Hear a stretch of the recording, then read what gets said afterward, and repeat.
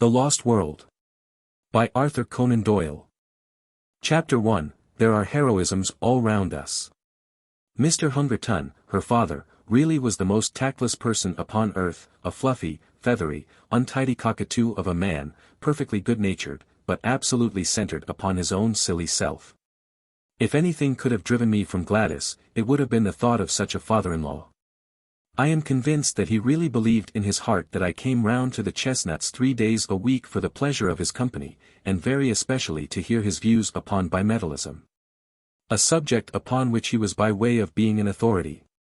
For an hour or more that evening I listened to his monotonous chirp about bad money driving out good, the token value of silver, the depreciation of the rupee, and the true standards of exchange.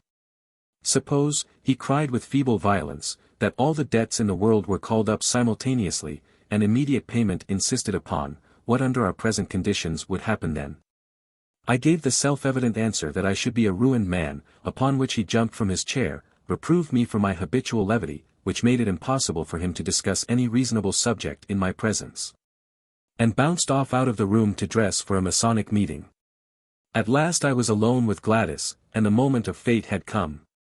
All that evening I had felt like the soldier who awaits the signal which will send him on a forlorn hope, hope of victory and fear of repulse alternating in his mind.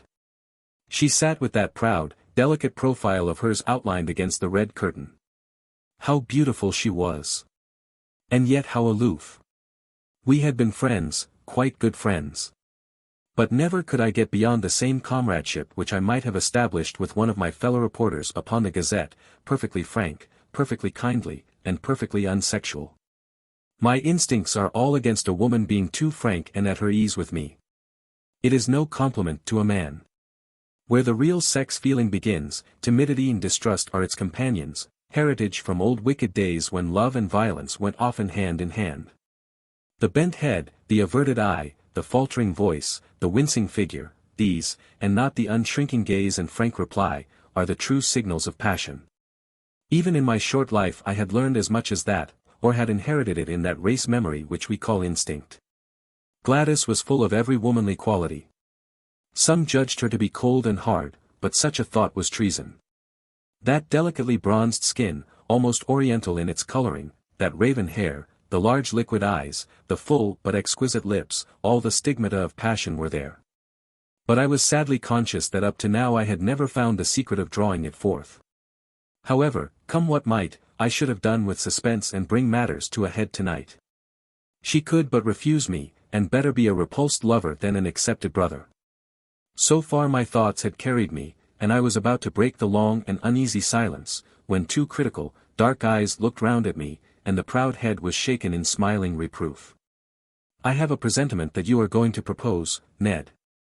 I do wish you wouldn't, for things are so much nicer as they are. I drew my chair a little nearer. Now, how did you know that I was going to propose? I asked in genuine wonder. Don't women always know? Do you suppose any woman in the world was ever taken unawares? But, oh, Ned, our friendship has been so good and so pleasant. What a pity to spoil it. Don't you feel how splendid it is that a young man and a young woman should be able to talk face to face as we have talked? I don't know, Gladys. You see, I can talk face to face with the station master. I can't imagine how that official came into the matter, but in he trotted, and set us both laughing. That does not satisfy me in the least. I want my arms round you, and your head on my breast, and, oh, Gladys, I want. She had sprung from her chair, as she saw signs that I proposed to demonstrate some of my wants. You've spoiled everything, Ned, she said. It's all so beautiful and natural until this kind of thing comes in. It is such a pity. Why can't you control yourself? I didn't invent it, I pleaded. It's nature. It's love. Well, perhaps if both love, it may be different. I have never felt it. But you must, you, with your beauty, with your soul. Oh, Gladys, you were made for love. You must love. One must wait till it comes. But why can't you love me, Gladys? Is it my appearance, or what? She did unbend a little. She put forward a hand, such a gracious, stooping attitude it was, and she pressed back my head. Then she looked into my upturned face with a very wistful smile. "No, it isn't that," she said at last. "You're not a conceited boy by nature, and so I can safely tell you it is not that. It's deeper. My character." She nodded severely. "What can I do to mend it?" "Do sit down and talk it over." "No, really, I won't if you'll only sit down." She looked at me with a wondering distrust which was much more to my mind than her wholehearted confidence. How primitive and bestial it looks when you put it down in black and white, and perhaps after all it is only a feeling peculiar to myself. Anyhow, she sat down. "Now tell me what's amiss with me." "I'm in love with somebody else," said she. It was my turn to jump out of my chair. "It's nobody in particular," she explained, laughing at the expression of my face, "only an ideal. I've never met the kind of man I mean." "Tell me about him. What does he look like?" "Oh, he might look very much like you." "How dear of you to say that." "Well, what is it that he does that I don't do?" "Just say the word: teetotal, vegetarian, aeronaut, theosophist, Superman. I'll have a try at it, Gladys, if you will only give me an idea what would please you." She laughed at the elasticity of my character. "Well, in the first place, I don't think my ideal would speak like that," said she. "He would be a harder, sterner man, not so ready to adapt himself to a silly girl's whim. But, above all, he must be a man who could do, who could act, who could look death in the face and have no fear of him, a man of great deeds and strange experiences. It is never a man that I should love, but always the glories he had won. For they would be reflected upon me. Think of Richard Burton. When I read his wife's life of him I could so understand her love. And Lady Stanley. Did you ever read the wonderful last chapter of that book about her husband? These are the sort of men that a woman could worship with all her soul, and yet be the greater, not the less, on account of her love, honored by all the world as the inspirer of noble deeds." She looked so beautiful in her enthusiasm that I nearly brought down the whole level of the interview. I gripped myself hard, and went on with the argument. "We can't all be Stanleys and Burtons," said I. "Besides, we don't get the chance, at least, I never had the chance. If I did, I should try to take it. But chances are all around you. It is the mark of the kind of man I mean that he makes his own chances. You can't hold him back. I've never met him, and yet I seem to know him so well. There are heroisms all round us waiting to be done. It's for men to do them, and for women to reserve their love as a reward for such men. Look at that young Frenchman who went up last week in a balloon. It was blowing a gale of wind, but because he was announced to go he insisted on starting. The wind blew him 1,500 miles in 24 hours, and he fell in the middle of Russia. That was the kind of man I mean. Think of the woman he loved, and how other women must have envied her. That's what I should like to be, envied for my man. I'd have done it to please you. But you shouldn't do it merely to please me. You should do it because you can't help yourself, because it's natural to you, because the man in you is crying out for heroic expression. Now, when you described the Wigan coal explosion last month, could you not have gone down and helped those people, in spite of the choke damp?" "I did." "You never said so. There was nothing worth bucking about." "I didn't know." She looked at me with rather more interest. "That was brave of you." "I had to. If you want to write good copy, you must be where the things are." "What a prosaic motive. It seems to take all the romance out of it. But, still, whatever your motive, I am glad that you went down that mine." She gave me her hand, but with such sweetness and dignity that I could only stoop and kiss it. I dare say I am merely a foolish woman with a young girl's fancies. And yet it is so real with me, so entirely part of my very self, that I cannot help acting upon it. If I marry, I do want to marry a famous man. Why should you not? I cried. It is women like you who brace men up. Give me a chance, and see if I will take it. Besides, as you say, men ought to make their own chances, and not wait until they are given. Look at Clive, just a clerk, and he conquered India. By George! I'll do something in the world yet. She laughed at my sudden Irish effervescence. Why not, she said. You have everything a man could have, youth, health, strength, education, energy. I was sorry you spoke. And now I am glad, so glad, if it wakens these thoughts in you. And if I do. Her dear hand rested like warm velvet upon my lips. Not another word, sir. You should have been at the office for evening duty half an hour ago, only I hadn't the heart to remind you. Some day, perhaps, when you have won your place in the world, we shall talk it over again. And so it was that I found myself that foggy November evening pursuing the Camberwell tram with my heart glowing within me. And with the eager determination that not another day should elapse before I should find some deed which was worthy of my lady.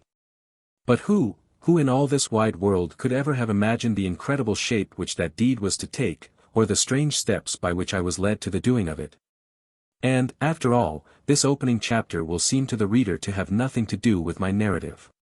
And yet there would have been no narrative without it, for it is only when a man goes out into the world with the thought that there are heroisms all round him, and with the desire all alive in his heart to follow any which may come within sight of him, that he breaks away as I did from the life he knows, and ventures forth into the wonderful mystic twilight land where lie the great adventures and the great rewards.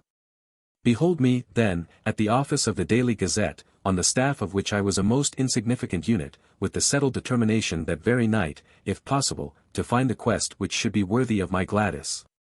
Was it hardness, was it selfishness, that she should ask me to risk my life for her own glorification? Such thoughts may come to middle age, but never to ardent 23 in the fever of his first love. How do you find this book? Any thoughts about the book or the author? Any suggestion for improvement? Please take a moment to share your thoughts in a comment. If you like it, share it with your friends who might enjoy it as well. Subscribe to keep in touch. Visit CompleteAudiobooks.com for more quality content. Chapter 2, Try Your Luck with Professor Challenger. I always liked McArdle, the crabbed, old, round-backed, red-headed news editor, and I rather hoped that he liked me. Of course, Beaumont was the real boss. But he lived in the rarefied atmosphere of some Olympian height from which he could distinguish nothing smaller than an international crisis or a split in the cabinet. Sometimes we saw him passing in lonely majesty to his inner sanctum, with his eyes staring vaguely and his mind hovering over the Balkans or the Persian Gulf. He was above and beyond us. But McArdle was his first lieutenant, and it was he that we knew. The old man nodded as I entered the room, and he pushed his spectacles far up on his bald forehead. Well, Mr. Malone, from all I hear, you seem to be doing very well, said he in his kindly Scotch accent. I thanked him. The colliery explosion was excellent. So was the Southwark fire. You have the true descriptive touch. What did you want to see me about? To ask a favor. He looked alarmed, and his eyes shunned mine. Tut, tut. What is it? Do you think, sir, that you could possibly send me on some mission for the paper? I would do my best to put it through and get you some good copy. What sort of mission had you in your mind, Mr. Malone? Well, sir, anything that had adventure and danger in it. I really would do my very best. The more difficult it was, the better it would suit me. You seem very anxious to lose your life. To justify my life, sir. Dear me, Mr. Malone, this is very, very exalted. I'm afraid the day for this sort of thing is rather past. The expense of the special mission business hardly justifies the result, and, of course, in any case it would only be an experienced man with a name that would command public confidence who would get such an order. The big blank spaces in the map are all being filled in, and there's no room for romance anywhere. Wait a bit, though, he added, with a sudden smile upon his face. Talking of the blank spaces of the map gives me an idea. What about exposing a fraud, a modern Munchausen, and making him ridiculous? You could show him up as the liar that he is. Man, it would be fine. How does it appeal to you? Anything, anywhere, I care nothing. McArdle was plunged in thought for some minutes. I wonder whether you could get on friendly, or at least on talking terms with the fellow, he said, at last. You seem to have a sort of genius for establishing relations with people, sympathy, I suppose, or animal magnetism, or youthful vitality, or something. I am conscious of it myself. You are very good, sir. So why should you not try your luck with Professor Challenger, of Enmore Park? I dare say I looked a little startled. Challenger. I cried. Professor Challenger, the famous zoologist.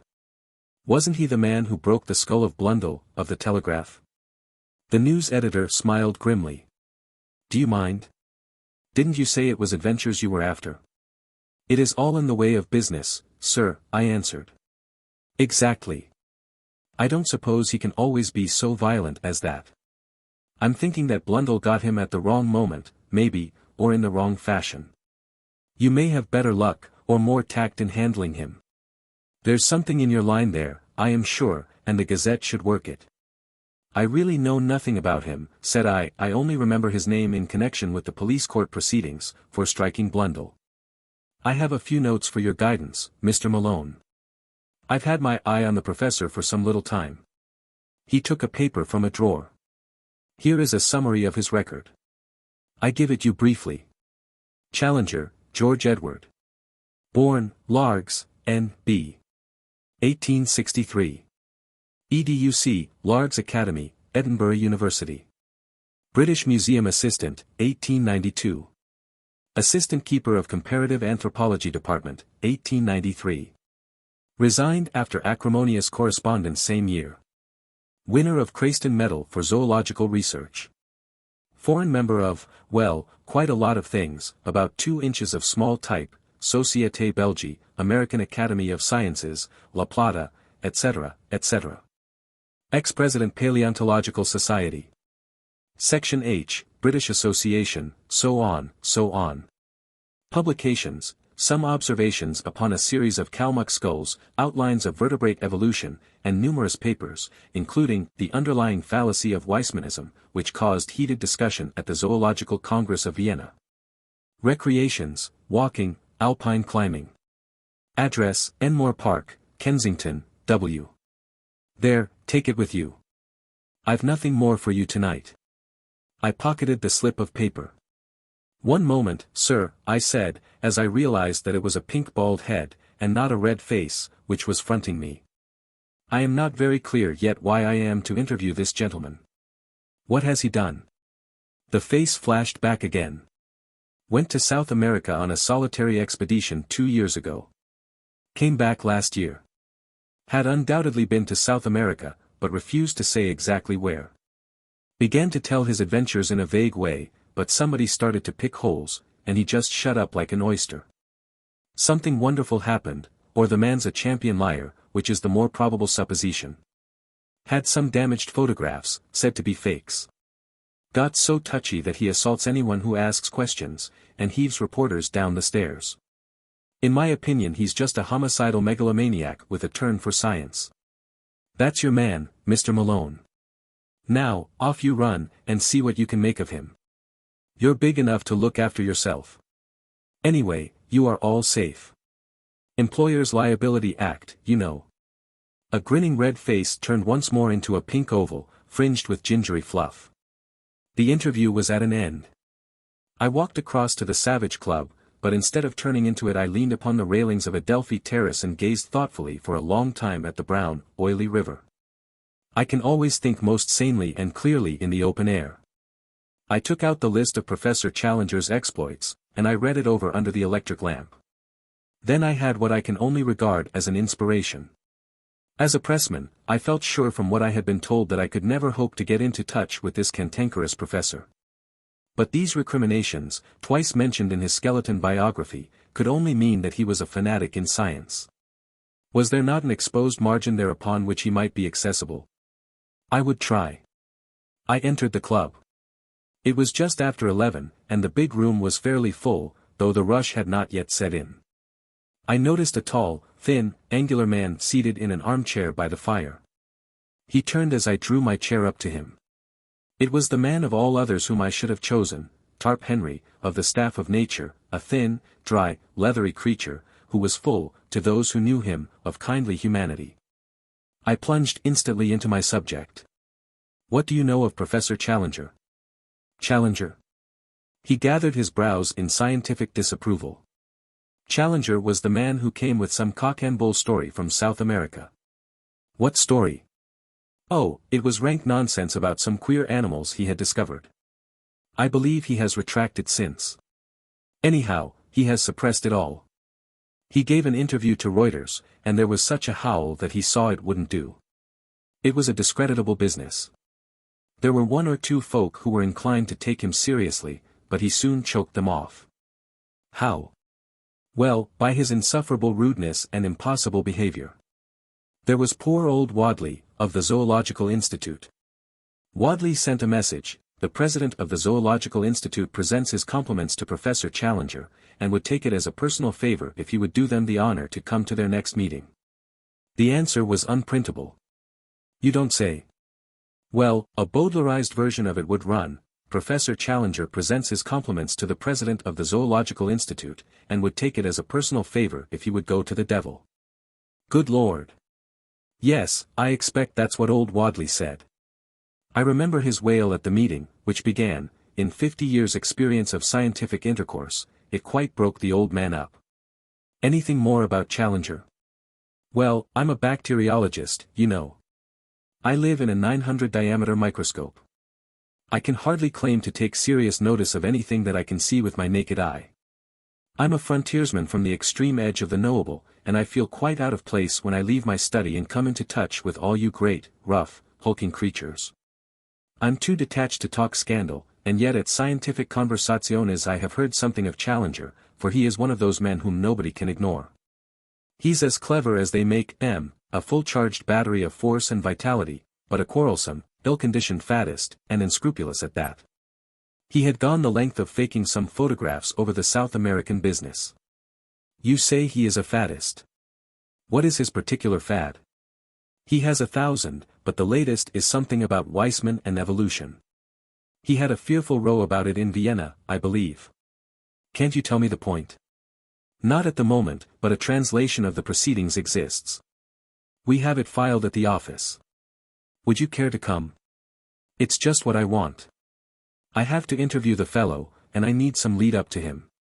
It's really awfully good of you to give me a lift. I'll go with you now, if it is not too late. Half an hour later I was seated in the newspaper office with a huge tome in front of me, which had been opened at the article, Weissman vs. Darwin, with the subheading, Spirited Protest at Vienna. Lively proceedings. My scientific education having been somewhat neglected, I was unable to follow the whole argument, but it was evident that the English professor had handled his subject in a very aggressive fashion, and had thoroughly annoyed his continental colleagues. Protests, uproar, and general appeal to the chairman were three of the first brackets which caught my eye. Most of the matter might have been written in Chinese for any definite meaning that it conveyed to my brain.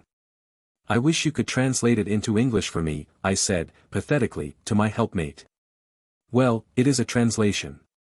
Then I'd better try my luck with the original. It is certainly rather deep for a layman. If I could only get a single good, meaty sentence which seemed to convey some sort of definite human idea, it would serve my turn. Ah, yes, this one will do. I seem in a vague way almost to understand it. I'll copy it out. This shall be my link with the terrible professor. Nothing else I can do. Well, yes, I propose to write to him. If I could frame the letter here, and use your address, it would give atmosphere. We'll have the fellow round here making a row and breaking the furniture. No, no, you'll see the letter, nothing contentious, I assure you. Well, that's my chair and desk. You'll find paper there. I'd like to censor it before it goes. It took some doing, but I flatter myself that it wasn't such a bad job when it was finished. I read it aloud to the critical bacteriologist with some pride in my handiwork. Dear Professor Challenger, it said, as a humble student of nature, I have always taken the most profound interest in your speculations as to the differences between Darwin and Weissman. I have recently had occasion to refresh my memory by rereading. You infernal liar, murmured Tarp Henry. By rereading your masterly address at Vienna. That lucid and admirable statement seems to be the last word in the matter. There is one sentence in it. However, namely, I protest strongly against the insufferable and entirely dogmatic assertion that each separate ID is a microcosm possessed of an historical architecture elaborated slowly through the series of generations. Have you no desire, in view of later research, to modify this statement? Do you not think that it is over-accentuated? With your permission, I would ask the favor of an interview, as I feel strongly upon the subject, and have certain suggestions which I could only elaborate in a personal conversation. With your consent, I trust to have the honor of calling at 11 o'clock the day after tomorrow, Wednesday, morning. I remain, sir, with assurances of profound respect, yours very truly, Edward D. Malone. How's that? I asked, triumphantly. Well, if your conscience can stand it. It has never failed me yet. But what do you mean to do? To get there. Once I am in his room I may see some opening. I may even go the length of open confession. If he is a sportsman he will be tickled. Tickled, indeed. He's much more likely to do the tickling. Chain mail, or an American football suit, that's what you'll want. Well, goodbye. I'll have the answer for you here on Wednesday morning, if he ever deigns to answer you. He is a violent, dangerous, cantankerous character, hated by everyone who comes across him, and the butt of the students, so far as they dare take a liberty with him. Perhaps it would be best for you if you never heard from the fellow at all. Chapter 3, He is a perfectly impossible person. My friend's fear or hope was not destined to be realized. When I called on Wednesday there was a letter with the West Kensington postmark upon it, and my name scrawled across the envelope in a handwriting which looked like a barbed wire railing. The contents were as follows. Enmore Park, W. Sir, I have duly received your note, in which you claim to endorse my views, although I am not aware that they are dependent upon endorsement either from you or anyone else. You have ventured to use the word speculation with regard to my statement upon the subject of Darwinism, and I would call your attention to the fact that such a word in such a connection is offensive to a degree. The context convinces me, however, that you have sinned rather through ignorance and tactlessness than through malice, so I am content to pass the matter by. You quote an isolated sentence from my lecture, and appear to have some difficulty in understanding it. I should have thought that only a subhuman intelligence could have failed to grasp the point, but if it really needs amplification I shall consent to see you at the hour named. Though visits and visitors of every sort are exceeding distasteful to me. As to your suggestion that I may modify my opinion, I would have you know that it is not my habit to do so after a deliberate expression of my mature views. You will kindly show the envelope of this letter to my man, Austin, when you call, as he has to take every precaution to shield me from the intrusive rascals who call themselves journalists. Yours faithfully, George Edward Challenger. This was the letter that I read aloud to Tarp Henry, who had come down early to hear the result of my venture. His only remark was, "There's some new stuff, cuticura or something, which is better than arnica."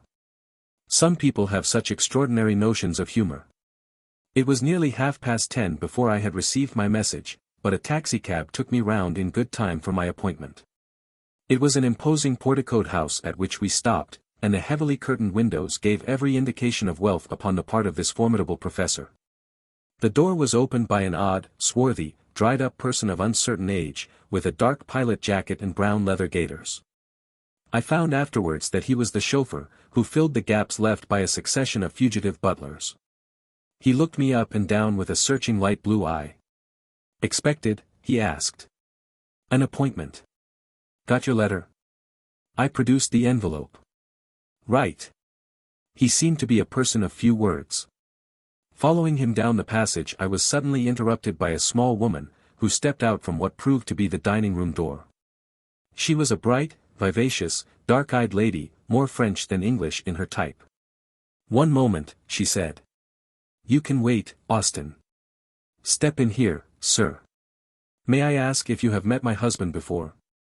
"No, madam, I have not had the honor." "Then I apologize to you in advance. I must tell you that he is a perfectly impossible person, absolutely impossible. If you are forewarned you will be the more ready to make allowances. It is most considerate of you, madam. Get quickly out of the room if he seems inclined to be violent. Don't wait to argue with him. Several people have been injured through doing that. Afterwards there is a public scandal and it reflects upon me and all of us. I suppose it wasn't about South America you wanted to see him? I could not lie to a lady. Dear me. That is his most dangerous subject. You won't believe a word he says, I'm sure I don't wonder. But don't tell him so, for it makes him very violent. Pretend to believe him, and you may get through all right. Remember he believes it himself. Of that you may be assured. A more honest man never lived. Don't wait any longer or he may suspect. If you find him dangerous, really dangerous, ring the bell and hold him off until I come. Even at his worst I can usually control him. With these encouraging words the lady handed me over to the taciturn Austin, who had waited like a bronze statue of discretion during our short interview, and I was conducted to the end of the passage. There was a tap at a door, a bull's bellow from within, and I was face to face with the professor. He sat in a rotating chair behind a broad table, which was covered with books, maps, and diagrams. As I entered, his seat spun round to face me. His appearance made me gasp. I was prepared for something strange, but not for so overpowering a personality as this. It was his size which took one's breath away, his size and his imposing presence. His head was enormous, the largest I have ever seen upon a human being. I am sure that his top hat, had I ever ventured to don it, would have slipped over me entirely and rested on my shoulders. He had the face and beard which I associate with an Assyrian bull, the former florid, the latter so black as almost to have a suspicion of blue, spade-shaped and rippling down over his chest. The hair was peculiar, plastered down in front in a long, curving wisp over his massive forehead. The eyes were blue-gray under great black tufts, very clear, very critical, and very masterful. A huge spread of shoulders and a chest like a barrel were the other parts of him which appeared above the table, save for two enormous hands covered with long black hair. This and a bellowing, roaring, rumbling voice made up my first impression of the notorious Professor Challenger. "Well," said he, with a most insolent stare. "What now?" I must keep up my deception for at least a little time longer, otherwise here was evidently an end of the interview. "You were good enough to give me an appointment, sir," said I, humbly, producing his envelope. He took my letter from his desk and laid it out before him. "Oh, you are the young person who cannot understand plain English, are you? My general conclusions you are good enough to approve, as I understand?" "Entirely, sir, entirely." I was very emphatic. "Dear me. That strengthens my position very much, does it not? Your age and appearance make your support doubly valuable. Well, at least you are better than that herd of swine in Vienna, whose gregarious grunt is, however, not more offensive than the isolated effort of the British hog." He glared at me as the present representative of the beast. "They seem to have behaved abominably," said I. "I assure you that I can fight my own battles, and that I have no possible need of your sympathy. Put me alone, sir, and with my back to the wall. GEC is happiest then. Well, sir, let us do what we can to curtail this visit, which can hardly be agreeable to you, and is inexpressibly irksome to me. You had, as I have been led to believe, some comments to make upon the proposition which I advanced in my thesis." There was a brutal directness about his methods which made evasion difficult. I must still make play and wait for a better opening. It had seemed simple enough at a distance. Oh, my Irish wits, could they not help me now, when I needed help so sorely? He transfixed me with two sharp, steely eyes. "Come, come," he rumbled. "I am, of course, a mere student," said I, with a fatuous smile, hardly more, I might say, than an earnest inquirer. At the same time, it seemed to me that you were a little severe upon Weissman in this matter. Has not the general evidence since that date tended to, well, to strengthen his position? What evidence? He spoke with a menacing calm. Well, of course, I am aware that there is not any what you might call definite evidence. I alluded merely to the trend of modern thought and the general scientific point of view, if I might so express it. He leaned forward with great earnestness. "I suppose you are aware," said he, checking off points upon his fingers, "that the cranial index is a constant factor." "Naturally," said I. "And that telegony is still sub judice?" "Undoubtedly." "And that the germ plasm is different from the parthenogenetic egg?" "Why, surely." I cried, and gloried in my own audacity. "But what does that prove?" he asked, in a gentle, persuasive voice. "Ah, what indeed?" I murmured. "What does it prove?" "Shall I tell you?" he cooed.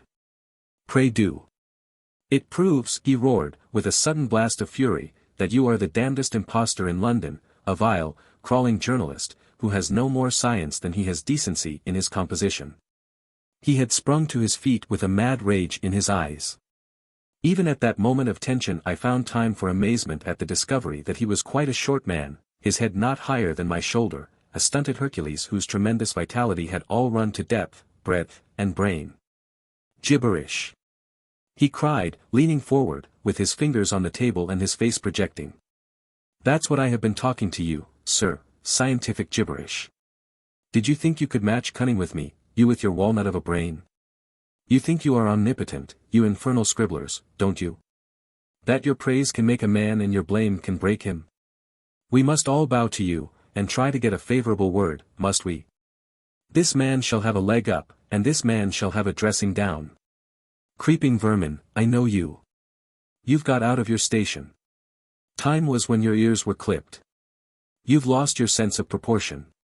Swollen gas bags. I'll keep you in your proper place. Yes, sir, you haven't got over GEC. There's one man who is still your master. He warned you off, but if you will come, by the Lord you do it at your own risk. Forfeit, my good Mr. Malone, I claim forfeit. You have played a rather dangerous game, and it strikes me that you have lost it. Look here, sir, said I, backing to the door and opening it, you can be as abusive as you like. But there is a limit. You shall not assault me. Shall I not? He was slowly advancing in a peculiarly menacing way, but he stopped now and put his big hands into the side pockets of a rather boyish short jacket which he wore. I have thrown several of you out of the house. You will be the fourth or fifth. £3.15 each, that is how it averaged. Expensive, but very necessary. Now, sir, why should you not follow your brethren? I rather think you must. He resumed his unpleasant and stealthy advance, pointing his toes as he walked, like a dancing master. I could have bolted for the hall door, but it would have been too ignominious. Besides, a little glow of righteous anger was springing up within me. I had been hopelessly in the wrong before, but this man's menaces were putting me in the right. I'll trouble you to keep your hands off, sir. I'll not stand it. Dear me. His black mustache lifted and a white fang twinkled in a sneer. You won't stand it, eh? Don't be such a fool, Professor. I cried. What can you hope for? I'm 15 stone, as hard as nails, and play centre 3/4 every Saturday for the London Irish. I'm not the man.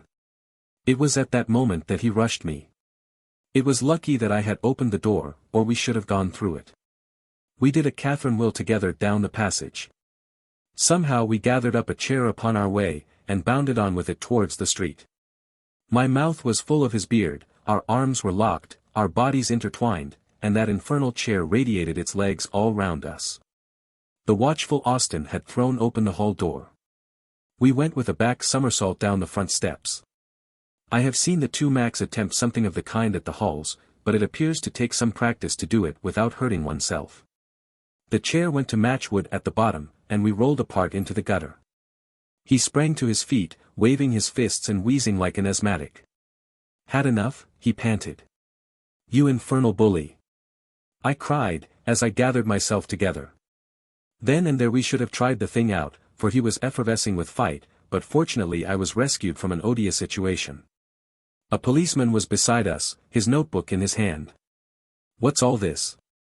You ought to be ashamed, said the policeman. It was the most rational remark which I had heard in Enmore Park. Well, he insisted, turning to me, what is it, then? This man attacked me, said I. Did you attack him? Asked the policeman. The professor breathed hard and said nothing. It's not the first time either, said the policeman, severely, shaking his head. You were in trouble last month for the same thing. You've blackened this young man's eye. Do you give him in charge, sir? I relented. No, said I do not. What's that? Said the policeman. I was to blame myself. I intruded upon him. He gave me fair warning. The policeman snapped up his notebook. Don't let us have any more such goings-on, said he. Now, then.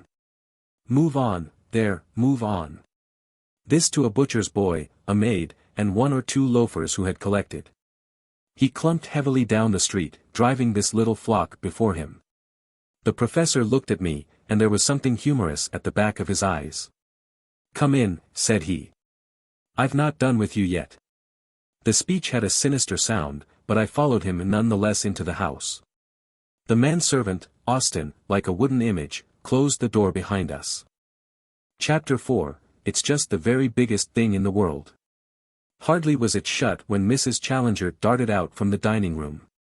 The small woman was in a furious temper. She barred her husband's way like an enraged chicken in front of a bulldog. It was evident that she had seen my exit, but had not observed my return. "You brute, George," she screamed. "You've hurt that nice young man."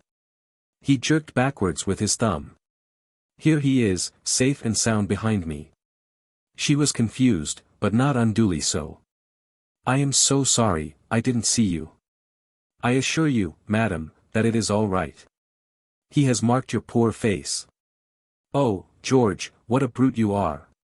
Nothing but scandals from one end of the week to the other. Everyone hating and making fun of you. You've finished my patience. This ends it." "Dirty linen," he rumbled. "It's not a secret," she cried.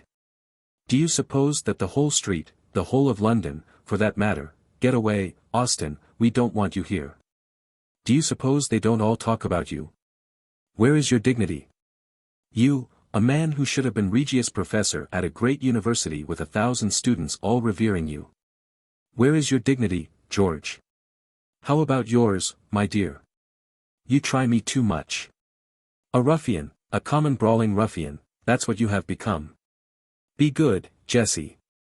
A roaring, raging bully. That's done it." "Stool of penance," said he. To my amazement he stooped, picked her up, and placed her sitting upon a high pedestal of black marble in the angle of the hall. It was at least 7 feet high, and so thin that she could hardly balance upon it. A more absurd object than she presented cocked up there with her face convulsed with anger, her feet dangling, and her body rigid for fear of an upset, I could not imagine. "Let me down," she wailed. "Say, please. You brute, George. Let me down this instant. Come into the study, Mr. Malone." "Really, sir," said I, looking at the lady. "Here's Mr. Malone pleading for you, Jessie. Say, please, and down you come. Oh, you brute. Please. Please." He took her down as if she had been a canary. "You must behave yourself, dear. Mr. Malone is a pressman. He will have it all in his rag tomorrow, and sell an extra dozen among our neighbors. Strange story of high life, you felt fairly high on that pedestal, did you not? Then a subtitle, glimpse of a singular menage. He's a foul feeder, is Mr. Malone, a carrion eater, like all of his kind, porcus ex grege diaboli, a swine from the devil's herd. That's it, Malone, what? You are really intolerable," said I, hotly. He bellowed with laughter. "We shall have a coalition presently," he boomed, looking from his wife to me and puffing out his enormous chest. Then, suddenly altering his tone, "Excuse this frivolous family badinage, Mr. Malone. I called you back for some more serious purpose than to mix you up with our little domestic pleasantries. Run away, little woman, and don't fret." He placed a huge hand upon each of her shoulders. "All that you say is perfectly true. I should be a better man if I did what you advise, but I shouldn't be quite George Edward Challenger. There are plenty of better men, my dear, but only one G.E.C. So make the best of him." He suddenly gave her a resounding kiss, which embarrassed me even more than his violence had done. "Now, Mr. Malone," he continued, with a great accession of dignity, "this way, if you please." We re-entered the room which we had left so tumultuously 10 minutes before. The professor closed the door carefully behind us, motioned me into an armchair, and pushed a cigar box under my nose. "Real San Juan, Colorado," he said. "Excitable people like you are the better for narcotics. Heavens! Don't bite it. Cut, and cut with reverence. Now lean back, and listen attentively to whatever I may care to say to you. If any remark should occur to you, you can reserve it for some more opportune time. First of all, as to your return to my house after your most justifiable expulsion," he protruded his beard, and stared at me as one who challenges and invites contradiction, after, as I say, your well-merited expulsion. The reason lay in your answer to that most officious policeman, in which I seemed to discern some glimmering of good feeling upon your part, more, at any rate, than I am accustomed to associate with your profession. In admitting that the fault of the incident lay with you, you gave some evidence of a certain mental detachment and breadth of view which attracted my favorable notice. The subspecies of the human race to which you unfortunately belong has always been below my mental horizon. Your words brought you suddenly above it. You swam up into my serious notice. For this reason I asked you to return with me, as I was minded to make your further acquaintance. You will kindly deposit your ash in the small Japanese tray on the bamboo table which stands at your left elbow. All this he boomed forth like a professor addressing his class. He had swung round his revolving chair so as to face me, and he sat all puffed out like an enormous bullfrog, his head laid back and his eyes half covered by supercilious lids. Now he suddenly turned himself sideways, and all I could see of him was tangled hair with a red, protruding ear. He was scratching about among the litter of papers upon his desk. He faced me presently with what looked like a very tattered sketchbook in his hand. "I am going to talk to you about South America," said he. "No comments if you please. First of all, I wish you to understand that nothing I tell you now is to be repeated in any public way unless you have my express permission. That permission will, in all human probability, never be given.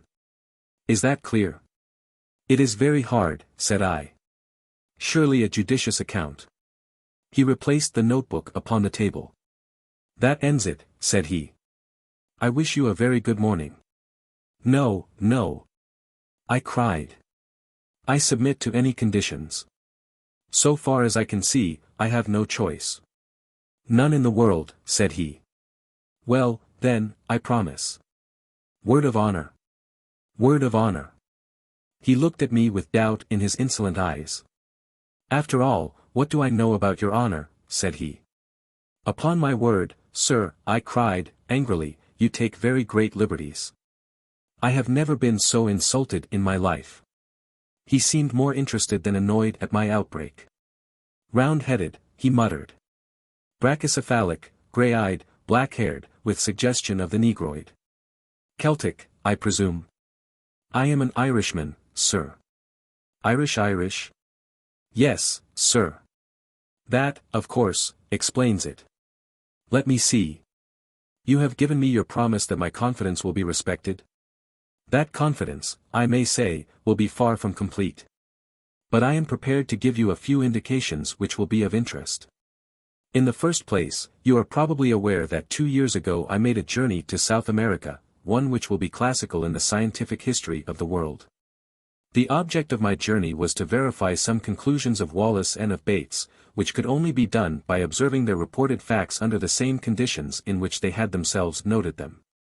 If my expedition had no other results it would still have been noteworthy, but a curious incident occurred to me while there which opened up an entirely fresh line of inquiry. You are aware, or probably, in this half-educated age, you are not aware, that the country round some parts of the Amazon is still only partially explored, and that a great number of tributaries, some of them entirely uncharted, run into the main river. It was my business to visit this little-known back country and to examine its fauna, which furnished me with the materials for several chapters for that great and monumental work upon zoology which will be my life's justification. I was returning, my work accomplished, when I had occasion to spend a night at a small Indian village at a point where a certain tributary, the name and position of which I withhold, opens into the main river. The natives were Cucuma Indians, an amiable but degraded race, with mental powers hardly superior to the average Londoner. I had effected some cures among them upon my way up the river, and had impressed them considerably with my personality, so that I was not surprised to find myself eagerly awaited upon my return. I gathered from their signs that someone had urgent need of my medical services, and I followed the chief to one of his huts. When I entered I found that the sufferer to whose aid I had been summoned had that instant expired. He was, to my surprise, no Indian, but a white man, indeed, I may say a very white man, for he was flaxen-haired and had some characteristics of an albino. He was clad in rags, was very emaciated, and bore every trace of prolonged hardship. So far as I could understand the account of the natives, he was a complete stranger to them, and had come upon their village through the woods alone and in the last stage of exhaustion. The man's knapsack lay beside the couch, and I examined the contents. His name was written upon a tab within it, Maple White, Lake Avenue, Detroit, Michigan. It is a name to which I am prepared always to lift my hat. It is not too much to say that it will rank level with my own when the final credit of this business comes to be apportioned. From the contents of the knapsack it was evident that this man had been an artist and poet in search of effects. There were scraps of verse. I do not profess to be a judge of such things, but they appeared to me to be singularly wanting in merit. There were also some rather commonplace pictures of river scenery, a paint-box, a box of colored chalks, some brushes, that curved bone which lies upon my inkstand, a volume of Baxter's Moths and Butterflies, a cheap revolver, and a few cartridges. Of personal equipment he either had none or he had lost it in his journey. Such were the total effects of this strange American bohemian. I was turning away from him when I observed that something projected from the front of his ragged jacket. It was this sketchbook, which was as dilapidated then as you see it now. Indeed, I can assure you that a first folio of Shakespeare could not be treated with greater reverence than this relic has been since it came into my possession. I hand it to you now, and I ask you to take it page by page and to examine the contents. He helped himself to a cigar and leaned back with a fiercely critical pair of eyes, taking note of the effect which this document would produce. I had opened the volume with some expectation of a revelation, though of what nature I could not imagine. The first page was disappointing, however, as it contained nothing but the picture of a very fat man in a pea jacket, with the legend, Jimmy Culver on the mailboat, written beneath it. There followed several pages which were filled with small sketches of Indians and their ways. Then came a picture of a cheerful and corpulent ecclesiastic in a shovel hat, sitting opposite a very thin European, and the inscription, Lunch with Fra Cristoforo at Rosario. Studies of women and babies accounted for several more pages, and then there was an unbroken series of animal drawings with such explanations as manatee upon sandbank, turtles and their eggs, black ajouti under a meridi palm, the matter disclosing some sort of pig-like animal. And finally came a double page of studies of long snout and very unpleasant saurians. I could make nothing of it, and said so to the professor. Surely these are only crocodiles. Alligators. Alligators. There is hardly such a thing as a true crocodile in South America. The distinction between them. I meant that I could see nothing unusual, nothing to justify what you have said.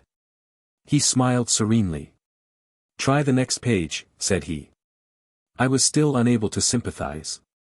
It was a full-page sketch of a landscape roughly tinted in color, the kind of painting which an open-air artist takes as a guide to a future more elaborate effort. There was a pale green foreground of feathery vegetation, which sloped upwards and ended in a line of cliffs dark red in color, and curiously ribbed like some basaltic formations which I have seen.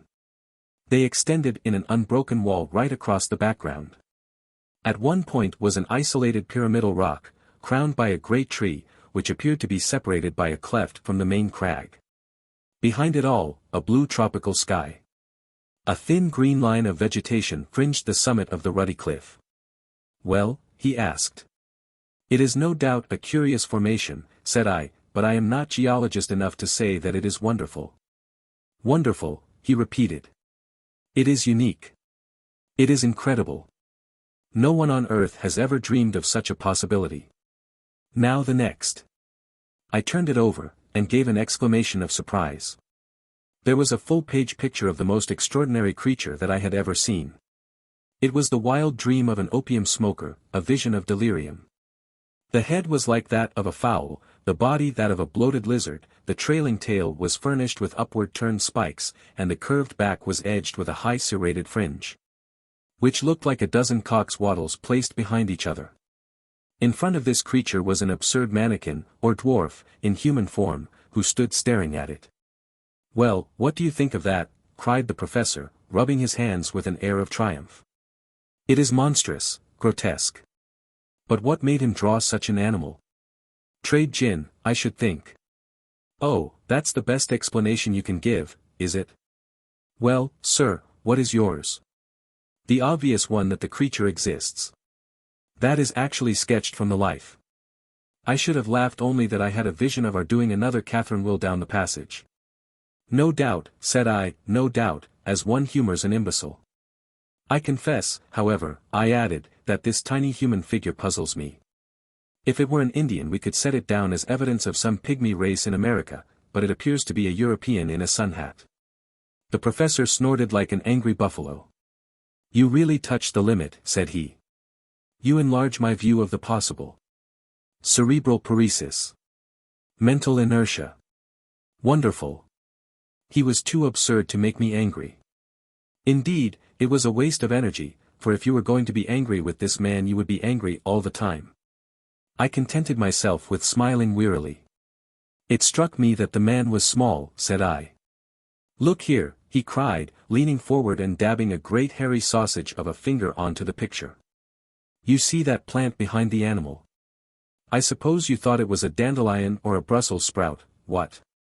Well, it is a vegetable ivory palm, and they run to about 50 or 60 feet. Don't you see that the man is put in for a purpose? He couldn't really have stood in front of that brute and lived to draw it. He sketched himself in to give a scale of heights. He was, we will say, over 5 feet high. The tree is 10 times bigger, which is what one would expect. Good heavens! I cried. Then you think the beast was, why, Charing Cross Station would hardly make a kennel for such a brute.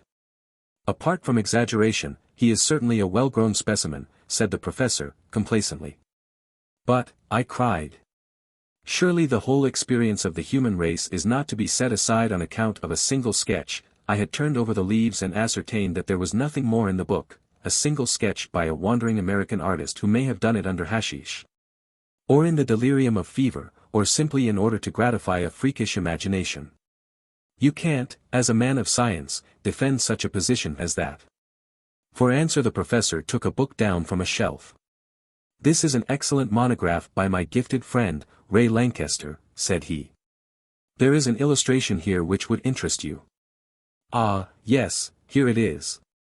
The inscription beneath it runs, probable appearance in life of the Jurassic dinosaur Stegosaurus. The hind leg alone is twice as tall as a full-grown man. Well, what do you make of that? He handed me the open book.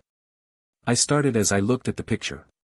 In this reconstructed animal of a dead world there was certainly a very great resemblance to the sketch of the unknown artist. That is certainly remarkable, said I. But you won't admit that it is final? Surely it might be a coincidence, or this American may have seen a picture of the kind and carried it in his memory. It would be likely to recur to a man in a delirium. Very good, said the professor, indulgently, we leave it at that. I will now ask you to look at this bone. He handed over the one which he had already described as part of the dead man's possessions. It was about 6 inches long, and thicker than my thumb, with some indications of dried cartilage at one end of it. To what known creature does that bone belong? Asked the professor. I examined it with care and tried to recall some half-forgotten knowledge. It might be a very thick human collarbone, I said. My companion waved his hand in contemptuous deprecation. The human collarbone is curved. This is straight. There is a groove upon its surface showing that a great tendon played across it, which could not be the case with a clavicle. Then I must confess that I don't know what it is. You need not be ashamed to expose your ignorance, for I don't suppose the whole South Kensington staff could give a name to it. He took a little bone the size of a bean out of a pillbox. So far as I am a judge, this human bone is the analogue of the one which you hold in your hand. That will give you some idea of the size of the creature. You will observe from the cartilage that this is no fossil specimen, but recent. What do you say to that? Surely in an elephant. He winced as if in pain. Don't talk of elephants in South America. Even in these days of board schools. Well, I interrupted, any large South American animal, a tapir, for example. You may take it, young man, that I am versed in the elements of my business. This is not a conceivable bone either of a tapir or of any other creature known to zoology. It belongs to a very large, a very strong, and, by all analogy, a very fierce animal which exists upon the face of the earth, but has not yet come under the notice of science. You are still unconvinced? I am at least deeply interested. Then your case is not hopeless. I feel that there is reason lurking in you somewhere, so we will patiently grope round for it. We will now leave the dead American and proceed with my narrative. You can imagine that I could hardly come away from the Amazon without probing deeper into the matter. There were indications as to the direction from which the dead traveler had come. Indian legends would alone have been my guide, for I found that rumors of a strange land were common among all the riverine tribes. You have heard, no doubt, of Kurupuri. Never. Kurupuri is the spirit of the woods, something terrible, something malevolent, something to be avoided. None can describe its shape or nature, but it is a word of terror along the Amazon. Now all tribes agree as to the direction in which Kurupuri lives. It was the same direction from which the American had come. Something terrible lay that way. It was my business to find out what it was. What did you do? My flippancy was all gone. This massive man compelled one's attention and respect. I overcame the extreme reluctance of the natives, a reluctance which extends even to talk upon the subject, and by judicious persuasion and gifts, aided, I will admit, by some threats of coercion, I got 2 of them to act as guides. After many adventures which I need not describe, and after traveling a distance which I will not mention, in a direction which I withhold, we came at last to a tract of country which has never been described, nor, indeed, visited save by my unfortunate predecessor. Would you kindly look at this? He handed me a photograph, half-plate size. The unsatisfactory appearance of it is due to the fact, said he, that on descending the river the boat was upset and the case which contained the undeveloped films was broken, with disastrous results. Nearly all of them were totally ruined, an irreparable loss. This is one of the few which partially escaped. This explanation of deficiencies or abnormalities you will kindly accept. There was talk of faking. I am not in a mood to argue such a point. The photograph was certainly very off-colored. An unkind critic might easily have misinterpreted that dim surface. It was a dull gray landscape, and as I gradually deciphered the details of it I realized that it represented a long and enormously high line of cliffs exactly like an immense cataract seen in the distance, with a sloping, tree-clad plain in the foreground. I believe it is the same place as the painted picture, said I. It is the same place, the professor answered. I found traces of the fellow's camp. Now look at this. It was a nearer view of the same scene, though the photograph was extremely defective. I could distinctly see the isolated, tree-crowned pinnacle of rock which was detached from the crag. I have no doubt of it at all, said I. Well, that is something gained, said he. We progress, do we not? Now, will you please look at the top of that rocky pinnacle? Do you observe something there? An enormous tree. But on the tree? A large bird, said I. He handed me a lens. Yes, I said, peering through it, a large bird stands on the tree. It appears to have a considerable beak. I should say it was a pelican. I cannot congratulate you upon your eyesight, said the professor. It is not a pelican, nor, indeed, is it a bird. It may interest you to know that I succeeded in shooting that particular specimen. It was the only absolute proof of my experiences which I was able to bring away with me. You have it, then. Here at last was tangible corroboration. I had it. It was unfortunately lost with so much else in the same boat accident which ruined my photographs. I clutched at it as it disappeared in the swirl of the rapids, and part of its wing was left in my hand. I was insensible when washed ashore, but the miserable remnant of my superb specimen was still intact. I now lay it before you. From a drawer he produced what seemed to me to be the upper portion of the wing of a large bat. It was at least 2 feet in length, a curved bone, with a membranous veil beneath it. A monstrous bat. I suggested.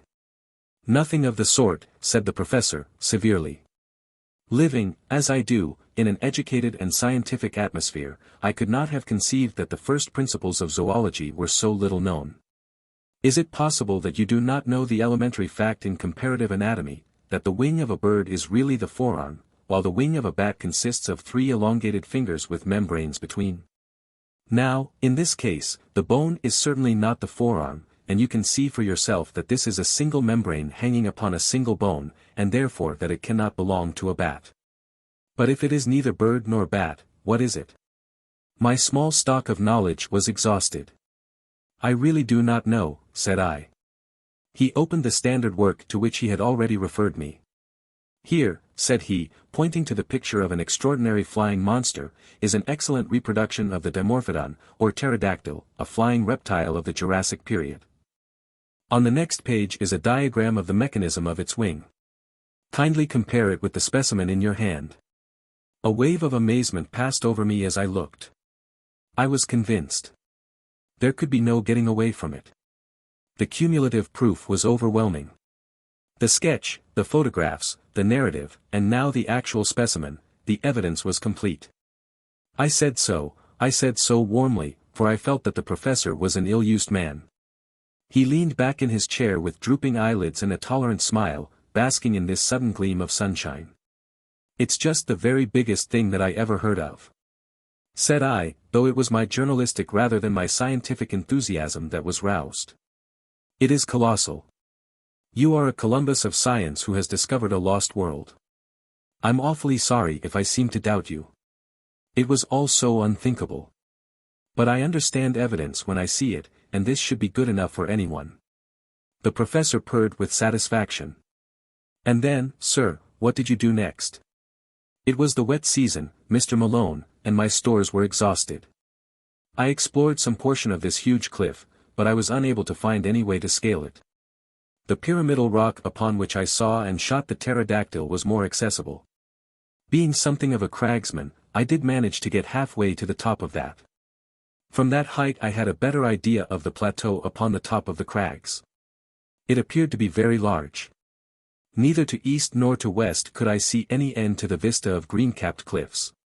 Below, it is a swampy, jungly region, full of snakes, insects, and fever. It is a natural protection to this singular country." "Did you see any other trace of life?" "No, sir, I did not, but during the week that we lay encamped at the base of the cliff we heard some very strange noises from above." "But the creature that the American drew? How do you account for that?" "We can only suppose that he must have made his way to the summit and seen it there. We know, therefore, that there is a way up. We know equally that it must be a very difficult one, otherwise the creatures would have come down and overrun the surrounding country. Surely that is clear. But how did they come to be there?" "I do not think that the problem is a very obscure one," said the professor. "There can only be one explanation. South America is, as you may have heard, a granite continent. At this single point in the interior there has been, in some far distant age, a great, sudden volcanic upheaval. These cliffs, I may remark, are basaltic and therefore plutonic. An area, as large perhaps as Sussex, has been lifted up and blocked with all its living contents, and cut off by perpendicular precipices of a hardness which defies erosion from all the rest of the continent. What is the result? Why, the ordinary laws of nature are suspended. The various checks which influence the struggle for existence in the world at large are all neutralized or altered. Creatures survive which would otherwise disappear. You will observe that both the pterodactyl and the stegosaurus are Jurassic, and therefore of a great age in the order of life. They have been artificially conserved by those strange accidental conditions. But surely your evidence is conclusive. You have only to lay it before the proper authorities." "So in my simplicity, I had imagined," said the professor, bitterly. "I can only tell you that it was not so, that I was met at every turn by incredulity, born partly of stupidity and partly of jealousy. It is not my nature, sir, to cringe to any man, or to seek to prove a fact if my word has been doubted. After the first I have not condescended to show such corroborative proofs as I possess. The subject became hateful to me, I would not speak of it. When men like yourself, who represent the foolish curiosity of the public, came to disturb my privacy I was unable to meet them with dignified reserve. By nature I am, I admit, somewhat fiery, and under provocation I am inclined to be violent. I fear you may have remarked it. I nursed my eye and was silent. My wife has frequently remonstrated with me upon the subject, and yet I fancy that any man of honor would feel the same. Tonight, however, I propose to give an extreme example of the control of the will over the emotions. I invite you to be present at the exhibition." He handed me a card from his desk. "You will perceive that Mr. Percival Waldron, a naturalist of some popular repute, is announced to lecture at 8:30 at the Zoological Institute's Hall upon the Record of the Ages. I have been specially invited to be present upon the platform, and to move a vote of thanks to the lecturer. While doing so, I shall make it my business, with infinite tact and delicacy, to throw out a few remarks which may arouse the interest of the audience and cause some of them to desire to go more deeply into the matter. Nothing contentious, you understand, but only an indication that there are greater deeps beyond. I shall hold myself strongly in leash, and see whether by this self-restraint I attain a more favorable result. And I may come? I asked eagerly. Why, surely, he answered, cordially. He had an enormously massive genial manner, which was almost as overpowering as his violence. His smile of benevolence was a wonderful thing, when his cheeks would suddenly bunch into two red apples, between his half-closed eyes and his great black beard. By all means, come. It will be a comfort to me to know that I have one ally in the hall, however inefficient and ignorant of the subject he may be. I fancy there will be a large audience, for Waldron, though an absolute charlatan, has a considerable popular following. Now, Mr. Malone, I have given you rather more of my time than I had intended. The individual must not monopolize what is meant for the world. I shall be pleased to see you at the lecture tonight. In the meantime, you will understand that no public use is to be made of any of the material that I have given you. But Mr. McArdle, my news editor, you know, will want to know what I have done. Tell him what you like. You can say, among other things, that if he sends anyone else to intrude upon me I shall call upon him with a riding whip. But I leave it to you that nothing of all this appears in print. Very good. Then the Zoological Institute's hall at 8:30 tonight.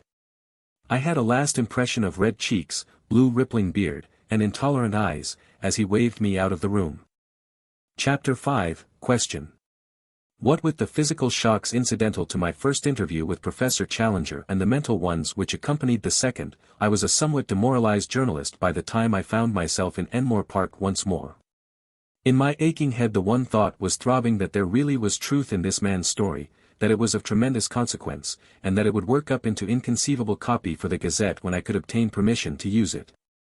A taxicab was waiting at the end of the road, so I sprang into it and drove down to the office. McArdle was at his post as usual. Well, he cried, expectantly, what may it run to? I'm thinking, young man, you have been in the wars. Don't tell me that he assaulted you. We had a little difference at first. What a man it is. What did you do? Well, he became more reasonable and we had a chat. But I got nothing out of him, nothing for publication. I'm not so sure about that. You got a black eye out of him, and that's for publication. We can't have this reign of terror, Mr. Malone. We must bring the man to his bearings. I'll have a leaderette on him tomorrow that will raise a blister. Just give me the material and I will engage to brand the fellow forever. Professor Munchausen, how's that for an inset headline? Sir John Mandeville Redivivus, Cagliostro, all the impostors and bullies in history. I'll show him up for the fraud he is. I wouldn't do that, sir. Why not? Because he is not a fraud at all. What, roared McArdle. You don't mean to say you really believe this stuff of his about mammoths and mastodons and great sea serpents? Well, I don't know about that. I don't think he makes any claims of that kind. But I do believe he has got something new. Then for heaven's sake, man, write it up. I'm longing to, but all I know he gave me in confidence and on condition that I didn't. I condensed into a few sentences the professor's narrative. That's how it stands. McArdle looked deeply incredulous. Well, Mr. Malone, he said at last, about this scientific meeting tonight, there can be no privacy about that, anyhow. I don't suppose any paper will want to report it, for Waldron has been reported already a dozen times, and no one is aware that Challenger will speak. We may get a scoop, if we are lucky. You'll be there in any case, so you'll just give us a pretty full report. I'll keep space up to midnight. My day was a busy one, and I had an early dinner at the Savage Club with Tarp Henry, to whom I gave some account of my adventures. He listened with a skeptical smile on his gaunt face, and roared with laughter on hearing that the professor had convinced me. My dear chap, things don't happen like that in real life. People don't stumble upon enormous discoveries and then lose their evidence. Leave that to the novelists. The fellow is as full of tricks as the monkey house at the zoo. It's all bosh. But the American poet? He never existed. I saw his sketchbook. Challenger's sketchbook. You think he drew that animal? Of course he did. Who else? Well, then, the photographs. There was nothing in the photographs. By your own admission you only saw a bird. A pterodactyl. That's what he says. He put the pterodactyl into your head. Well, then, the bones. First one out of an Irish stew. Second one vamped up for the occasion. If you are clever and know your business you can fake a bone as easily as you can a photograph. I began to feel uneasy. Perhaps, after all, I had been premature in my acquiescence. Then I had a sudden happy thought. Will you come to the meeting? I asked. Tarp Henry looked thoughtful. He is not a popular person, the genial Challenger, said he. A lot of people have accounts to settle with him. I should say he is about the best hated man in London. If the medical students turn out there will be no end of a rag. I don't want to get into a bear garden. You might at least do him the justice to hear him state his own case. Well, perhaps it's only fair. All right. I'm your man for the evening. When we arrived at the hall we found a much greater concourse than I had expected. A line of electric broughams discharged their little cargoes of white-bearded professors, while the dark stream of humbler pedestrians, who crowded through the arched doorway, showed that the audience would be popular as well as scientific. Indeed, it became evident to us as soon as we had taken our seats that a youthful and even boyish spirit was abroad in the gallery and the back portions of the hall. Looking behind me, I could see rows of faces of the familiar medical student type. Apparently the great hospitals had each sent down their contingent. The behavior of the audience at present was good-humored, but mischievous. Scraps of popular songs were chorused with an enthusiasm which was a strange prelude to a scientific lecture, and there was already a tendency to personal chaff which promised a jovial evening to others. However embarrassing it might be to the recipients of these dubious honors. Thus, when old Dr. Meldrum, with his well-known curly-brimmed opera hat, appeared upon the platform, there was such a universal query of, "Where did you get that tile?" that he hurriedly removed it, and concealed it furtively under his chair. When gouty Professor Wadley limped down to his seat there were general affectionate inquiries from all parts of the hall as to the exact state of his poor toe, which caused him obvious embarrassment. The greatest demonstration of all, however, was at the entrance of my new acquaintance, Professor Challenger, when he passed down to take his place at the extreme end of the front row of the platform. Such a yell of welcome broke forth when his black beard first protruded round the corner that I began to suspect Tarp Henry was right in his surmise, and that this assemblage was there not merely for the sake of the lecture, but because it had got rumored abroad that the famous professor would take part in the proceedings.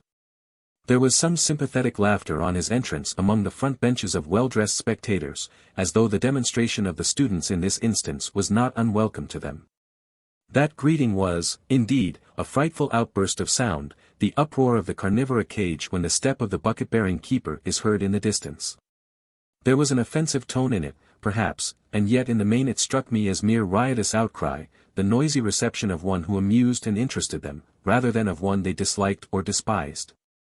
Challenger smiled with weary and tolerant contempt, as a kindly man would meet the yapping of a litter of puppies. He sat slowly down, blew out his chest, passed his hand caressingly down his beard, and looked with drooping eyelids and supercilious eyes at the crowded hall before him. The uproar of his advent had not yet died away when Professor Ronald Murray, the chairman, and Mr. Waldron, the lecturer, threaded their way to the front, and the proceedings began. Professor Murray will, I am sure, excuse me if I say that he has the common fault of most Englishmen of being inaudible.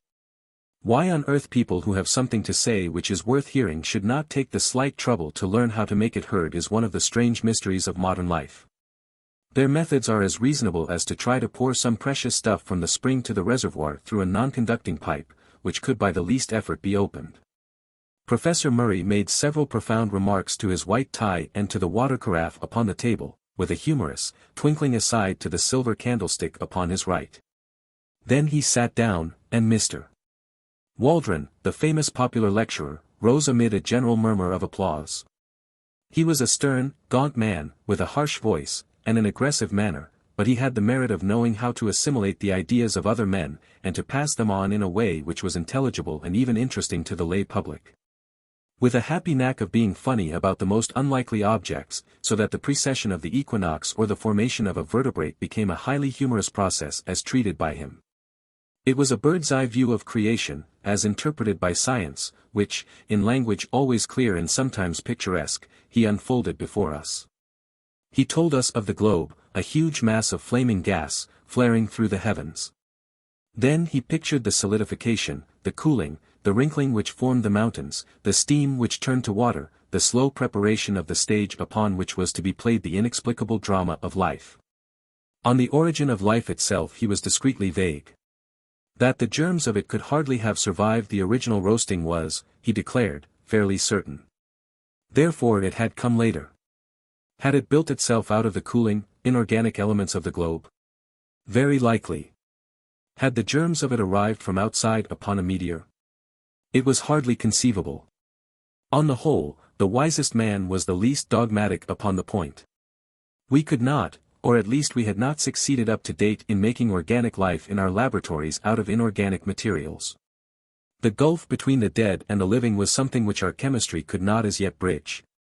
But there was a higher and subtler chemistry of nature, which, working with great forces over long epochs, might well produce results which were impossible for us.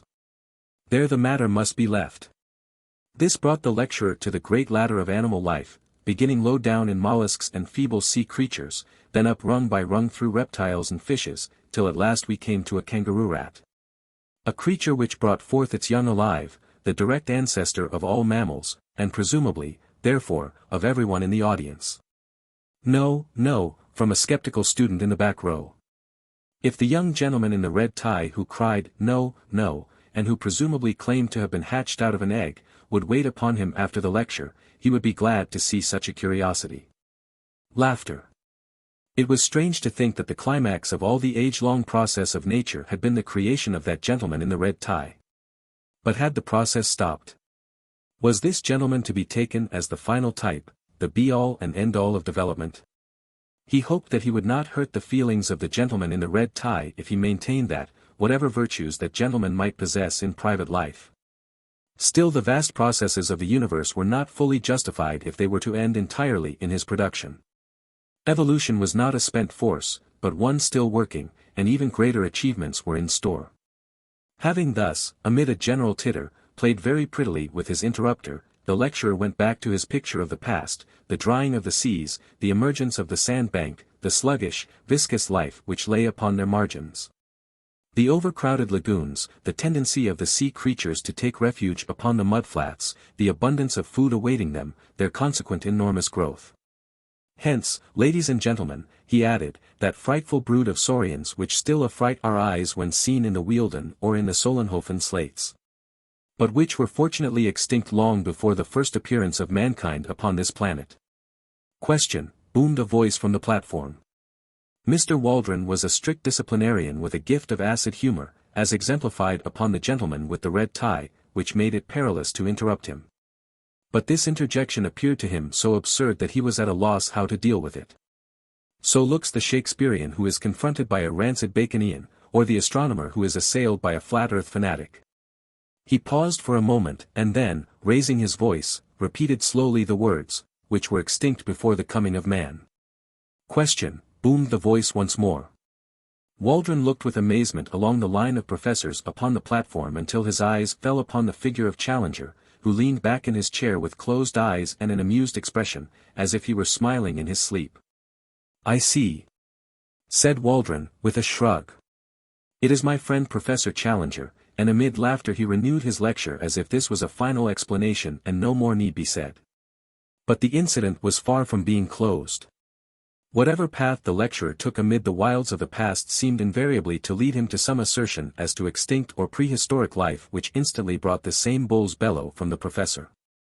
The audience began to anticipate it and to roar with delight when it came. The packed benches of students joined in, and every time Challenger's beard opened, before any sound could come forth, there was a yell of question from 100 voices, and an answering counter cry of order and shame, from as many more. Waldron, though a hardened lecturer and a strong man, became rattled. He hesitated, stammered, repeated himself, got snarled in a long sentence, and finally turned furiously upon the cause of his troubles. "This is really intolerable," he cried, glaring across the platform. "I must ask you, Professor Challenger, to cease these ignorant and unmannerly interruptions." There was a hush over the hall, the students rigid with delight at seeing the high gods on Olympus quarreling among themselves. Challenger levered his bulky figure slowly out of his chair. "I must in turn ask you, Mr. Waldron," he said, "to cease to make assertions which are not in strict accordance with scientific fact." The words unloosed a tempest. "Shame! Shame! Give him a hearing. Put him out. Shove him off the platform." "Fair play," emerged from a general roar of amusement or execration. The chairman was on his feet flapping both his hands and bleating excitedly. Professor Challenger, personal, views, later, were the solid peaks above his clouds of inaudible mutter. The interrupter bowed, smiled, stroked his beard, and relapsed into his chair. Waldron, very flushed and warlike, continued his observations. Now and then, as he made an assertion, he shot a venomous glance at his opponent, who seemed to be slumbering deeply, with the same broad, happy smile upon his face. At last the lecture came to an end. I am inclined to think that it was a premature one, as the peroration was hurried and disconnected. The thread of the argument had been rudely broken, and the audience was restless and expectant. Waldron sat down, and, after a chirrup from the chairman, Professor Challenger rose and advanced to the edge of the platform. In the interests of my paper I took down his speech verbatim. "Ladies and gentlemen," he began, amid a sustained interruption from the back. "I beg pardon, ladies, gentlemen, and children, I must apologize, I had inadvertently omitted a considerable section of this audience, tumult, during which the professor stood with one hand raised and his enormous head nodding sympathetically. As if he were bestowing a pontifical blessing upon the crowd, I have been selected to move a vote of thanks to Mr. Waldron for the very picturesque and imaginative address to which we have just listened. There are points in it with which I disagree, and it has been my duty to indicate them as they arose, but, none the less, Mr. Waldron has accomplished his object well, that object being to give a simple and interesting account of what he conceives to have been the history of our planet. Popular lectures are the easiest to listen to, but Mr. Waldron, here he beamed and blinked at the lecturer, will excuse me when I say that they are necessarily both superficial and misleading, since they have to be graded to the comprehension of an ignorant audience. Ironical cheering. Popular lecturers are in their nature parasitic. Angry gesture of protest from Mr. Waldron. They exploit for fame or cash the work which has been done by their indigent and unknown brethren. One smallest new fact obtained in the laboratory, one brick built into the temple of science, far outweighs any second-hand exposition which passes an idle hour, but can leave no useful result behind it. I put forward this obvious reflection, not out of any desire to disparage Mr. Waldron in particular, but that you may not lose your sense of proportion and mistake the acolyte for the high priest. At this point Mr. Waldron whispered to the chairman, who half rose and said something severely to his water carafe. But enough of this. Loud and prolonged cheers. Let me pass to some subject of wider interest. What is the particular point upon which I, as an original investigator, have challenged our lecturer's accuracy? It is upon the permanence of certain types of animal life upon the earth. I do not speak upon this subject as an amateur, nor, I may add, as a popular lecturer, but I speak as one whose scientific conscience compels him to adhere closely to facts, when I say that Mr. Waldron is very wrong in supposing that because he has never himself seen a so-called prehistoric animal, therefore these creatures no longer exist. They are indeed, as he has said, our ancestors, but they are, if I may use the expression, our contemporary ancestors, who can still be found with all their hideous and formidable characteristics if one has but the energy and hardihood to seek their haunts. Creatures which were supposed to be Jurassic, monsters who would hunt down and devour our largest and fiercest mammals, still exist. Cries of "Bosh! Prove it! How do you know?" Question. How do I know, you ask me? I know because I have visited their secret haunts. I know because I have seen some of them. Applause, uproar, and a voice, liar. Am I a liar? General hearty and noisy assent. Did I hear someone say that I was a liar? Will the person who called me a liar kindly stand up that I may know him? A voice, here he is, sir, and an inoffensive little person in spectacles, struggling violently, was held up among a group of students. Did you venture to call me a liar? No, sir, no, shouted the accused, and disappeared like a jack-in-the-box. If any person in this hall dares to doubt my veracity, I shall be glad to have a few words with him after the lecture. Liar. Who said that? Again the inoffensive one, plunging desperately, was elevated high into the air. If I come down among you, general chorus of, come, love, come, which interrupted the proceedings for some moments, while the chairman, standing up and waving both his arms, seemed to be conducting the music. The professor, with his face flushed, his nostrils dilated, and his beard bristling, was now in a proper berserk mood. Every great discoverer has been met with the same incredulity, the sure brand of a generation of fools. When great facts are laid before you, you have not the intuition, the imagination which would help you to understand them. You can only throw mud at the men who have risked their lives to open new fields to science. You persecute the prophets. Galileo, Darwin, and I, prolonged cheering in complete interruption. All this is from my hurried notes taken at the time, which give little notion of the absolute chaos to which the assembly had by this time been reduced. So terrific was the uproar that several ladies had already beaten a hurried retreat. Grave and reverend seniors seemed to have caught the prevailing spirit as badly as the students, and I saw white-bearded men rising and shaking their fists at the obdurate professor. The whole great audience seethed and simmered like a boiling pot. The professor took a step forward and raised both his hands. There was something so big and arresting and virile in the man that the clatter and shouting died gradually away before his commanding gesture and his masterful eyes. He seemed to have a definite message. They hushed to hear it. I will not detain you, he said. It is not worth it. Truth is truth, and the noise of a number of foolish young men, and, I fear I must add, of their equally foolish seniors, cannot affect the matter. I claim that I have opened a new field of science. You dispute it. Cheers. Then I put you to the test. Will you accredit one or more of your own number to go out as your representatives and test my statement in your name? Mr. Summerlee, the veteran professor of comparative anatomy, rose among the audience, a tall, thin, bitter man, with the withered aspect of a theologian. He wished, he said, to ask Professor Challenger whether the results to which he had alluded in his remarks had been obtained during a journey to the headwaters of the Amazon made by him 2 years before. Professor Challenger answered that they had. Mr. Summerlee desired to know how it was that Professor Challenger claimed to have made discoveries in those regions which had been overlooked by Wallace, Bates, and other previous explorers of established scientific repute.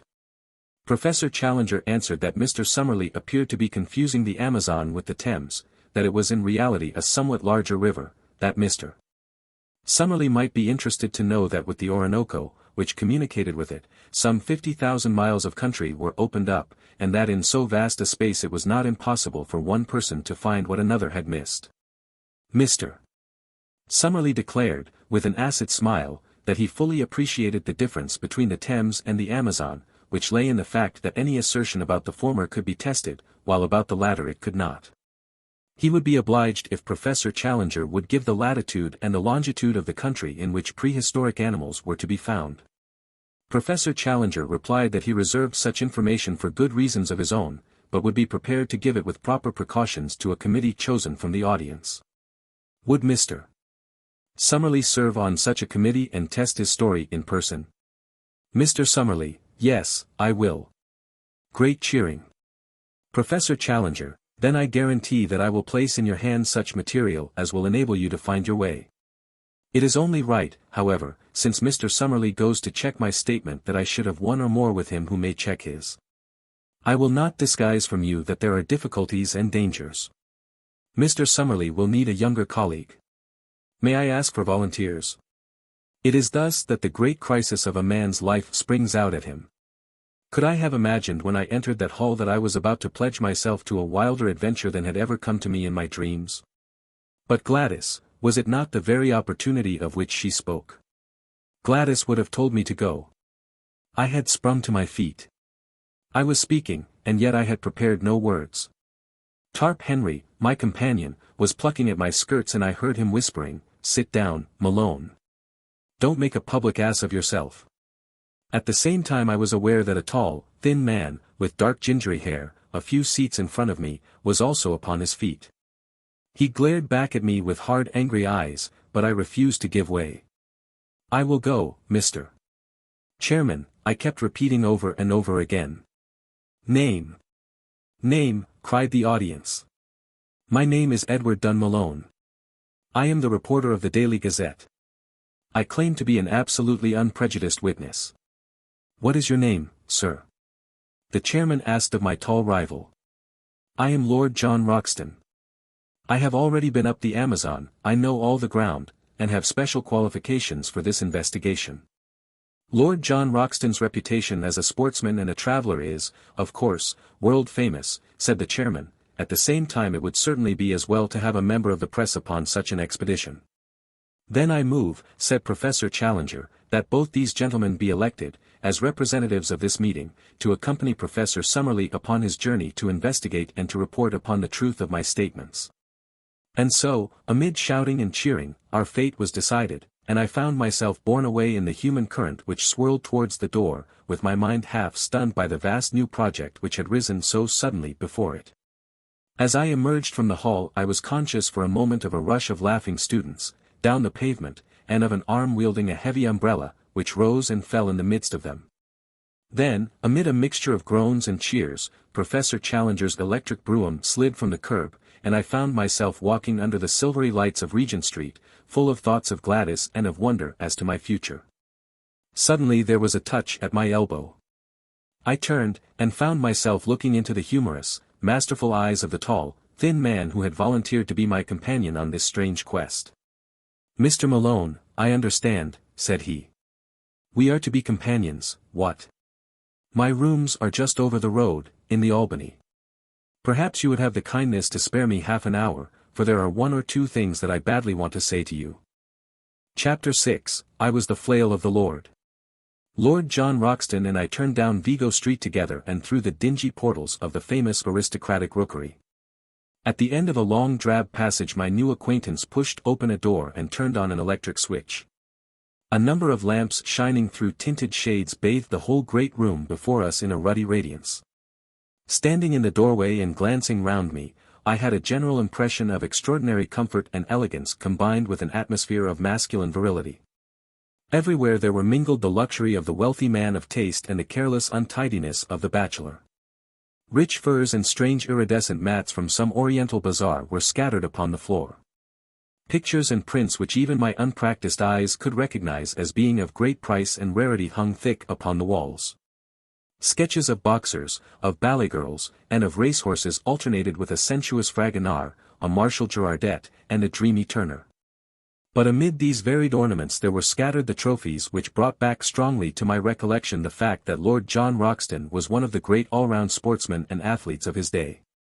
A dark blue orc crossed with a cherry pink one above his mantelpiece spoke of the old Oxonian and Leander man, while the foils and boxing gloves above and below them were the tools of a man who had won supremacy with each. Like a dado round the room was the jutting line of splendid heavy game heads, the best of their sort from every quarter of the world, with the rare white rhinoceros of the Lado enclave drooping its supercilious lip above them all. In the center of the rich red carpet was a black and gold Louis Quinze table, a lovely antique, now sacrilegiously desecrated with marks of glasses and the scars of cigar stumps. On it stood a silver tray of smokables and a burnished spirit stand, from which and an adjacent siphon my silent host proceeded to charge 2 high glasses.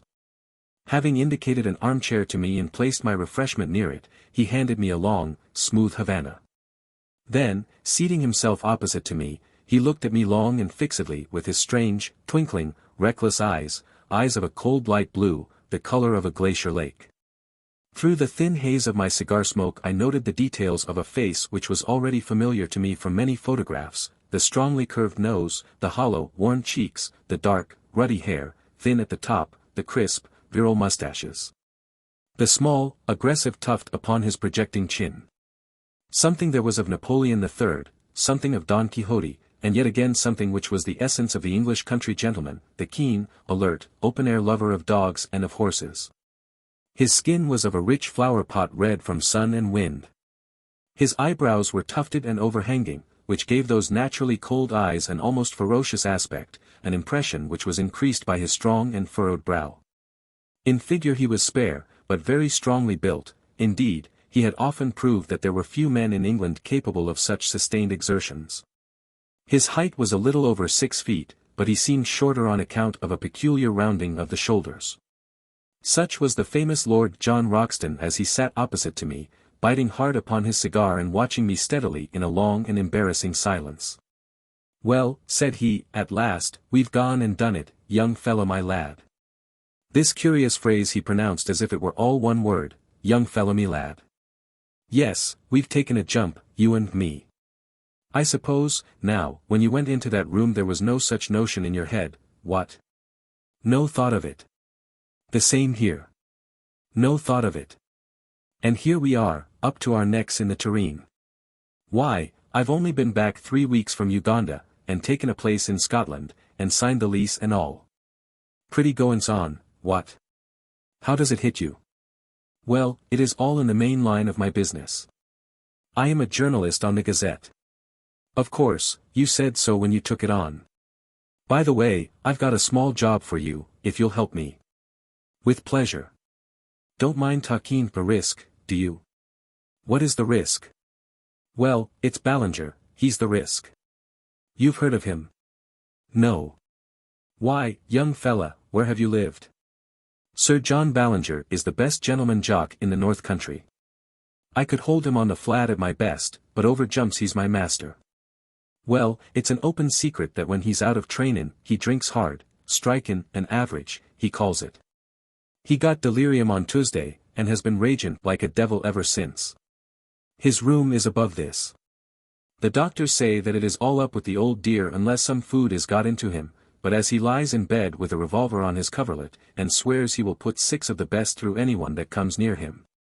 There's been a bit of a strike among the serving men. He's a hard nail, is Jack, and a dead shot, too, but you can't leave a Grand National winner to die like that, what? What do you mean to do, then? I asked. Well, my idea was that you and I could rush him. He may be dozin', and at the worst he can only wing one of us, and the other should have him. If we can get his bolster cover round his arms and then phone up a stomach pump, we'll give the old dear the supper of his life. It was a rather desperate business to come suddenly into one's day's work. I don't think that I am a particularly brave man. I have an Irish imagination which makes the unknown and the untried more terrible than they are. On the other hand, I was brought up with a horror of cowardice and with a terror of such a stigma. I dare say that I could throw myself over a precipice, like the Hun in the history books, if my courage to do it were questioned, and yet it would surely be pride and fear, rather than courage, which would be my inspiration. Therefore, although every nerve in my body shrank from the whiskey-maddened figure which I pictured in the room above, I still answered, in as careless a voice as I could command, that I was ready to go. Some further remark of Lord Roxton's about the danger only made me irritable. Talking won't make it any better, said I, come on. I rose from my chair and he from his. Then with a little confidential chuckle of laughter, he patted me 2 or 3 times on the chest, finally pushing me back into my chair. All right, Sonny my lad, you'll do, said he. I looked up in surprise. I saw after Jack Ballinger myself this mornin'. He blew a hole in the skirt of my kimono, bless his shaky old hand, but we got a jacket on him, and he's to be all right in a week. I say, young fella, I hope you don't mind, what? You see, between you and me close-tiled, I look on this South American business as a mighty serious thing, and if I have a pal with me I want a man I can bank on. So I sized you down, and I'm bound to say that you came well out of it. You see, it's all up to you and me, for this old Summerlee man will want dry nursin' from the first. By the way, are you by any chance the Malone who is expected to get his rugby cap for Ireland? A reserve, perhaps. I thought I remembered your face. Why, I was there when you got that try against Richmond, as fine a swervin' run as I saw the whole season. I never miss a rugby match if I can help it, for it is the manliest game we have left. Well, I didn't ask you in here just to talk sport. We've got to fix our business. Here are the Salins, on the first page of the Times. There's a booth boat for Para next Wednesday week, and if the professor and you can work it, I think we should take it. What? Very good, I'll fix it with him. What about your outfit? My paper will see to that. Can you shoot? About average territorial standard. Good Lord. As bad as that? It's the last thing you young fellas think of learnin'. You're all bees without stings, so far as lookin' after the hive goes. You'll look silly, these days, when someone comes along and sneaks the honey. But you'll need to hold your gun straight in South America, for, unless our friend the professor is a madman or a liar, we may see some queer things before we get back. What gun have you? He crossed to an oaken cupboard, and as he threw it open I caught a glimpse of glistening rows of parallel barrels, like the pipes of an organ. I'll see what I can spare you out of my own battery, said he. One by one he took out a succession of beautiful rifles, opening and shutting them with a snap and a clang, and then patting them as he put them back into the rack as tenderly as a mother would fondle her children. This is a Bland's 577 Axite Express, said he. I got that big fellow with it. He glanced up at the white rhinoceros. 10 more yards, and he would have added me to his collection. On that conical bullet his one chance hangs, 'tis the weak one's advantage fair. Hope you know your Gordon, for he's the poet of the horse and the gun and the man that handles both. Now, here's a useful tool, .470, telescopic sight, double ejector, point blank up to 350. That's the rifle I used against the Peruvian slave drivers 3 years ago. I was the flail of the Lord up in those parts, I may tell you, though you won't find it in any blue book. There are times, young fella, when every one of us must make a stand for human right and justice, or you never feel clean again. That's why I made a little war on my own. Declared it myself, waged it myself, ended it myself. Each of those nicks is for a slave murderer, a good row of them, what? That big one is for Pedro Lopez, the king of them all, that I killed in a backwater of the Putumayo River. Now, here's something that would do for you. He took out a beautiful brown and silver rifle. Well rubbered at the stock, sharply sighted, 5 cartridges to the clip. You can trust your life to that. He handed it to me and closed the door of his oak cabinet. By the way, he continued, coming back to his chair, what do you know of this Professor Challenger? I never saw him till today. Well, neither did I. It's funny we should both sail under sealed orders from a man we don't know. He seemed an uppish old bird. His brothers of science don't seem too fond of him either. How came you to take an interest in the affair? I told him shortly my experiences of the morning, and he listened intently. Then he drew out a map of South America and laid it on the table. I believe every single word he said to you was the truth, said he, earnestly, and, mind you, I have something to go on when I speak like that. South America is a place I love, and I think, if you take it right through from Darien to Fuego, it's the grandest, richest, most wonderful bit of earth upon this planet.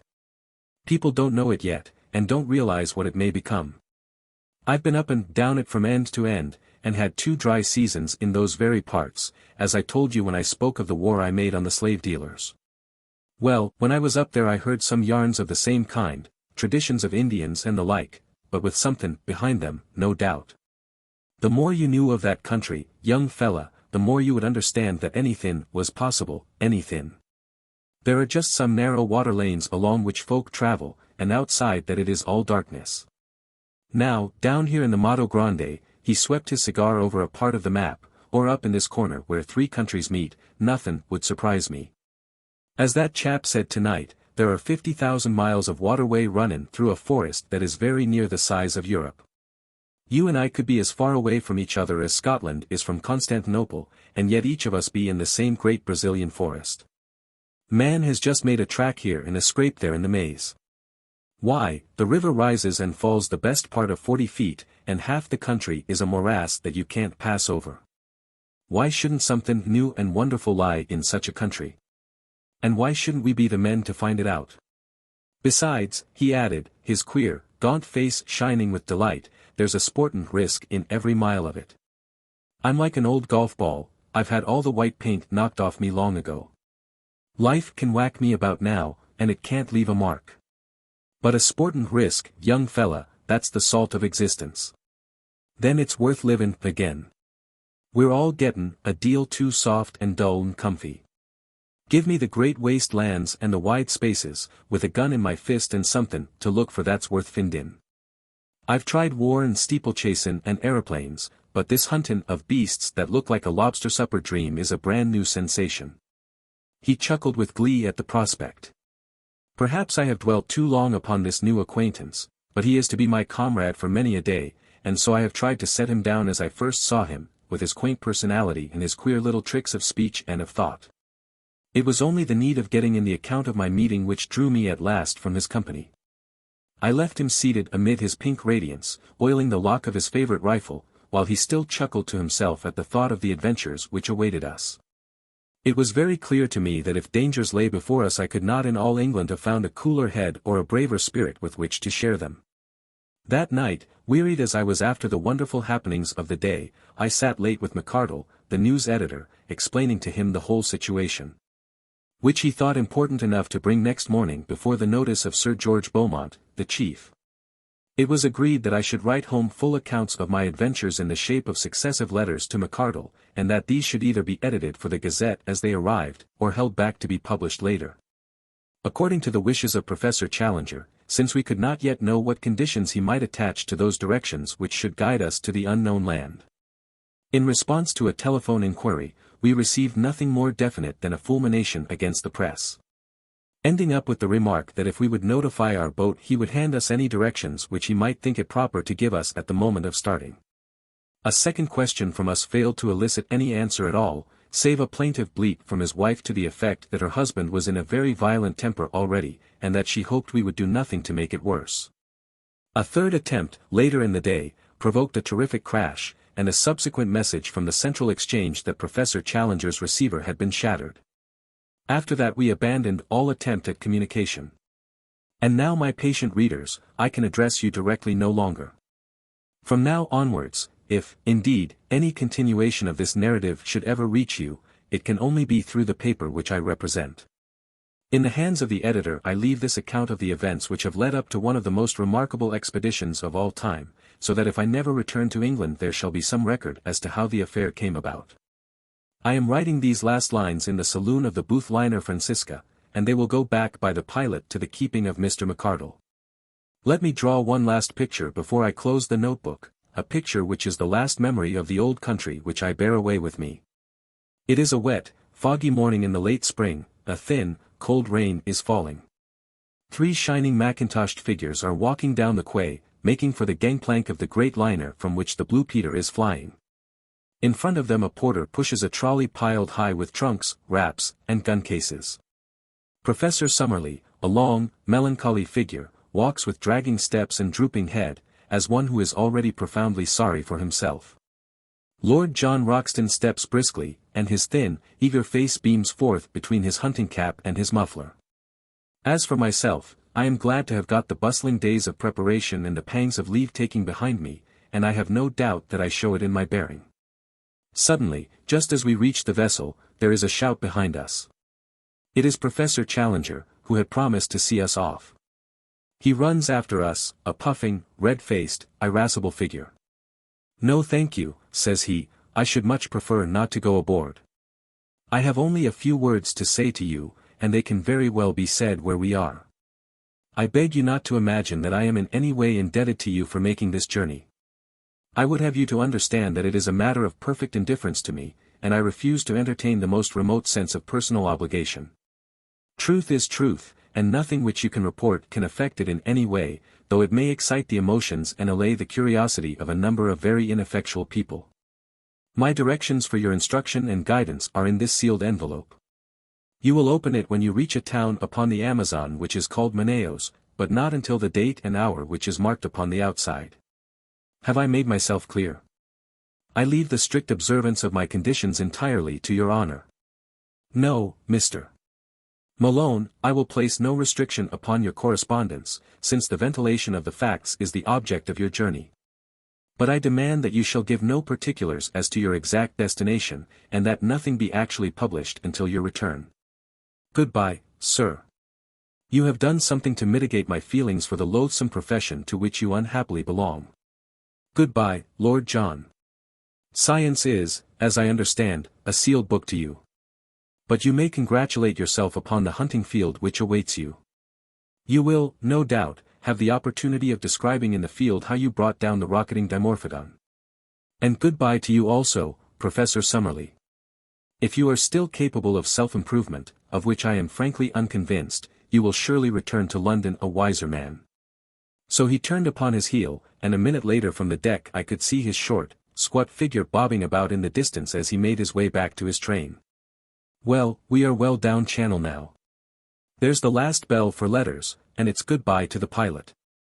We'll be down, hull down, on the old trail, from now on. God bless all we leave behind us, and send us safely back.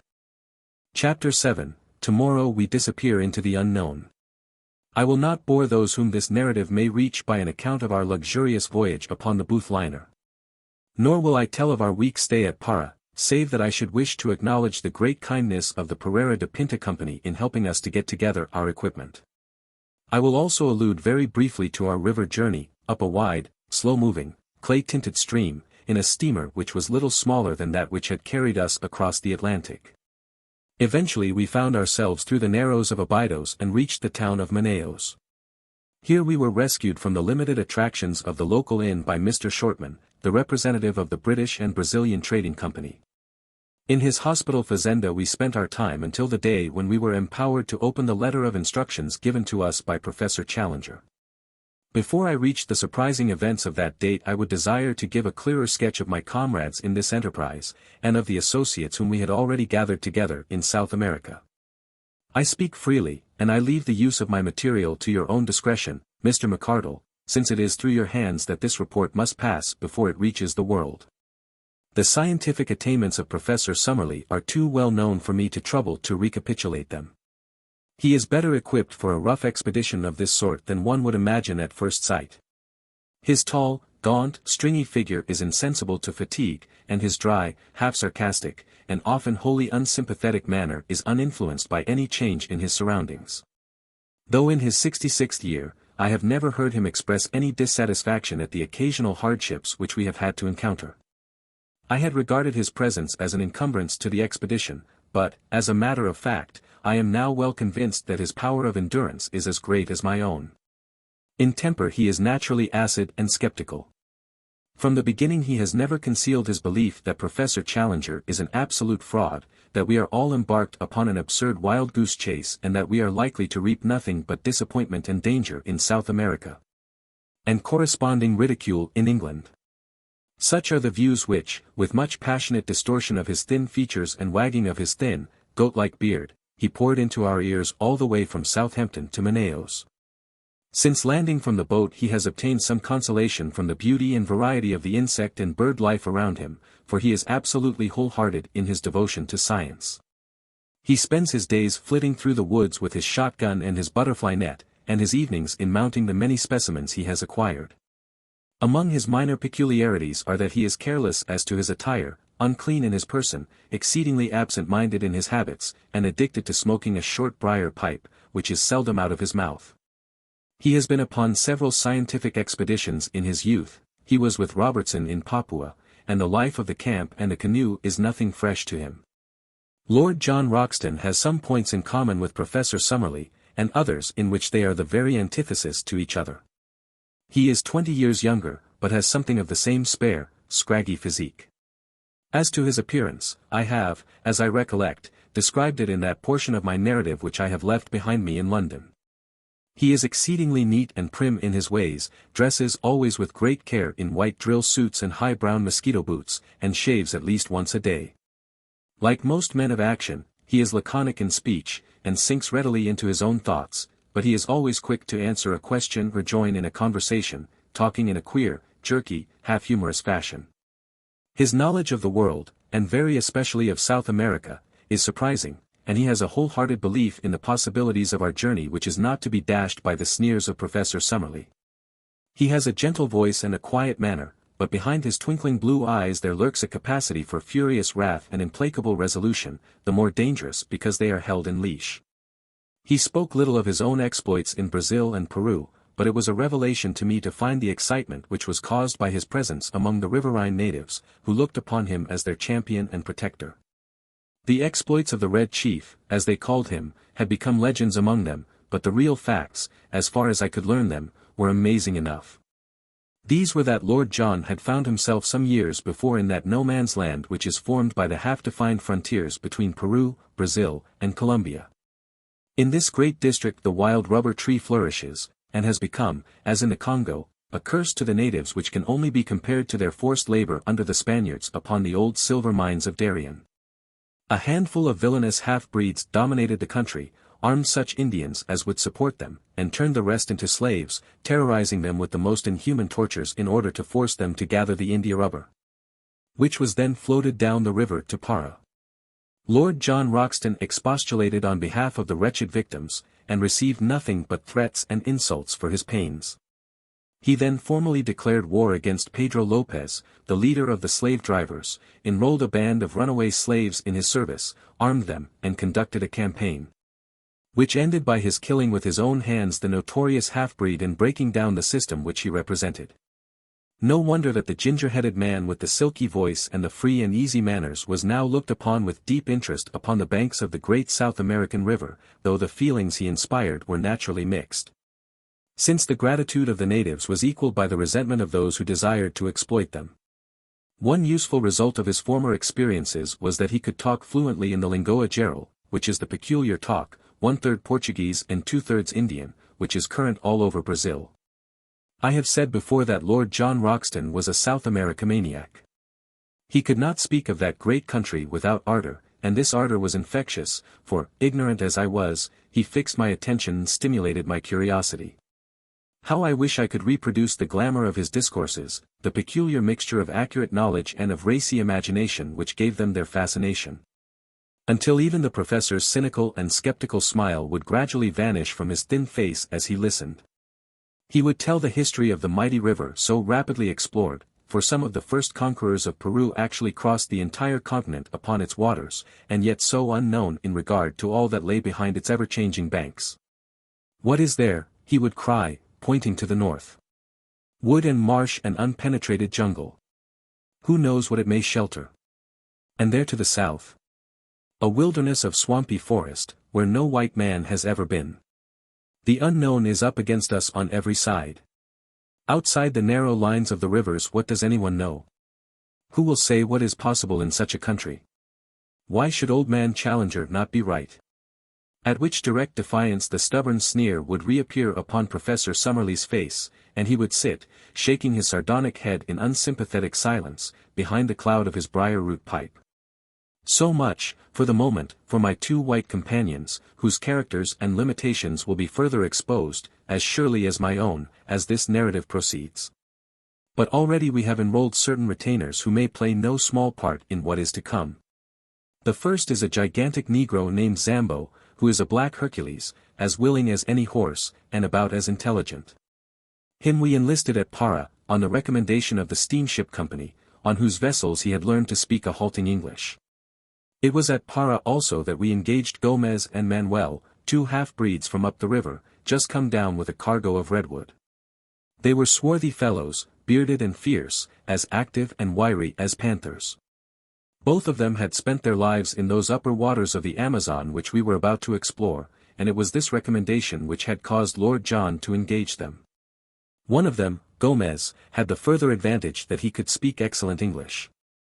These men were willing to act as our personal servants, to cook, to row, or to make themselves useful in any way at a payment of $15 a month. Besides these, we had engaged 3 Mojo Indians from Bolivia, who are the most skillful at fishing and boat work of all the river tribes.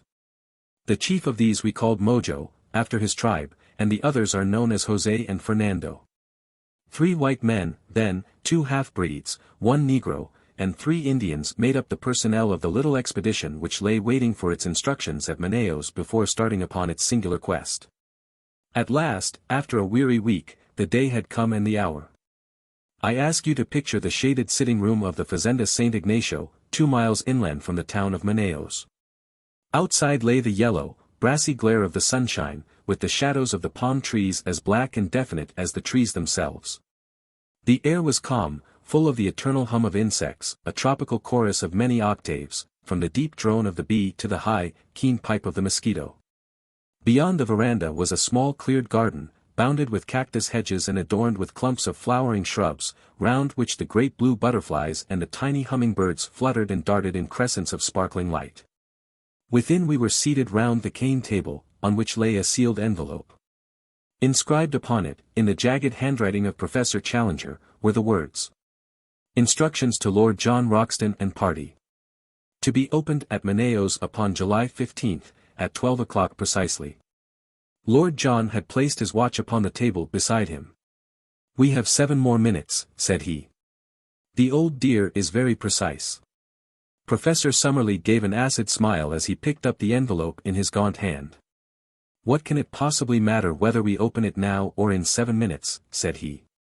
"It is all part and parcel of the same system of quackery and nonsense, for which I regret to say that the writer is notorious." "Oh, come, we must play the game according to rules," said Lord John. "It's old man Challenger's show and we are here by his good will, so it would be rotten bad form if we didn't follow his instructions to the letter." "A pretty business it is," cried the professor, bitterly. "It struck me as preposterous in London, but I'm bound to say that it seems even more so upon closer acquaintance. I don't know what is inside this envelope, but, unless it is something pretty definite, I shall be much tempted to take the next downriver boat and catch the Bolivia at Para. After all, I have some more responsible work in the world than to run about disproving the assertions of a lunatic. Now, Roxton, surely it is time." "Time it is," said Lord John. "You can blow the whistle." He took up the envelope and cut it with his penknife. From it he drew a folded sheet of paper. This he carefully opened out and flattened on the table. It was a blank sheet. He turned it over. Again it was blank. We looked at each other in a bewildered silence, which was broken by a discordant burst of derisive laughter from Professor Summerlee. "It is an open admission," he cried. "What more do you want? The fellow is a self-confessed humbug. We have only to return home and report him as the brazen impostor that he is." "Invisible ink," I suggested. "I don't think," said Lord Roxton, holding the paper to the light. "No, young fellow my lad, there is no use deceiving yourself. I'll go bail for it that nothing has ever been written upon this paper." "May I come in?" boomed a voice from the veranda. The shadow of a squat figure had stolen across the patch of sunlight. That voice! That monstrous breadth of shoulder! We sprang to our feet with a gasp of astonishment as Challenger, in a round, boyish straw hat with a colored ribbon, Challenger, with his hands in his jacket pockets and his canvas shoes daintily pointing as he walked, appeared in the open space before us. He threw back his head, and there he stood in the golden glow with all his old Assyrian luxuriance of beard, all his native insolence of drooping eyelids and intolerant eyes. "I fear," said he, taking out his watch, "that I am a few minutes too late. When I gave you this envelope I must confess that I had never intended that you should open it, for it had been my fixed intention to be with you before the hour. The unfortunate delay can be apportioned between a blundering pilot and an intrusive sandbank.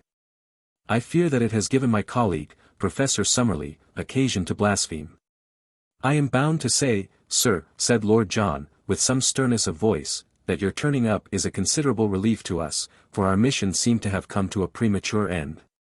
Even now I can't for the life of me understand why you should have worked it in so extraordinary a manner."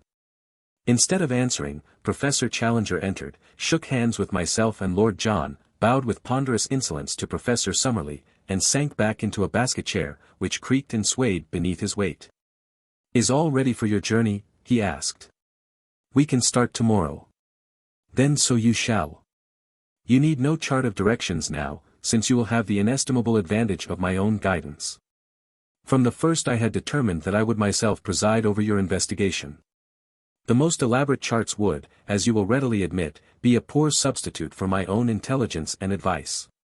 As to the small ruse which I played upon you in the matter of the envelope, it is clear that, had I told you all my intentions, I should have been forced to resist unwelcome pressure to travel out with you." "Not from me, sir," exclaimed Professor Summerlee, heartily. "So long as there was another ship upon the Atlantic. Challenger waved him away with his great hairy hand.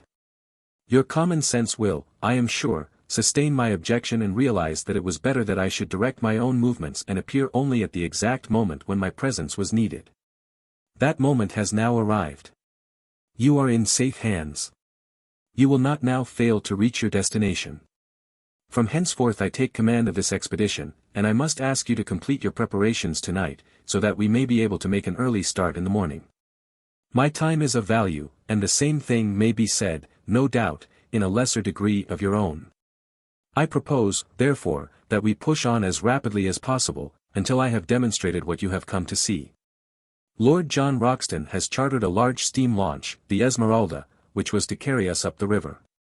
So far as climate goes, it was immaterial what time we chose for our expedition, as the temperature ranges from 75 to 90 degrees both summer and winter, with no appreciable difference in heat. In moisture, however, it is otherwise. From December to May is the period of the rains, and during this time the river slowly rises until it attains a height of nearly 40 feet above its low water mark. It floods the banks, extends in great lagoons over a monstrous waste of country, and forms a huge district, called locally the Gapo, which is for the most part too marshy for foot travel and too shallow for boating. About June the waters begin to fall, and are at their lowest at October or November. Thus our expedition was at the time of the dry season, when the great river and its tributaries were more or less in a normal condition. The current of the river is a slight one, the drop being not greater than 8 inches in a mile. No stream could be more convenient for navigation, since the prevailing wind is southeast, and sailing boats may make a continuous progress to the Peruvian frontier, dropping down again with the current. In our own case the excellent engines of the Esmeralda could disregard the sluggish flow of the stream, and we made as rapid progress as if we were navigating a stagnant lake. For 3 days we steamed northwestwards up a stream which even here, 1,000 miles from its mouth, was still so enormous that from its center the 2 banks were mere shadows upon the distant skyline. On the 4th day after leaving Manaos we turned into a tributary which at its mouth was little smaller than the main stream. It narrowed rapidly, however, and after 2 more days steaming we reached an Indian village, where the professor insisted that we should land, and that the Esmeralda should be sent back to Manaos. We should soon come upon rapids, he explained, which would make its further use impossible. He added privately that we were now approaching the door of the unknown country, and that the fewer whom we took into our confidence the better it would be. To this end also he made each of us give our word of honor that we would publish or say nothing which would give any exact clue as to the whereabouts of our travels, while the servants were all solemnly sworn to the same effect. It is for this reason that I am compelled to be vague in my narrative, and I would warn my readers that in any map or diagram which I may give the relation of places to each other may be correct, but the points of the compass are carefully confused. So that in no way can it be taken as an actual guide to the country. Professor Challenger's reasons for secrecy may be valid or not, but we had no choice but to adopt them, for he was prepared to abandon the whole expedition rather than modify the conditions upon which he would guide us. It was August 2nd when we snapped our last link with the outer world by bidding farewell to the Esmeralda. Since then 4 days have passed, during which we have engaged 2 large canoes from the Indians, made of so light a material, skins over a bamboo framework, that we should be able to carry them round any obstacle. These we have loaded with all our effects, and have engaged 2 additional Indians to help us in the navigation. I understand that they are the very 2, Attica and Ipitu by name, who accompanied Professor Challenger upon his previous journey. They appeared to be terrified at the prospect of repeating it, but the chief has patriarchal powers in these countries, and if the bargain is good in his eyes the clansman has little choice in the matter. So tomorrow we disappear into the unknown. This account I am transmitting down the river by canoe, and it may be our last word to those who are interested in our fate. I have, according to our arrangement, addressed it to you, my dear Mr. McCardle, and I leave it to your discretion to delete, alter, or do what you like with it. From the assurance of Professor Challenger's manner, and in spite of the continued skepticism of Professor Summerlee, I have no doubt that our leader will make good his statement, and that we are really on the eve of some most remarkable experiences. Chapter 8, The Outlying Pickets of the New World. Our friends at home may well rejoice with us, for we are at our goal, and up to a point, at least, we have shown that the statement of Professor Challenger can be verified. We have not, it is true, ascended the plateau, but it lies before us, and even Professor Summerlee is in a more chastened mood. Not that he will for an instant admit that his rival could be right, but he is less persistent in his incessant objections, and has sunk for the most part into an observant silence. I must hark back, however, and continue my narrative from where I dropped it. We are sending home one of our local Indians who is injured, and I am committing this letter to his charge, with considerable doubts in my mind as to whether it will ever come to hand. When I wrote last we were about to leave the Indian village where we had been deposited by the Esmeralda. I have to begin my report by bad news, for the first serious personal trouble, I pass over the incessant bickerings between the professors, occurred this evening, and might have had a tragic ending. I have spoken of our English-speaking half-breed, Gomez, a fine worker and a willing fellow, but afflicted, I fancy, with the vice of curiosity, which is common enough among such men. On the last evening he seems to have hid himself near the hut in which we were discussing our plans, and, being observed by our huge Negro Zambo, who is as faithful as a dog and has the hatred which all his race bear to the half-breeds, he was dragged out and carried into our presence. Gomez whipped out his knife, however, and but for the huge strength of his captor, which enabled him to disarm him with one hand, he would certainly have stabbed him.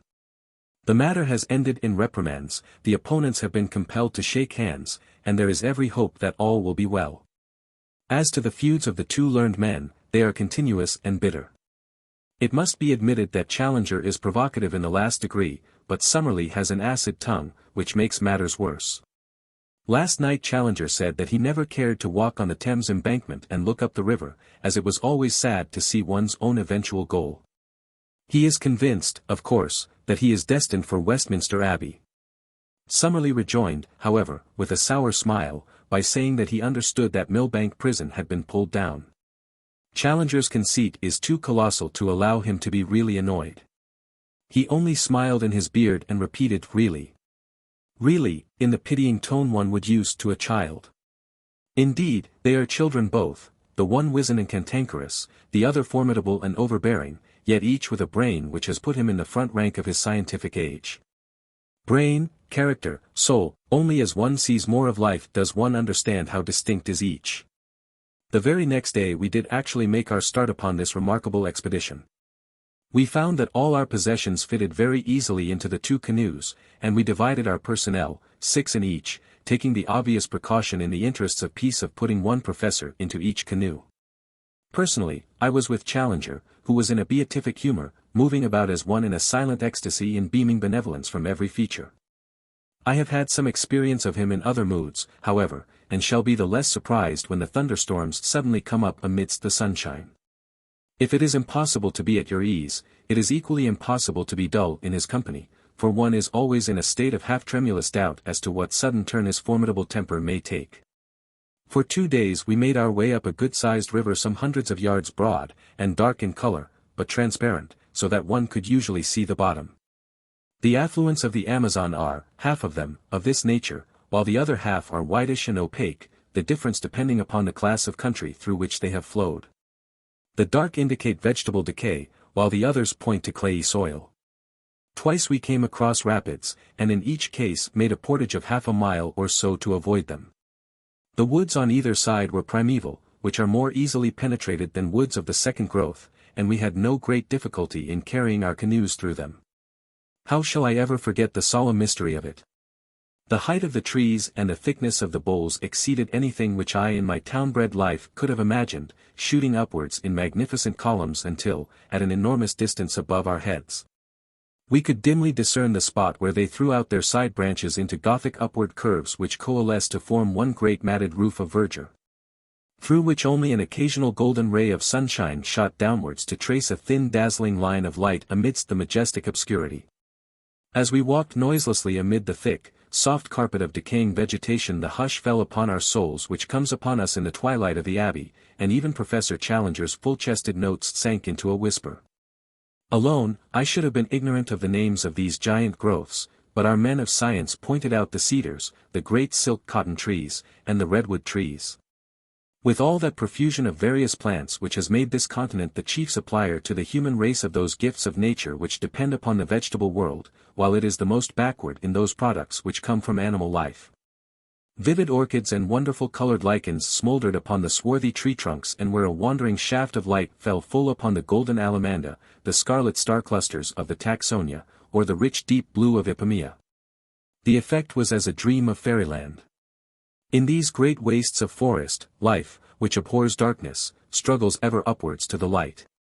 Every plant, even the smaller ones, curls and writhes to the green surface, twining itself round its stronger and taller brethren in the effort.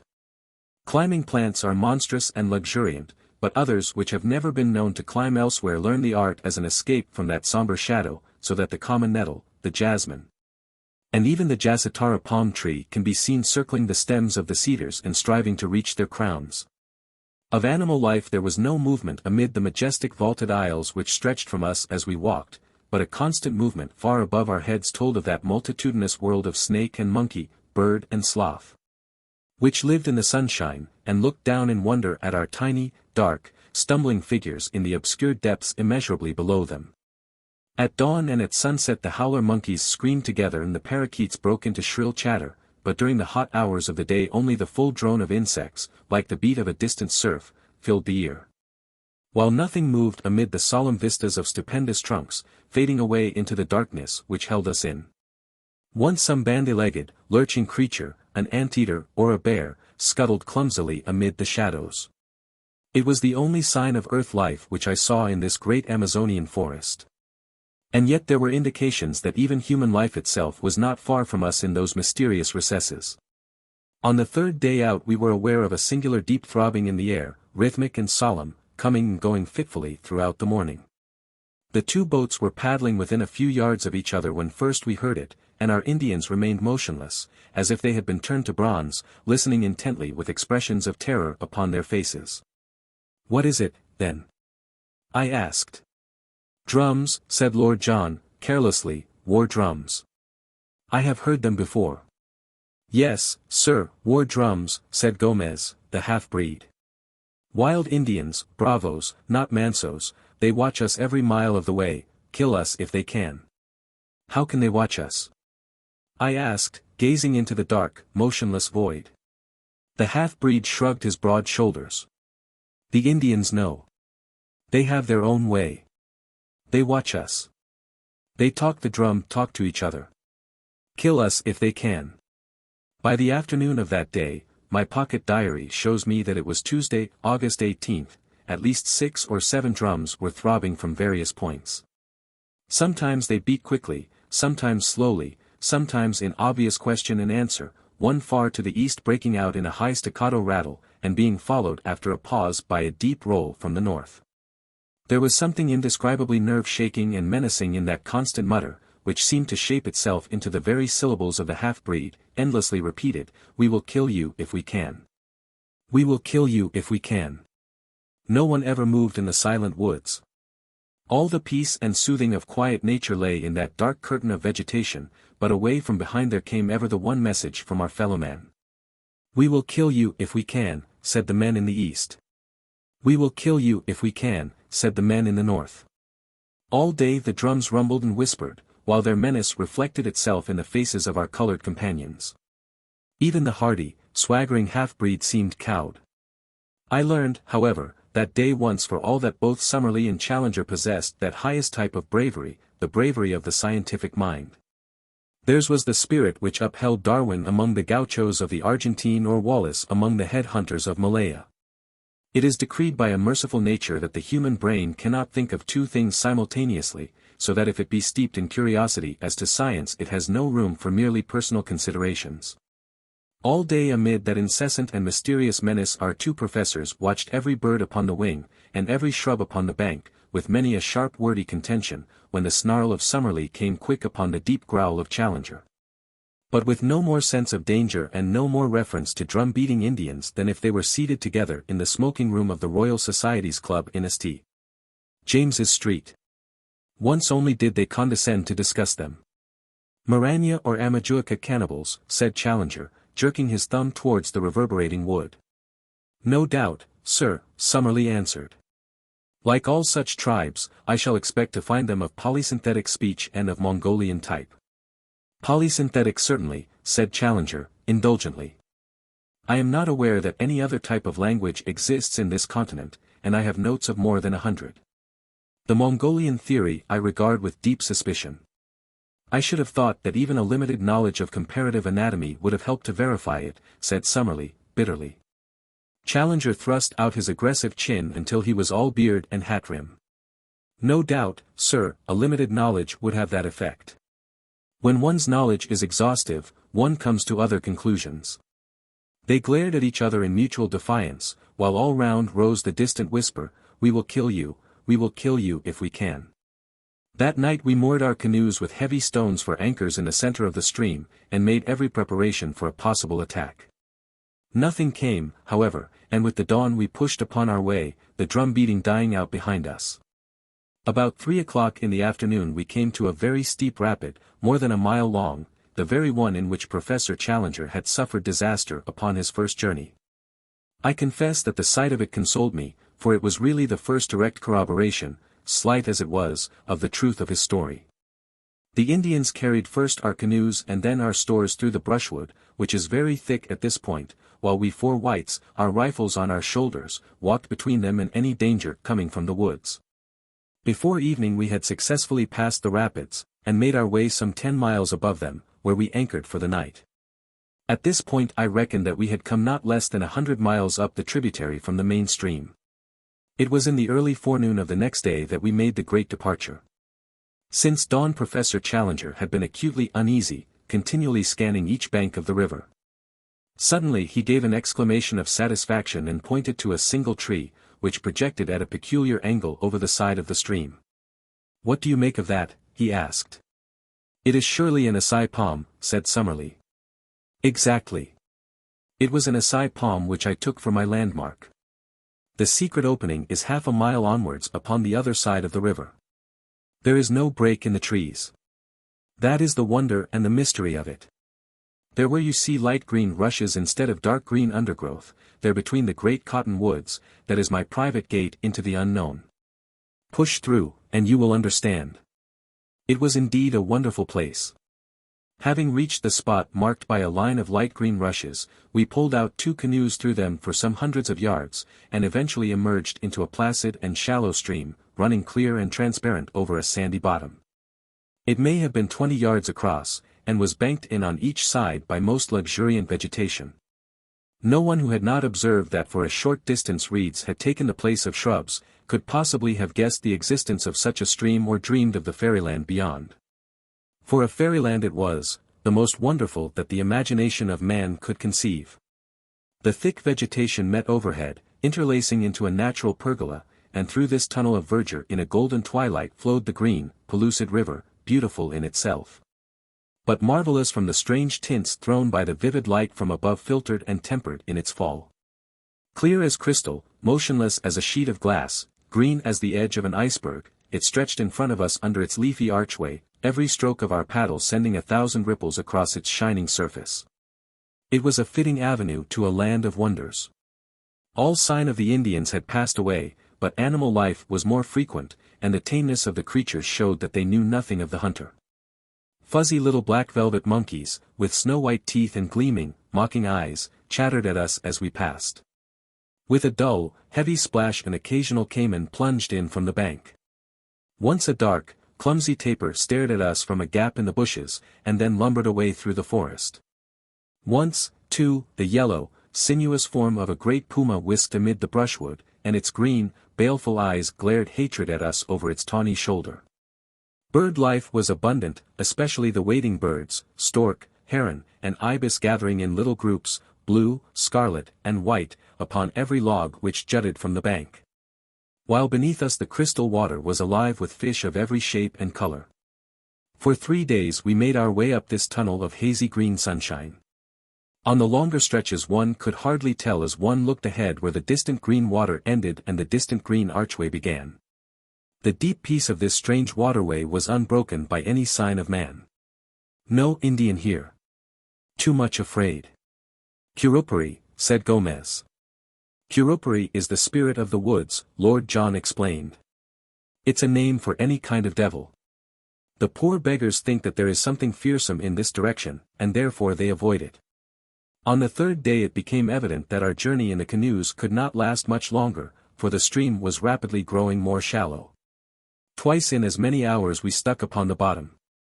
Finally we pulled the boats up among the brushwood and spent the night on the bank of the river. In the morning Lord John and I made our way for a couple of miles through the forest, keeping parallel with the stream. But as it grew ever shallower we returned and reported, what Professor Challenger had already suspected, that we had reached the highest point to which the canoes could be brought. We drew them up, therefore, and concealed them among the bushes, blazing a tree with our axes, so that we should find them again. Then we distributed the various burdens among us, guns, ammunition, food, a tent, blankets, and the rest, and, shouldering our packages, we set forth upon the more laborious stage of our journey. An unfortunate quarrel between our pepper pots marked the outset of our new stage. Challenger had from the moment of joining us issued directions to the whole party, much to the evident discontent of Summerlee. Now, upon his assigning some duty to his fellow professor, it was only the carrying of an aneroid barometer, the matter suddenly came to a head. "May I ask, sir," said Summerlee, with vicious calm, "in what capacity you take it upon yourself to issue these orders?" Challenger glared and bristled. "I do it, Professor Summerlee, as leader of this expedition. I am compelled to tell you, sir, that I do not recognize you in that capacity." "Indeed?" Challenger bowed with unwieldy sarcasm. "Perhaps you would define my exact position." "Yes, sir. You are a man whose veracity is upon trial, and this committee is here to try it. You walk, sir, with your judges." "Dear me," said Challenger, seating himself on the side of one of the canoes. "In that case you will, of course, go on your way, and I will follow at my leisure. If I am not the leader you cannot expect me to lead." Thank heaven that there were two sane men, Lord John Roxton and myself, to prevent the petulance and folly of our learned professors from sending us back empty-handed to London. Such arguing and pleading and explaining before we could get them mollified. Then at last Summerlee, with his sneer and his pipe, would move forwards, and Challenger would come rolling and grumbling after. By some good fortune we discovered about this time that both our savants had the very poorest opinion of Dr. Illingworth of Edinburgh. Thenceforward that was our one safety, and every strained situation was relieved by our introducing the name of the Scotch zoologist. When both our professors would form a temporary alliance and friendship in their detestation and abuse of this common rival. Advancing in single file along the bank of the stream, we soon found that it narrowed down to a mere brook, and finally that it lost itself in a great green morass of sponge-like mosses, into which we sank up to our knees. The place was horribly haunted by clouds of mosquitoes and every form of flying pest, so we were glad to find solid ground again and to make a circuit among the trees, which enabled us to outflank this pestilent morass, which droned like an organ in the distance, so loud was it with insect life. On the second day after leaving our canoes we found that the whole character of the country changed. Our road was persistently upwards, and as we ascended the woods became thinner and lost their tropical luxuriance. The huge trees of the alluvial Amazonian plain gave place to the phoenix and cocoa palms, growing in scattered clumps, with thick brushwood between. In the damper hollows the Mauritia palms threw out their graceful drooping fronds. We traveled entirely by compass, and once or twice there were differences of opinion between Challenger and the two Indians, when, to quote the professor's indignant words, the whole party agreed to trust the fallacious instincts of undeveloped savages rather than the highest product of modern European culture. That we were justified in doing so was shown upon the third day, when Challenger admitted that he recognized several landmarks of his former journey, and in one spot we actually came upon 4 fire-blackened stones, which must have marked a camping place.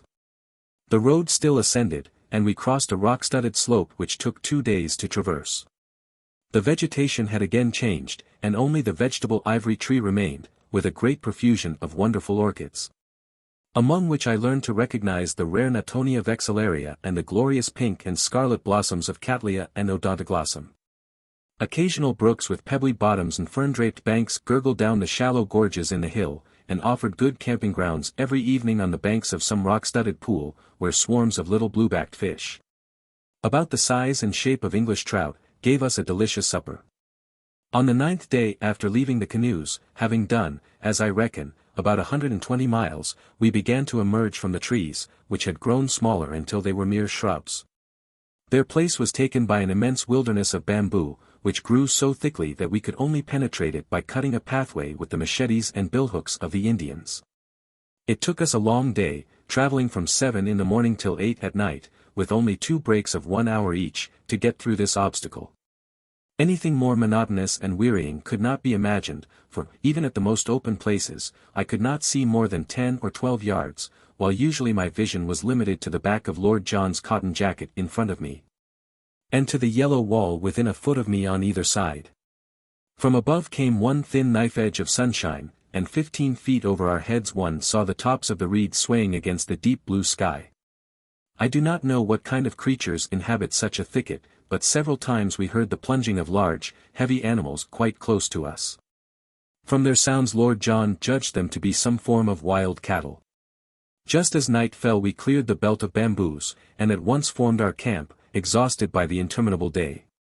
Early next morning we were again afoot, and found that the character of the country had changed once again. Behind us was the wall of bamboo, as definite as if it marked the course of a river. In front was an open plain, sloping slightly upwards and dotted with clumps of tree ferns, the whole curving before us until it ended in a long, whale-backed ridge. This we reached about midday, only to find a shallow valley beyond, rising once again into a gentle incline which led to a low, rounded skyline. It was here, while we crossed the first of these hills, that an incident occurred which may or may not have been important. Professor Challenger, who with the 2 local Indians was in the van of the party, stopped suddenly and pointed excitedly to the right. As he did so we saw, at the distance of a mile or so, something which appeared to be a huge grey bird flap slowly up from the ground and skim smoothly off, flying very low and straight, until it was lost among the tree ferns. "Did you see it?" cried Challenger, in exultation. "Summerlee, did you see it?"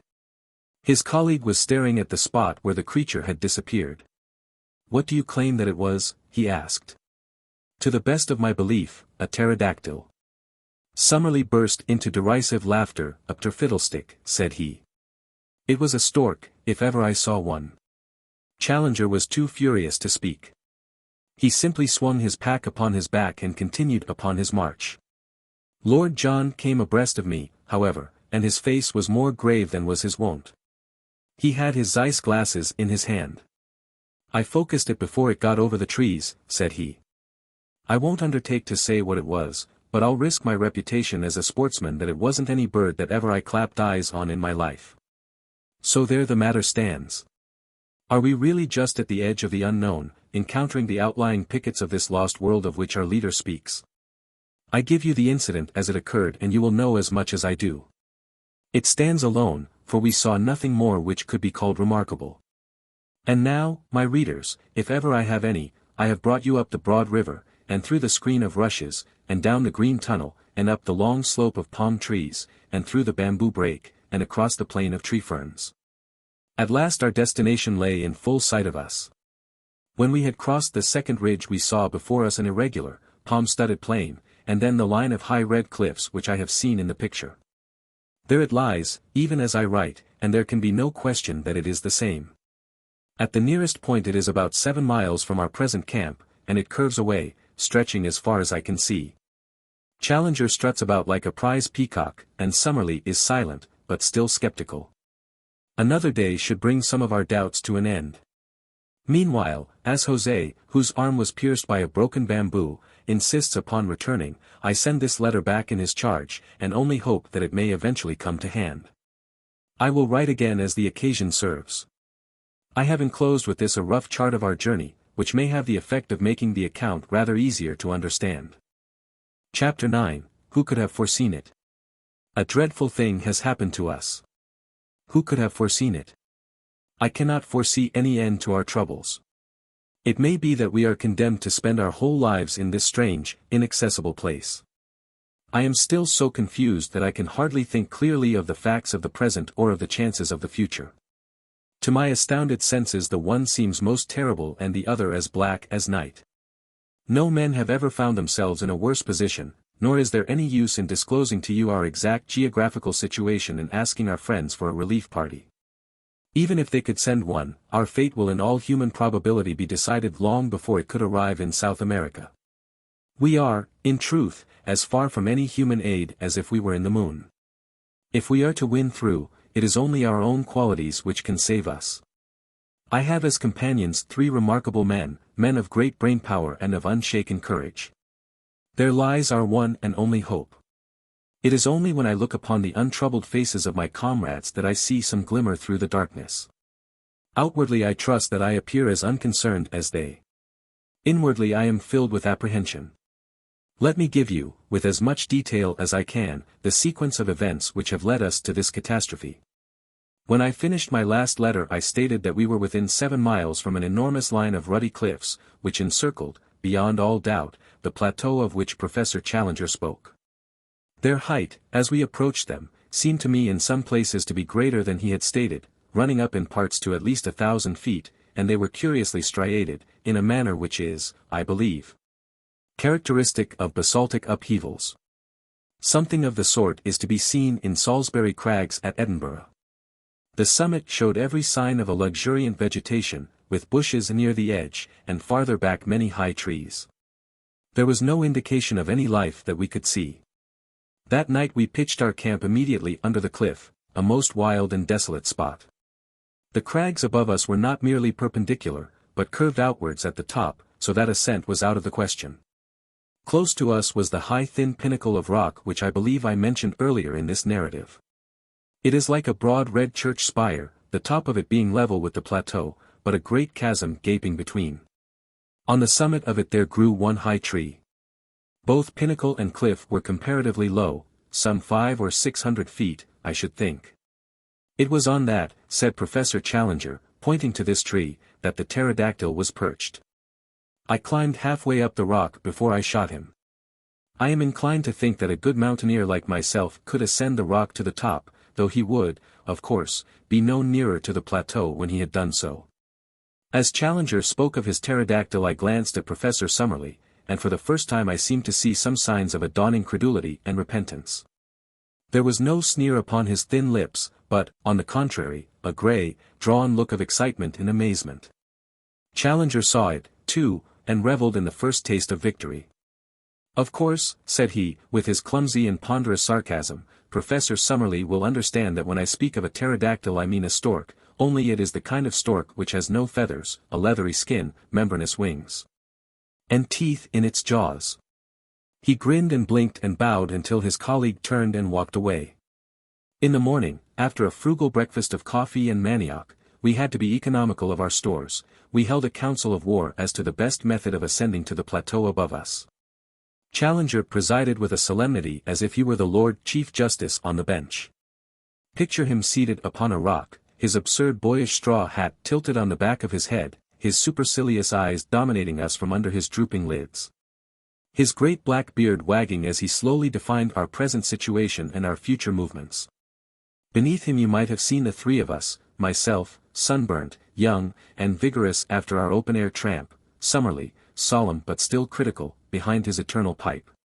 Lord John, as keen as a razor edge, with his supple, alert figure leaning upon his rifle, and his eager eyes fixed eagerly upon the speaker. Behind us were grouped the 2 swarthy half-breeds and the little knot of Indians, while in front and above us towered those huge, ruddy ribs of rocks which kept us from our goal. I need not say, said our leader, that on the occasion of my last visit I exhausted every means of climbing the cliff, and where I failed I do not think that anyone else is likely to succeed, for I am something of a mountaineer. I had none of the appliances of a rock climber with me, but I have taken the precaution to bring them now. With their aid I am positive I could climb that detached pinnacle to the summit. But so long as the main cliff overhangs, it is vain to attempt ascending that. I was hurried upon my last visit by the approach of the rainy season and by the exhaustion of my supplies. These considerations limited my time, and I can only claim that I have surveyed about 6 miles of the cliff to the east of US, finding no possible way up. What, then, shall we now do? There seems to be only one reasonable course, said Professor Summerlee. If you have explored the east, we should travel along the base of the cliff to the west, and seek for a practicable point for our ascent. That's it, said Lord John. The odds are that this plateau is of no great size, and we shall travel round it until we either find an easy way up it, or come back to the point from which we started. I have already explained to our young friend here, said Challenger. He has a way of alluding to me as if I were a school child 10 years old, that it is quite impossible that there should be an easy way up anywhere. For the simple reason that if there were the summit would not be isolated, and those conditions would not obtain which have effected so singular an interference with the general laws of survival. Yet I admit that there may very well be places where an expert human climber may reach the summit, and yet a cumbrous and heavy animal be unable to descend. It is certain that there is a point where an ascent is possible. How do you know that, sir? Asked Summerlee, sharply. Because my predecessor, the American Maple White, actually made such an ascent. How otherwise could he have seen the monster which he sketched in his notebook? There you reason somewhat ahead of the proved facts, said the stubborn Summerlee. I admit your plateau, because I have seen it, but I have not as yet satisfied myself that it contains any form of life whatever. What you admit, sir, or what you do not admit, is really of inconceivably small importance. I am glad to perceive that the plateau itself has actually obtruded itself upon your intelligence. He glanced up at it, and then, to our amazement, he sprang from his rock, and, seizing Summerlee by the neck, he tilted his face into the air. Now, sir, he shouted, hoarse with excitement. Do I help you to realize that the plateau contains some animal life? I have said that a thick fringe of green overhung the edge of the cliff. Out of this there had emerged a black, glistening object. As it came slowly forth and overhung the chasm, we saw that it was a very large snake with a peculiar flat, spade-like head. It wavered and quivered above us for a minute, the morning sun gleaming upon its sleek, sinuous coils. Then it slowly drew inwards and disappeared. Summerlee had been so interested that he had stood unresisting while Challenger tilted his head into the air. Now he shook his colleague off and came back to his dignity.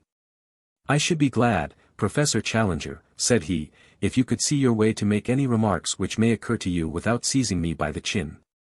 Even the appearance of a very ordinary rock python does not appear to justify such a liberty. But there is life upon the plateau all the same, his colleague replied in triumph.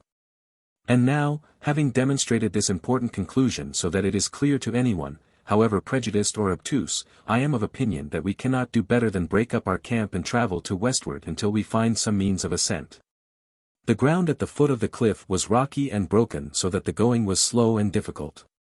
Suddenly we came, however, upon something which cheered our hearts. It was the site of an old encampment, with several empty Chicago meat tins, a bottle labeled brandy, a broken tin opener, and a quantity of other travelers' debris. A crumpled, disintegrated newspaper revealed itself as the Chicago Democrat, though the date had been obliterated. Not mine, said Challenger. It must be Maple White's.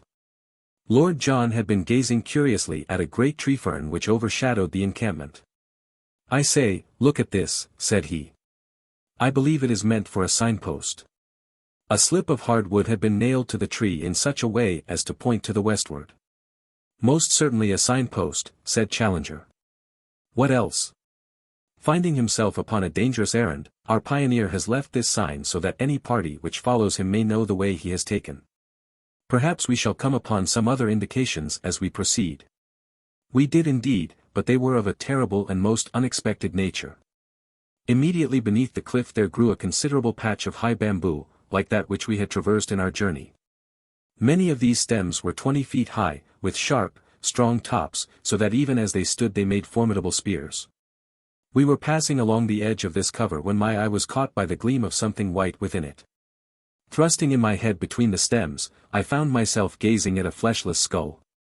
The whole skeleton was there, but the skull had detached itself and lay some feet nearer to the open. With a few blows from the machetes of our Indians we cleared the spot and were able to study the details of this old tragedy. Only a few shreds of clothes could still be distinguished, but there were the remains of boots upon the bony feet, and it was very clear that the dead man was a European. A gold watch by Hudson, of New York, and a chain which held a stylographic pen, lay among the bones. There was also a silver cigarette case, with J.C. from A.E.S. upon the lid. The state of the metal seemed to show that the catastrophe had occurred no great time before. Who can he be? Asked Lord John. Poor devil. Every bone in his body seems to be broken. And the bamboo grows through his smashed ribs, said Summerlee. It is a fast-growing plant, but it is surely inconceivable that this body could have been here while the canes grew to be 20 feet in length. As to the man's identity, said Professor Challenger, I have no doubt whatever upon that point.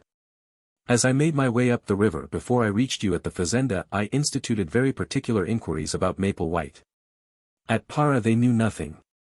Fortunately, I had a definite clue, for there was a particular picture in his sketchbook which showed him taking lunch with a certain ecclesiastic at Rosario.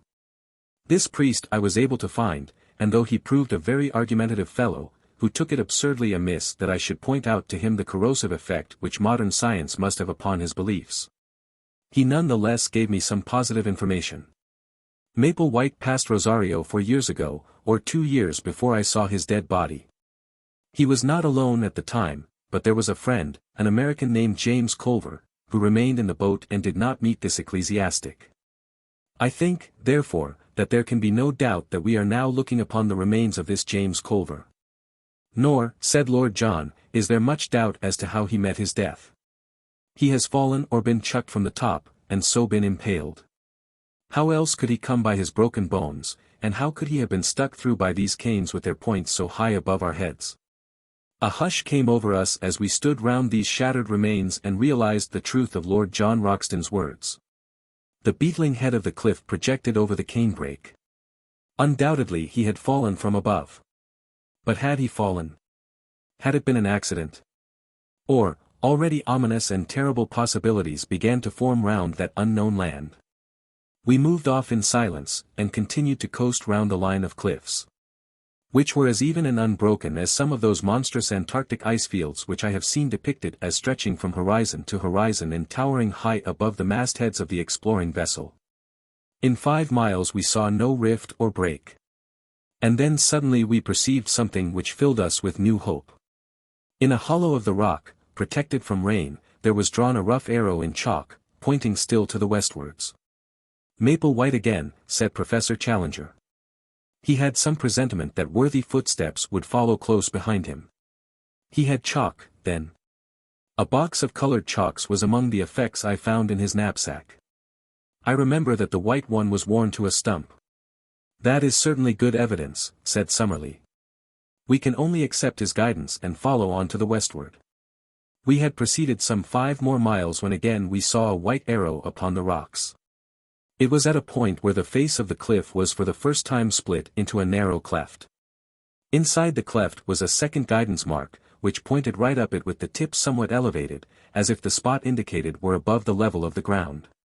It was a solemn place, for the walls were so gigantic and the slit of blue sky so narrow and so obscured by a double fringe of verdure, that only a dim and shadowy light penetrated to the bottom.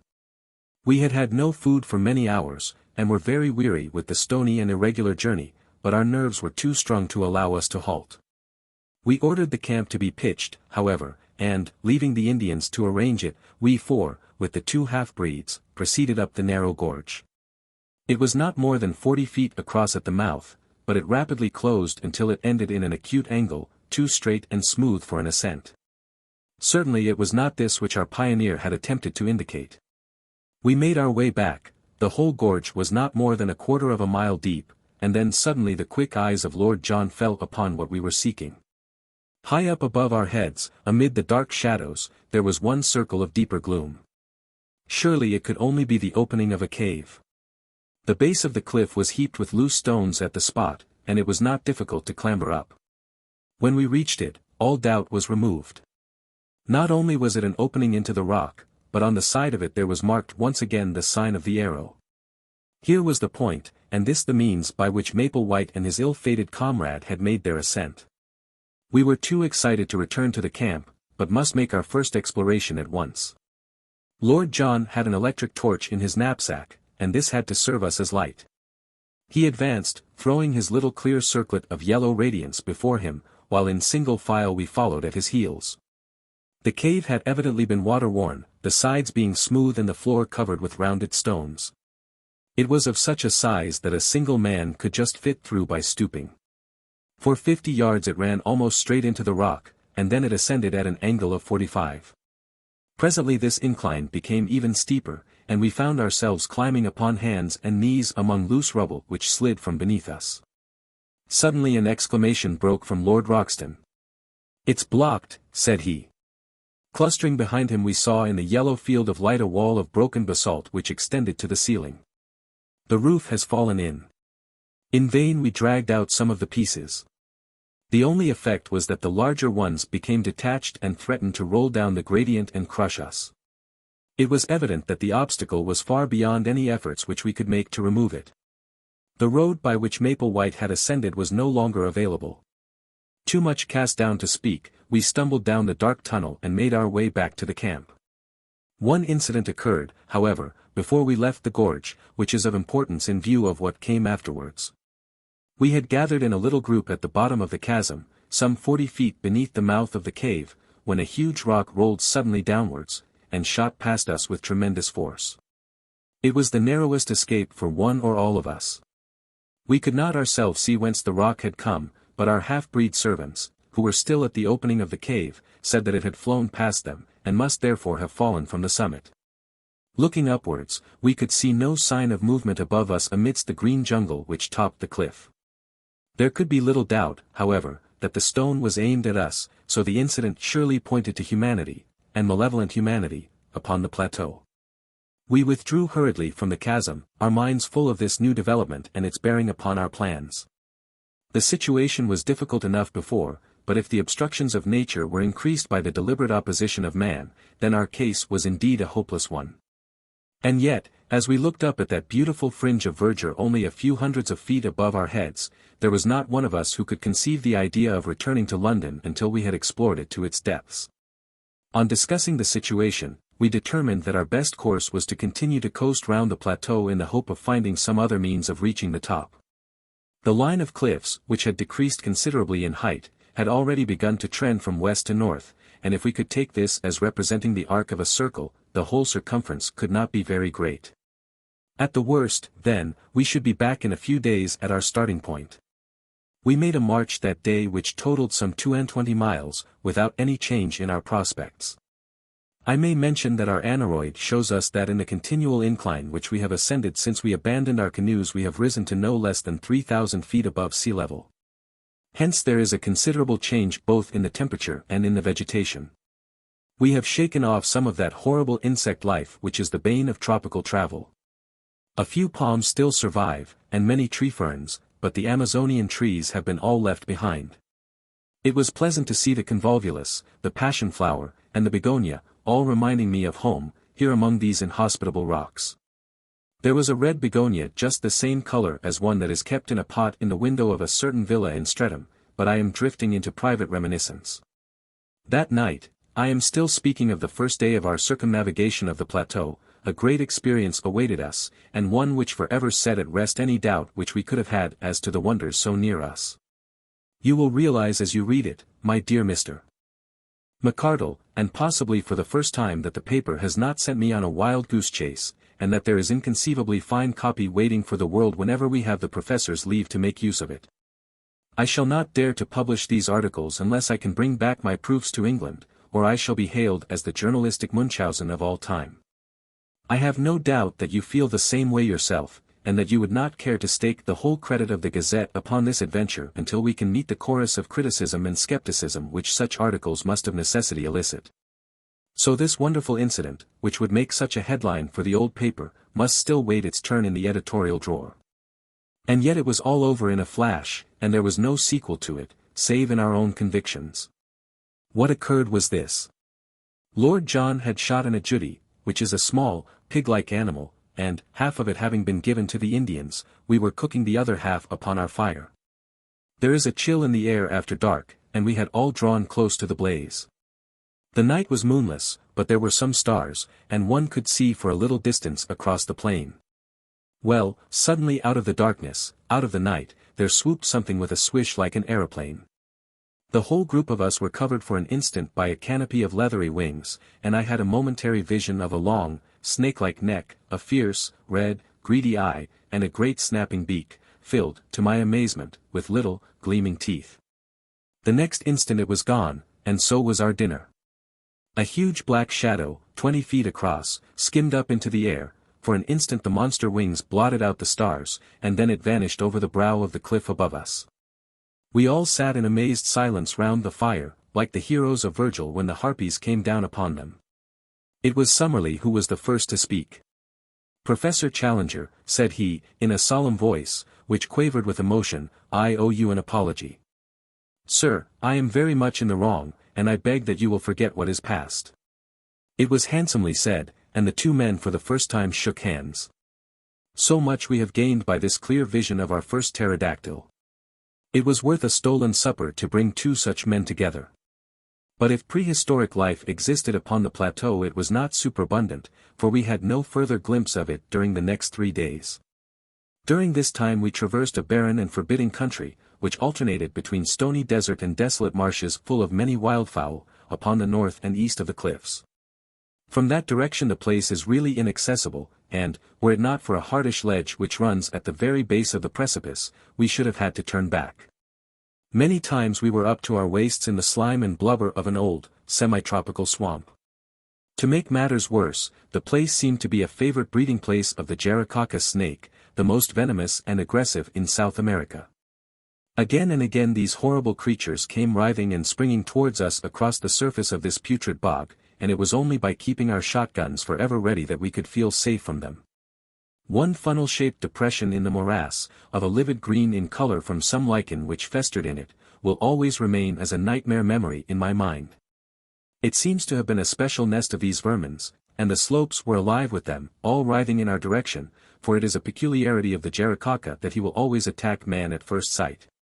There were too many for us to shoot, so we fairly took to our heels and ran until we were exhausted.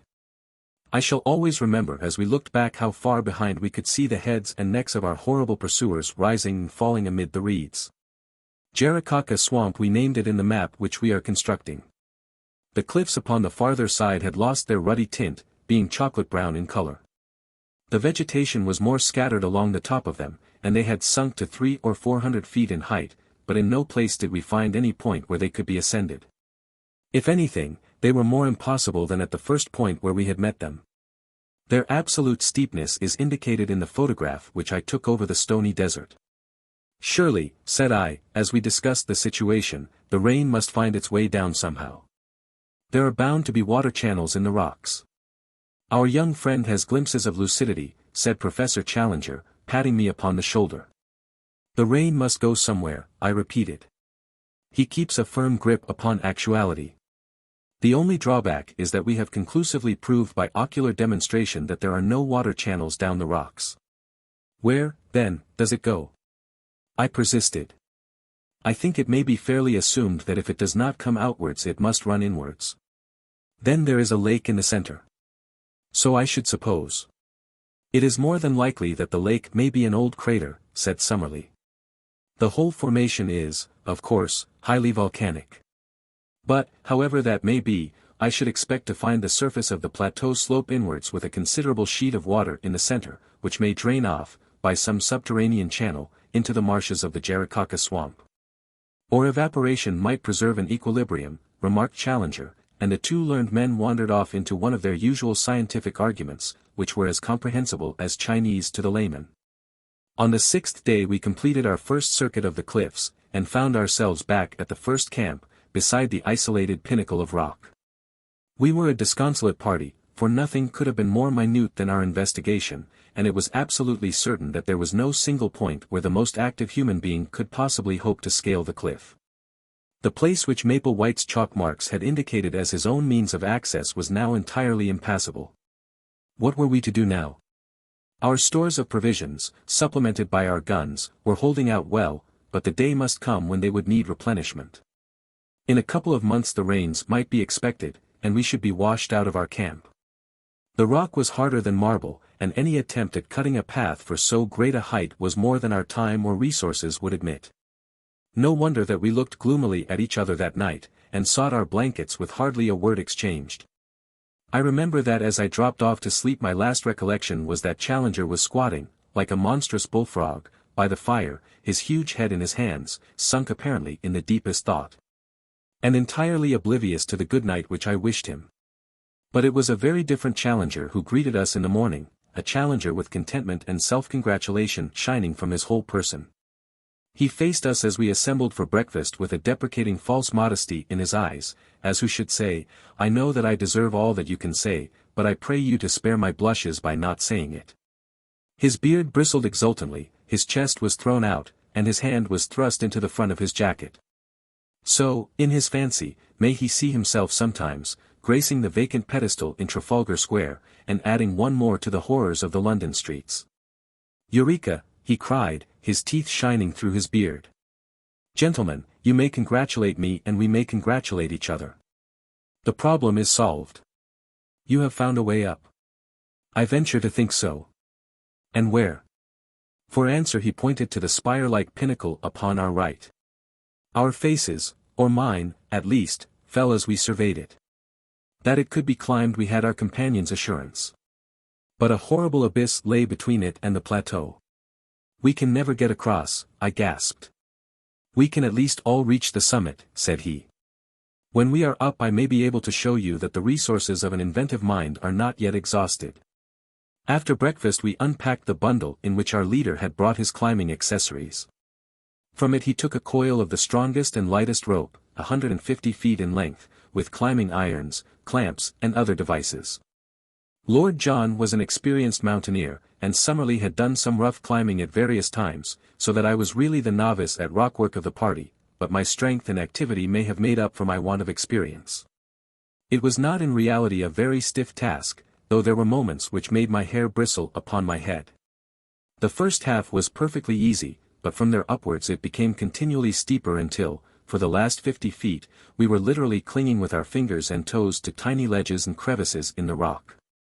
I could not have accomplished it, nor could Summerlee, if Challenger had not gained the summit. It was extraordinary to see such activity in so unwieldy a creature, and there fixed the rope round the trunk of the considerable tree which grew there.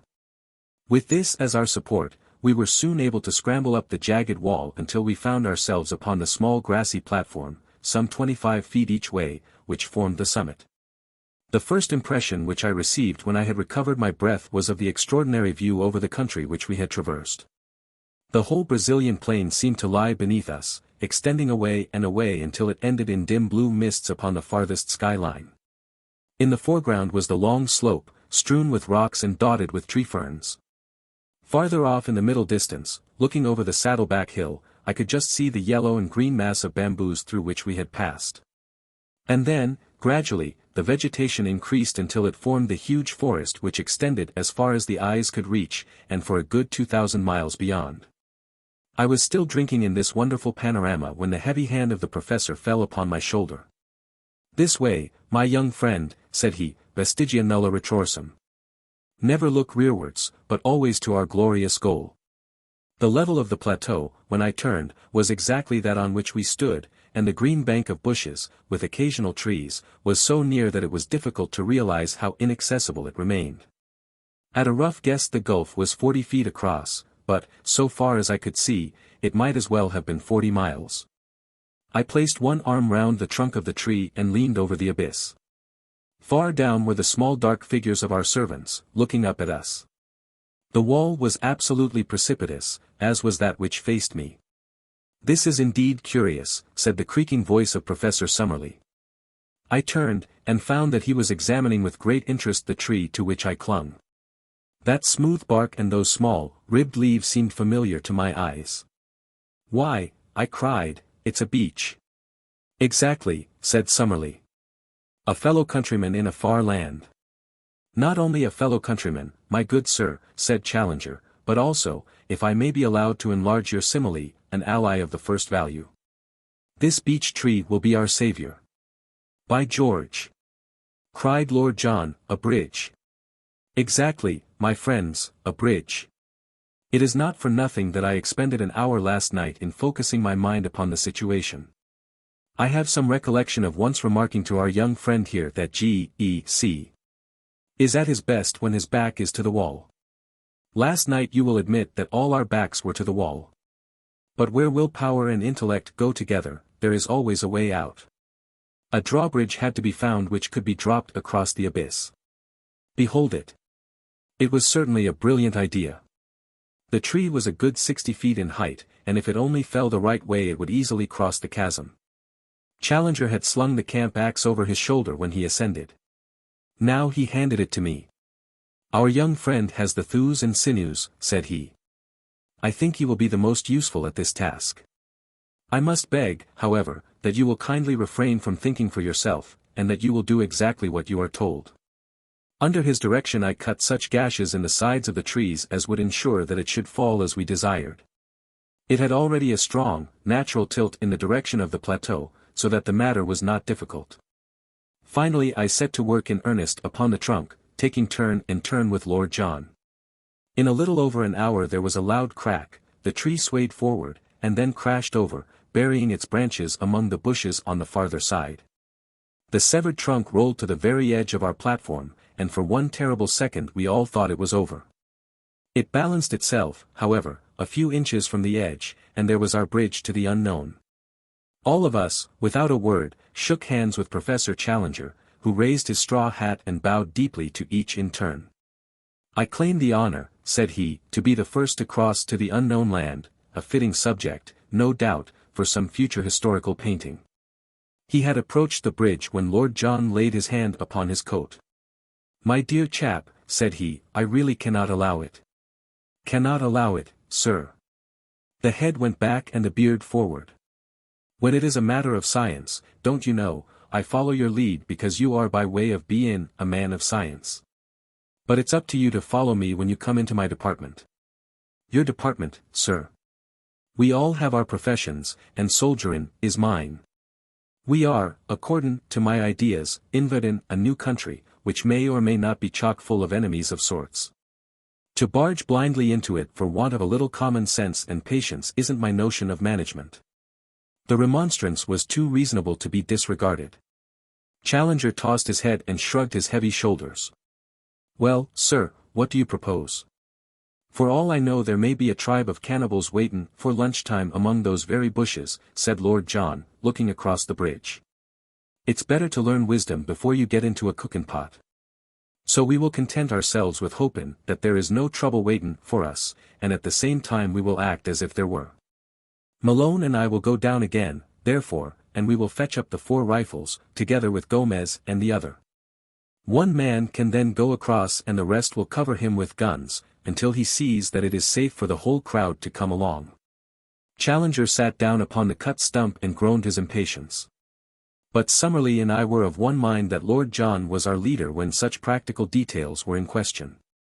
The climb was a more simple thing now that the rope dangled down the face of the worst part of the ascent. Within an hour we had brought up the rifles and a shotgun. The half-breeds had ascended also, and under Lord John's orders they had carried up a bale of provisions in case our first exploration should be a long one. We had each bandoliers of cartridges. "Now, Challenger, if you really insist upon being the first man in," said Lord John, when every preparation was complete. "I am much indebted to you for your gracious permission," said the angry professor. "For never was a man so intolerant of every form of authority. Since you are good enough to allow it, I shall most certainly take it upon myself to act as pioneer upon this occasion." Seating himself with a leg overhanging the abyss on each side, and his hatchet slung upon his back, Challenger hopped his way across the trunk and was soon at the other side. He clambered up and waved his arms in the air. "At last," he cried. "At last!" I gazed anxiously at him, with a vague expectation that some terrible fate would dart at him from the curtain of green behind him. But all was quiet, save that a strange, many-colored bird flew up from under his feet and vanished among the trees. Summerlee was the second. His wiry energy is wonderful in so frail a frame. He insisted upon having 2 rifles slung upon his back, so that both professors were armed when he had made his transit. I came next, and tried hard not to look down into the horrible gulf over which I was passing.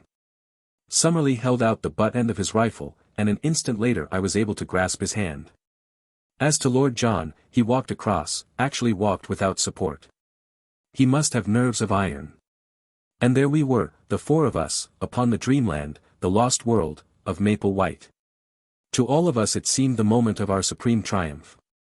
Who could have guessed that it was the prelude to our supreme disaster? Let me say in a few words how the crushing blow fell upon us. We had turned away from the edge, and had penetrated about 50 yards of close brushwood, when there came a frightful rending crash from behind us. With one impulse we rushed back the way that we had come. The bridge was gone.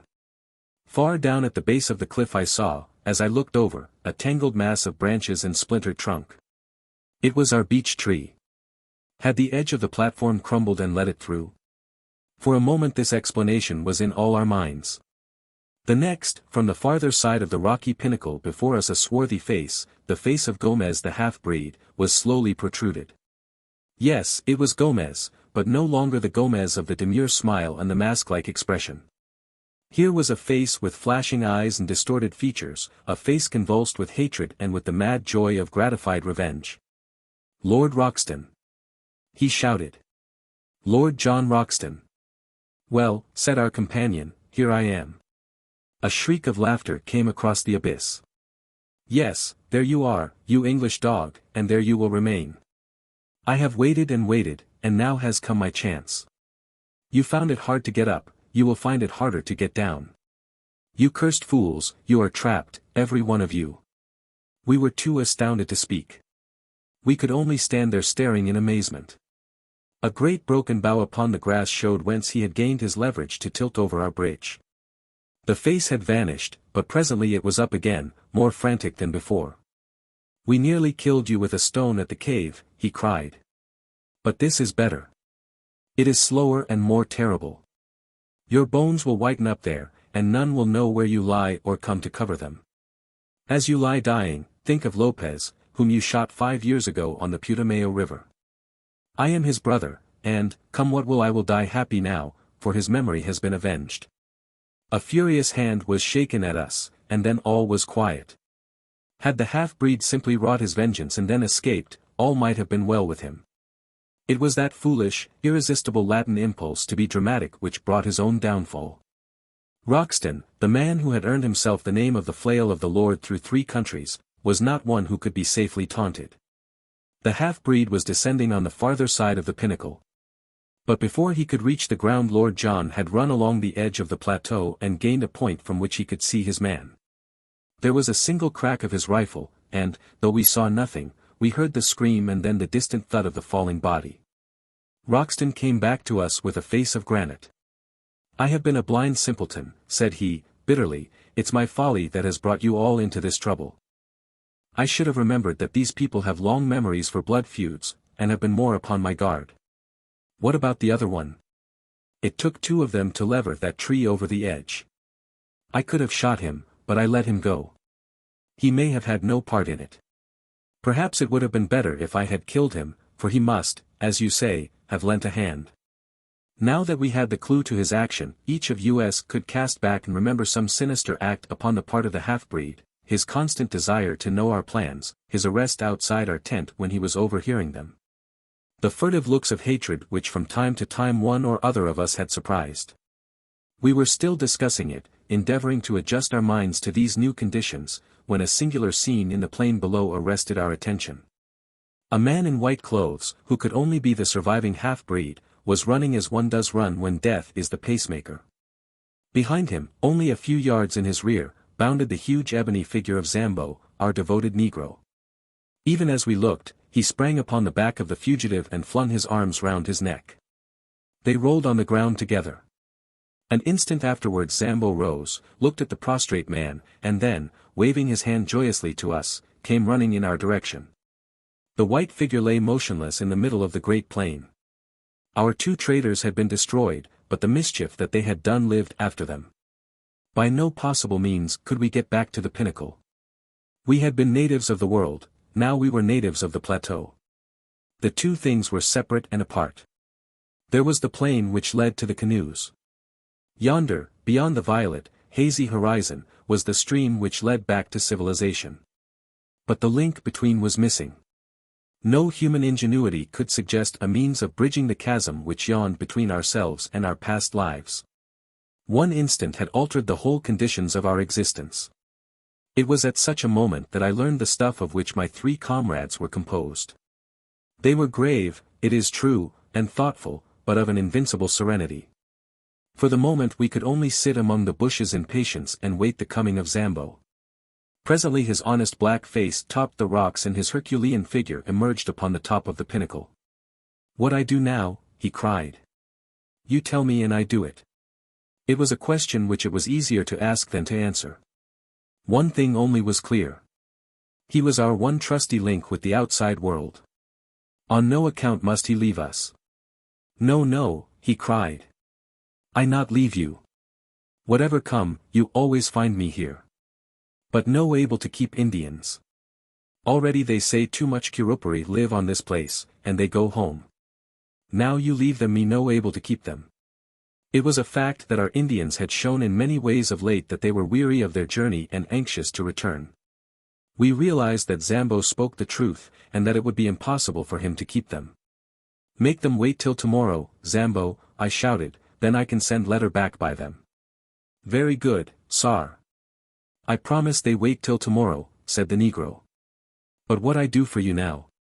There was plenty for him to do, and admirably the faithful fellow did it. First of all, under our directions, he undid the rope from the tree stump and threw one end of it across to us. It was not thicker than a clothesline, but it was of great strength, and though we could not make a bridge of it, we might well find it invaluable if we had any climbing to do. He then fastened his end of the rope to the package of supplies which had been carried up, and we were able to drag it across. This gave us the means of life for at least a week, even if we found nothing else. Finally he descended and carried up 2 other packets of mixed goods, a box of ammunition and a number of other things, all of which we got across by throwing our rope to him and hauling it back. It was evening when he at last climbed down, with a final assurance that he would keep the Indians till next morning. And so it is that I have spent nearly the whole of this our first night upon the plateau writing up our experiences by the light of a single candle lantern. We supped and camped at the very edge of the cliff, quenching our thirst with 2 bottles of Apollinaris which were in one of the cases. It is vital to us to find water, but I think even Lord John himself had had adventures enough for one day, and none of us felt inclined to make the first push into the unknown. We forbore to light a fire or to make any unnecessary sound. Tomorrow, or today, rather, for it is already dawn as I write, we shall make our first venture into this strange land. When I shall be able to write again, or if I ever shall write again, I know not. Meanwhile, I can see that the Indians are still in their place, and I am sure that the faithful Zambo will be here presently to get my letter. I only trust that it will come to hand. P.S. The more I think the more desperate does our position seem. I see no possible hope of our return. If there were a high tree near the edge of the plateau we might drop a return bridge across, but there is none within 50 yards. Our united strength could not carry a trunk which would serve our purpose. The rope, of course, is far too short that we could descend by it. No, our position is hopeless, hopeless. Chapter 10, The Most Wonderful Things Have Happened. The most wonderful things have happened and are continually happening to us. All the paper that I possess consists of 5 old notebooks and a lot of scraps, and I have only the one stylographic pencil. But so long as I can move my hand I will continue to set down our experiences and impressions, for, since we are the only men of the whole human race to see such things, it is of enormous importance that I should record them whilst they are fresh in my memory and before that fate which seems to be constantly impending does actually overtake us. Whether Zambo can at last take these letters to the river, or whether I shall myself in some miraculous way carry them back with me, or, finally, whether some daring explorer, coming upon our tracks with the advantage, perhaps, of a perfected monoplane, should find this bundle of manuscript, in any case I can see that what I am writing is destined to immortality as a classic of true adventure. On the morning after our being trapped upon the plateau by the villainous Gomez we began a new stage in our experiences. The first incident in it was not such as to give me a very favorable opinion of the place to which we had wandered. As I roused myself from a short nap after day had dawned, my eyes fell upon a most singular appearance upon my own leg. My trouser had slipped up, exposing a few inches of my skin above my sock. On this there rested a large, purplish grape. Astonished at the sight, I leaned forward to pick it off, when, to my horror, it burst between my finger and thumb, squirting blood in every direction. My cry of disgust had brought the 2 professors to my side. "Most interesting," said Summerlee, bending over my shin. "An enormous blood tick, as yet, I believe, unclassified. The first fruits of our labors, said Challenger in his booming, pedantic fashion. We cannot do less than call it Ixodes Maloney. The very small inconvenience of being bitten, my young friend, cannot, I am sure, weigh with you as against the glorious privilege of having your name inscribed in the deathless roll of zoology. Unhappily you have crushed this fine specimen at the moment of satiation. Filthy vermin! I cried. Professor Challenger raised his great eyebrows in protest, and placed a soothing paw upon my shoulder. You should cultivate the scientific eye and the detached scientific mind, said he. To a man of philosophic temperament like myself the blood tick, with its lancet-like proboscis and its distending stomach, is as beautiful a work of nature as the peacock or, for that matter, the aurora borealis. It pains me to hear you speak of it in so unappreciative a fashion. No doubt, with due diligence, we can secure some other specimen. There can be no doubt of that, said Summerlee, grimly, for one has just disappeared behind your shirt collar. Challenger sprang into the air bellowing like a bull, and tore frantically at his coat and shirt to get them off. Summerlee and I laughed so that we could hardly help him. At last we exposed that monstrous torso, 54 inches, by the tailor's tape. His body was all matted with black hair, out of which jungle we picked the wandering tick before it had bitten him. But the bushes round were full of the horrible pests, and it was clear that we must shift our camp. But first of all it was necessary to make our arrangements with the faithful Negro, who appeared presently on the pinnacle with a number of tins of cocoa and biscuits, which he tossed over to us. Of the stores which remained below he was ordered to retain as much as would keep him for 2 months. The Indians were to have the remainder as a reward for their services and as payment for taking our letters back to the Amazon. Some hours later we saw them in single file far out upon the plain, each with a bundle on his head, making their way back along the path we had come. Zambo occupied our little tent at the base of the pinnacle, and there he remained, our one link with the world below. And now we had to decide upon our immediate movements. We shifted our position from among the tick-laden bushes until we came to a small clearing thickly surrounded by trees upon all sides. There were some flat slabs of rock in the center, with an excellent well close by, and there we sat in cleanly comfort while we made our first plans for the invasion of this new country. Birds were calling among the foliage, especially one with a peculiar whooping cry which was new to us, but beyond these sounds there were no signs of life. Our first care was to make some sort of list of our own stores, so that we might know what we had to rely upon. What with the things we had ourselves brought up and those which Zambo had sent across on the rope, we were fairly well supplied. Most important of all, in view of the dangers which might surround us, we had our 4 rifles and 1,300 rounds, also a shotgun, but not more than 150 medium pellet cartridges. In the matter of provisions we had enough to last for several weeks, with a sufficiency of tobacco and a few scientific implements, including a large telescope and a good field glass. All these things we collected together in the clearing, and as a first precaution, we cut down with our hatchet and knives a number of thorny bushes, which we piled round in a circle some 15 yards in diameter. This was to be our headquarters for the time, our place of refuge against sudden danger and the guardhouse for our stores. Fort Challenger, we called it. It was midday before we had made ourselves secure, but the heat was not oppressive, and the general character of the plateau, both in its temperature and in its vegetation, was almost temperate. The beech, the oak, and even the birch were to be found among the tangle of trees which girt us in. One huge ginkgo tree, topping all the others, shot its great limbs and maidenhair foliage over the fort which we had constructed. In its shade we continued our discussion, while Lord John, who had quickly taken command in the hour of action, gave us his views. So long as neither man nor beast has seen or heard us, we are safe, said he. From the time they know we are here our troubles begin. There are no signs that they have found us out as yet. So our game surely is to lie low for a time and spy out the land. We want to have a good look at our neighbors before we get on visitant terms. But we must advance, I ventured to remark. By all means, Sonny my boy. We will advance. But with common sense. We must never go so far that we can't get back to our base. Above all, we must never, unless it is life or death, fire off our guns. But you fired yesterday, said Summerlee. Well, it couldn't be helped. However, the wind was strong and blew outwards. It is not likely that the sound could have traveled far into the plateau. By the way, what shall we call this place? I suppose it is up to us to give it a name. There were several suggestions, more or less happy, but Challenger's was final.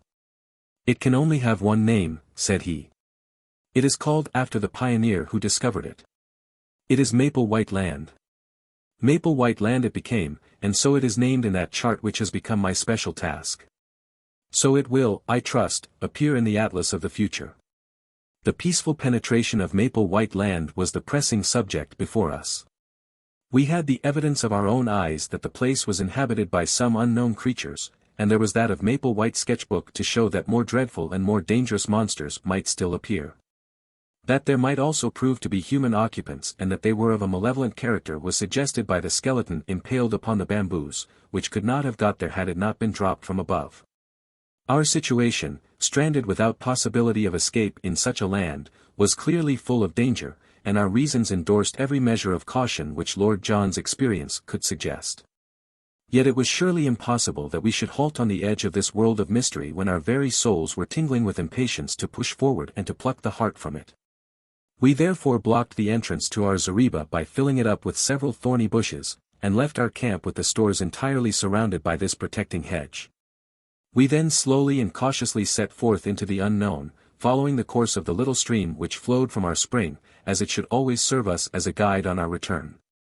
Hardly had we started when we came across signs that there were indeed wonders awaiting us. After a few hundred yards of thick forest, containing many trees which were quite unknown to me, but which Summerlee, who was the botanist of the party, recognized as forms of conifera and of cycadaceous plants which have long passed away in the world below, we entered a region where the stream widened out and formed a considerable bog. High reeds of a peculiar type grew thickly before us, which were pronounced to be equisitacea, or mare's tails, with tree ferns scattered amongst them, all of them swaying in a brisk wind. Suddenly Lord John, who was walking first, halted with uplifted hand. "Look at this," said he. "By George, this must be the trail of the father of all birds." An enormous three-toed track was imprinted in the soft mud before us. The creature, whatever it was, had crossed the swamp and had passed on into the forest. We all stopped to examine that monstrous spoor. If it were indeed a bird, and what animal could leave such a mark? Its foot was so much larger than an ostrich's that its height upon the same scale must be enormous. Lord John looked eagerly round him and slipped 2 cartridges into his elephant gun. "I'll stake my good name as a shikari," said he, "that the track is a fresh one. The creature has not passed 10 minutes. Look how the water is still oozing into that deeper print. By Jove! See, here is the mark of a little one." Sure enough, smaller tracks of the same general form were running parallel to the large ones. "But what do you make of this?" cried Professor Summerlee, triumphantly, pointing to what looked like the huge print of a 5-fingered human hand appearing among the 3-toed marks. "Wealden," cried Challenger, in an ecstasy. "I've seen them in the Wealden clay. It is a creature walking erect upon 3-toed feet, and occasionally putting one of its 5-fingered forepaws upon the ground.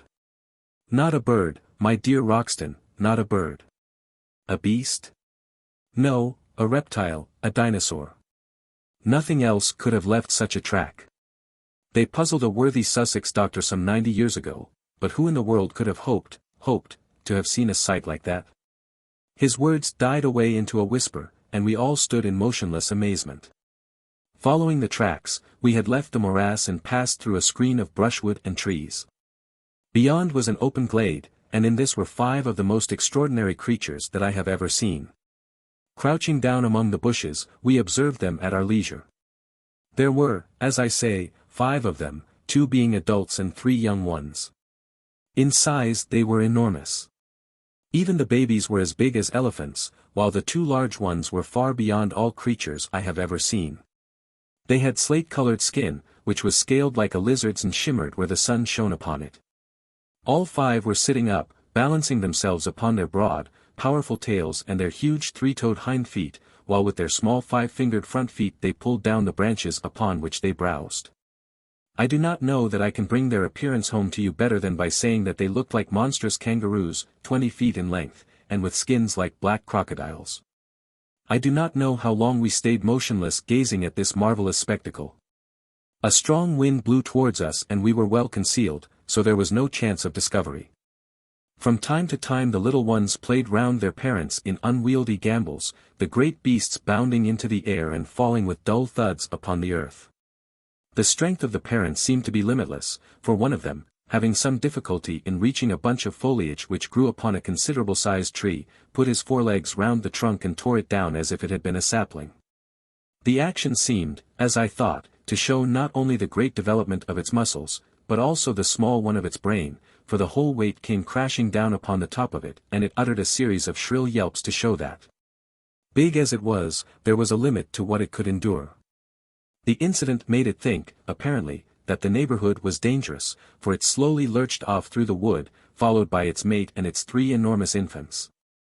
We saw the shimmering slaty gleam of their skins between the tree trunks, and their heads undulating high above the brushwood. Then they vanished from our sight. I looked at my comrades. Lord John was standing at gaze with his finger on the trigger of his elephant gun, his eager hunter's soul shining from his fierce eyes.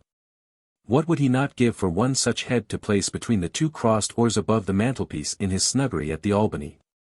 And yet his reason held him in, for all our exploration of the wonders of this unknown land depended upon our presence being concealed from its inhabitants. The 2 professors were in silent ecstasy. In their excitement they had unconsciously seized each other by the hand, and stood like 2 little children in the presence of a marvel, Challenger's cheeks bunched up into a seraphic smile, and Summerlee's sardonic face softening for the moment into wonder and reverence. Nunc dimittis, he cried at last. What will they say in England of this? My dear Summerlee, I will tell you with great confidence exactly what they will say in England, said Challenger. They will say that you are an infernal liar and a scientific charlatan, exactly as you and others said of me. In the face of photographs? Faked, Summerlee. Clumsily faked. In the face of specimens? Ah, there we may have them. Malone and his filthy Fleet Street crew may be all yelping our praises yet.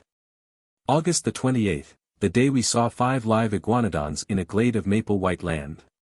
Put it down in your diary, my young friend, and send it to your rag. And be ready to get the toe end of the editorial boot in return, said Lord John. Things look a bit different from the latitude of London, young fellow my lad. There's many a man who never tells his adventures, for he can't hope to be believed. Who's to blame them? For this will seem a bit of a dream to ourselves in a month or 2. What did you say they were? Iguanodons, said Summerlee. You'll find their footmarks all over the Hastings sands, in Kent, and in Sussex. The south of England was alive with them when there was plenty of good lush green stuff to keep them going. Conditions have changed, and the beasts died.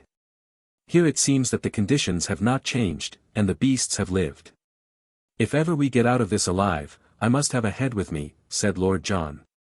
Lord, how some of that Somaliland Uganda crowd would turn a beautiful pea green if they saw it. I don't know what you chaps think, but it strikes me that we are on mighty thin ice all this time. I had the same feeling of mystery and danger around us.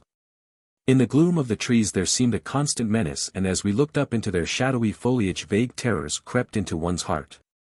It is true that these monstrous creatures which we had seen were lumbering, inoffensive brutes which were unlikely to hurt anyone, but in this world of wonders what other survivals might there not be, what fierce, active horrors ready to pounce upon us from their lair among the rocks or brushwood?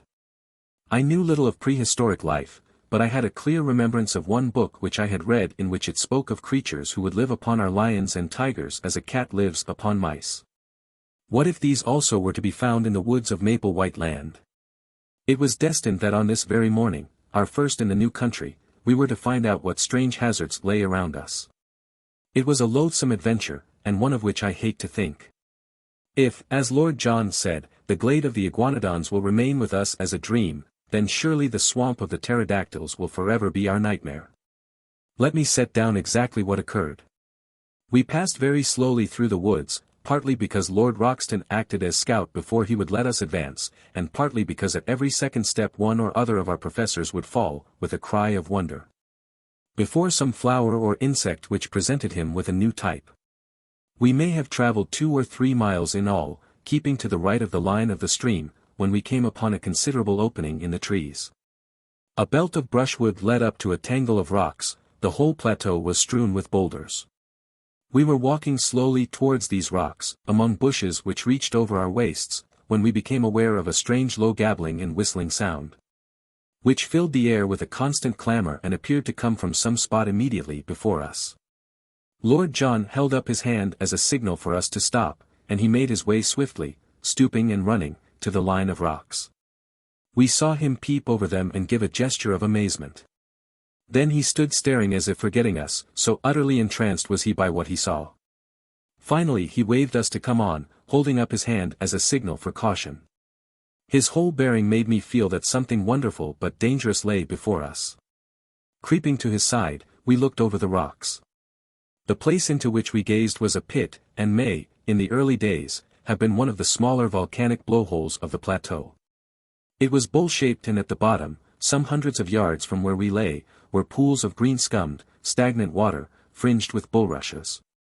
It was a weird place in itself, but its occupants made it seem like a scene from the Seven Circles of Dante. The place was a rookery of pterodactyls. There were hundreds of them congregated within view. All the bottom area round the water edge was alive with their young ones, and with hideous mothers brooding upon their leathery, yellowish eggs. From this crawling, flapping mass of obscene reptilian life came the shocking clamor which filled the air and the mephitic, horrible, musty odor which turned us sick. But above, perched each upon its own stone, tall, grey, and withered, more like dead and dried specimens than actual living creatures, sat the horrible males. Absolutely motionless save for the rolling of their red eyes or an occasional snap of their rat-trap beaks as a dragonfly went past them. Their huge, membranous wings were closed by folding their forearms, so that they sat like gigantic old women, wrapped in hideous web-colored shawls, and with their ferocious heads protruding above them. Large and small, not less than 1,000 of these filthy creatures lay in the hollow before us. Our professors would gladly have stayed there all day, so entranced were they by this opportunity of studying the life of a prehistoric age. They pointed out the fish and dead birds lying about among the rocks as proving the nature of the food of these creatures. And I heard them congratulating each other on having cleared up the point why the bones of this flying dragon are found in such great numbers in certain well-defined areas, as in the Cambridge greensand, since it was now seen that, like penguins, they lived in gregarious fashion. Finally, however, Challenger, bent upon proving some point which Summerlee had contested, thrust his head over the rock and nearly brought destruction upon us all. In an instant the nearest male gave a shrill, whistling cry, and flapped its 20-foot span of leathery wings as it soared up into the air. The females and young ones huddled together beside the water, while the whole circle of sentinels rose one after the other and sailed off into the sky. It was a wonderful sight to see at least 100 creatures of such enormous size and hideous appearance all swooping like swallows with swift, shearing wing-strokes above us. But soon we realized that it was not one on which we could afford to linger. At first the great brutes flew round in a huge ring, as if to make sure what the exact extent of the danger might be. Then, the flight grew lower and the circle narrower, until they were whizzing round and round us, the dry, rustling flap of their huge slate-colored wings filling the air with a volume of sound that made me think of Hendon Aerodrome upon a race day. "Make for the wood and keep together," cried Lord John, clubbing his rifle. "The brutes mean mischief." The moment we attempted to retreat the circle closed in upon us, until the tips of the wings of those nearest to us nearly touched our faces. We beat at them with the stocks of our guns, but there was nothing solid or vulnerable to strike. Then suddenly out of the whizzing, slate-colored circle a long neck shot out, and a fierce beak made a thrust at us. Another and another followed. Summerlee gave a cry and put his hand to his face, from which the blood was streaming. I felt a prod at the back of my neck, and turned dizzy with the shock. Challenger fell, and as I stooped to pick him up I was again struck from behind and dropped on the top of him. At the same instant I heard the crash of Lord John's elephant gun, and, looking up, saw one of the creatures with a broken wing struggling upon the ground, spitting and gurgling at us with a wide-open beak and bloodshot, goggled eyes. Like some devil in a medieval picture. Its comrades had flown higher at the sudden sound, and were circling above our heads. "Now," cried Lord John, "now for our lives." We staggered through the brushwood, and even as we reached the trees the harpies were on us again. Summerlee was knocked down, but we tore him up and rushed among the trunks. Once there we were safe, for those huge wings had no space for their sweep beneath the branches. As we limped homewards, sadly mauled and discomfited, we saw them for a long time flying at a great height against the deep blue sky above our heads, soaring round and round, no bigger than wood pigeons. With their eyes no doubt still following our progress. At last, however, as we reached the thicker woods they gave up the chase, and we saw them no more. "A most interesting and convincing experience," said Challenger, as we halted beside the brook and he bathed a swollen knee. "We are exceptionally well informed, Summerlee, as to the habits of the enraged pterodactyl." Summerlee was wiping the blood from a cut in his forehead, while I was tying up a nasty stab in the muscle of the neck. Lord John had the shoulder of his coat torn away, but the creature's teeth had only grazed the flesh. "It is worth noting," Challenger continued, "that our young friend has received an undoubted stab, while Lord John's coat could only have been torn by a bite. In my own case, I was beaten about the head by their wings, so we have had a remarkable exhibition of their various methods of offense." "It has been touch and go for our lives," said Lord John, gravely, "and I could not think of a more rotten sort of death than to be outed by such filthy vermin. I was sorry to fire my rifle, but, by Jove, there was no great choice." "We should not be here if you hadn't," said I, with conviction. "It may do no harm," said he. "Among these woods there must be many loud cracks from splitting or falling trees which would be just like the sound of a gun. But now, if you are of my opinion, we have had thrills enough for one day, and had best get back to the surgical box at the camp for some carbolic. Who knows what venom these beasts may have in their hideous jaws? But surely no men ever had just such a day since the world began. Some fresh surprise was ever in store for us." When, following the course of our brook, we at last reached our glade and saw the thorny barricade of our camp, we thought that our adventures were at an end. But we had something more to think of before we could rest. The gate of Fort Challenger had been untouched, the walls were unbroken, and yet it had been visited by some strange and powerful creature in our absence. No footmark showed a trace of its nature, and only the overhanging branch of the enormous ginkgo tree suggested how it might have come and gone, but of its malevolent strength there was ample evidence in the condition of our stores. They were strewn at random all over the ground, and one tin of meat had been crushed into pieces so as to extract the contents. A case of cartridges had been shattered into matchwood, and one of the brass shells lay shredded into pieces beside it. Again the feeling of vague horror came upon our souls, and we gazed round with frightened eyes at the dark shadows which lay around us, in all of which some fearsome shape might be lurking. How good it was when we were hailed by the voice of Zambo, and, going to the edge of the plateau, saw him sitting grinning at us upon the top of the opposite pinnacle. "All well, Massa Challenger, all well," he cried. "Me stay here. No fear. You always find me when you want." His honest black face, and the immense view before us, which carried us halfway back to the affluent of the Amazon, helped us to remember that we really were upon this earth in the 20th century. And had not by some magic been conveyed to some raw planet in its earliest and wildest state. How difficult it was to realize that the violet line upon the far horizon was well advanced to that great river upon which huge steamers ran, and folk talked of the small affairs of life, while we, marooned among the creatures of a bygone age, could but gaze towards it and yearn for all that it meant. One other memory remains with me of this wonderful day, and with it I will close this letter. The two professors, their tempers aggravated no doubt by their injuries, had fallen out as to whether our assailants were of the genus Pterodactylus or Dimorphodon, and high words had ensued. To avoid their wrangling I moved some little way apart, and was seated smoking upon the trunk of a fallen tree, when Lord John strolled over in my direction. "I say, Malone," said he, "do you remember that place where those beasts were?" "Very clearly." "A sort of volcanic pit, was it not?" "Exactly," said I. "Did you notice the soil?" "Rocks." "But round the water, where the reeds were?" "It was a bluish soil." "It looked like clay." "Exactly. A volcanic tube full of blue clay." "What of that?" I asked. "Oh, nothing, nothing," said he, and strolled back to where the voices of the contending men of science rose in a prolonged duet, the high, strident note of Summerlee rising and falling to the sonorous bass of Challenger. I should have thought no more of Lord John's remark were it not that once again that night I heard him mutter to himself, "Blue clay, clay in a volcanic tube."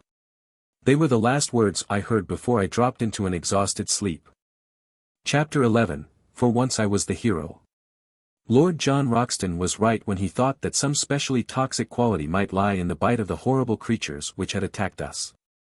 On the morning after our first adventure upon the plateau, both Summerlee and I were in great pain and fever, while Challenger's knee was so bruised that he could hardly limp. We kept to our camp all day, therefore, Lord John busying himself, with such help as we could give him, in raising the height and thickness of the thorny walls which were our only defense. I remember that during the whole long day I was haunted by the feeling that we were closely observed, though by whom or whence I could give no guess. So strong was the impression that I told Professor Challenger of it, who put it down to the cerebral excitement caused by my fever. Again and again I glanced round swiftly, with the conviction that I was about to see something, but only to meet the dark tangle of our hedge or the solemn and cavernous gloom of the great trees which arched above our heads. And yet the feeling grew ever stronger in my own mind that something observant and something malevolent was at our very elbow. I thought of the Indian superstition of the Curupari, the dreadful, lurking spirit of the woods, and I could have imagined that his terrible presence haunted those who had invaded his most remote and sacred retreat.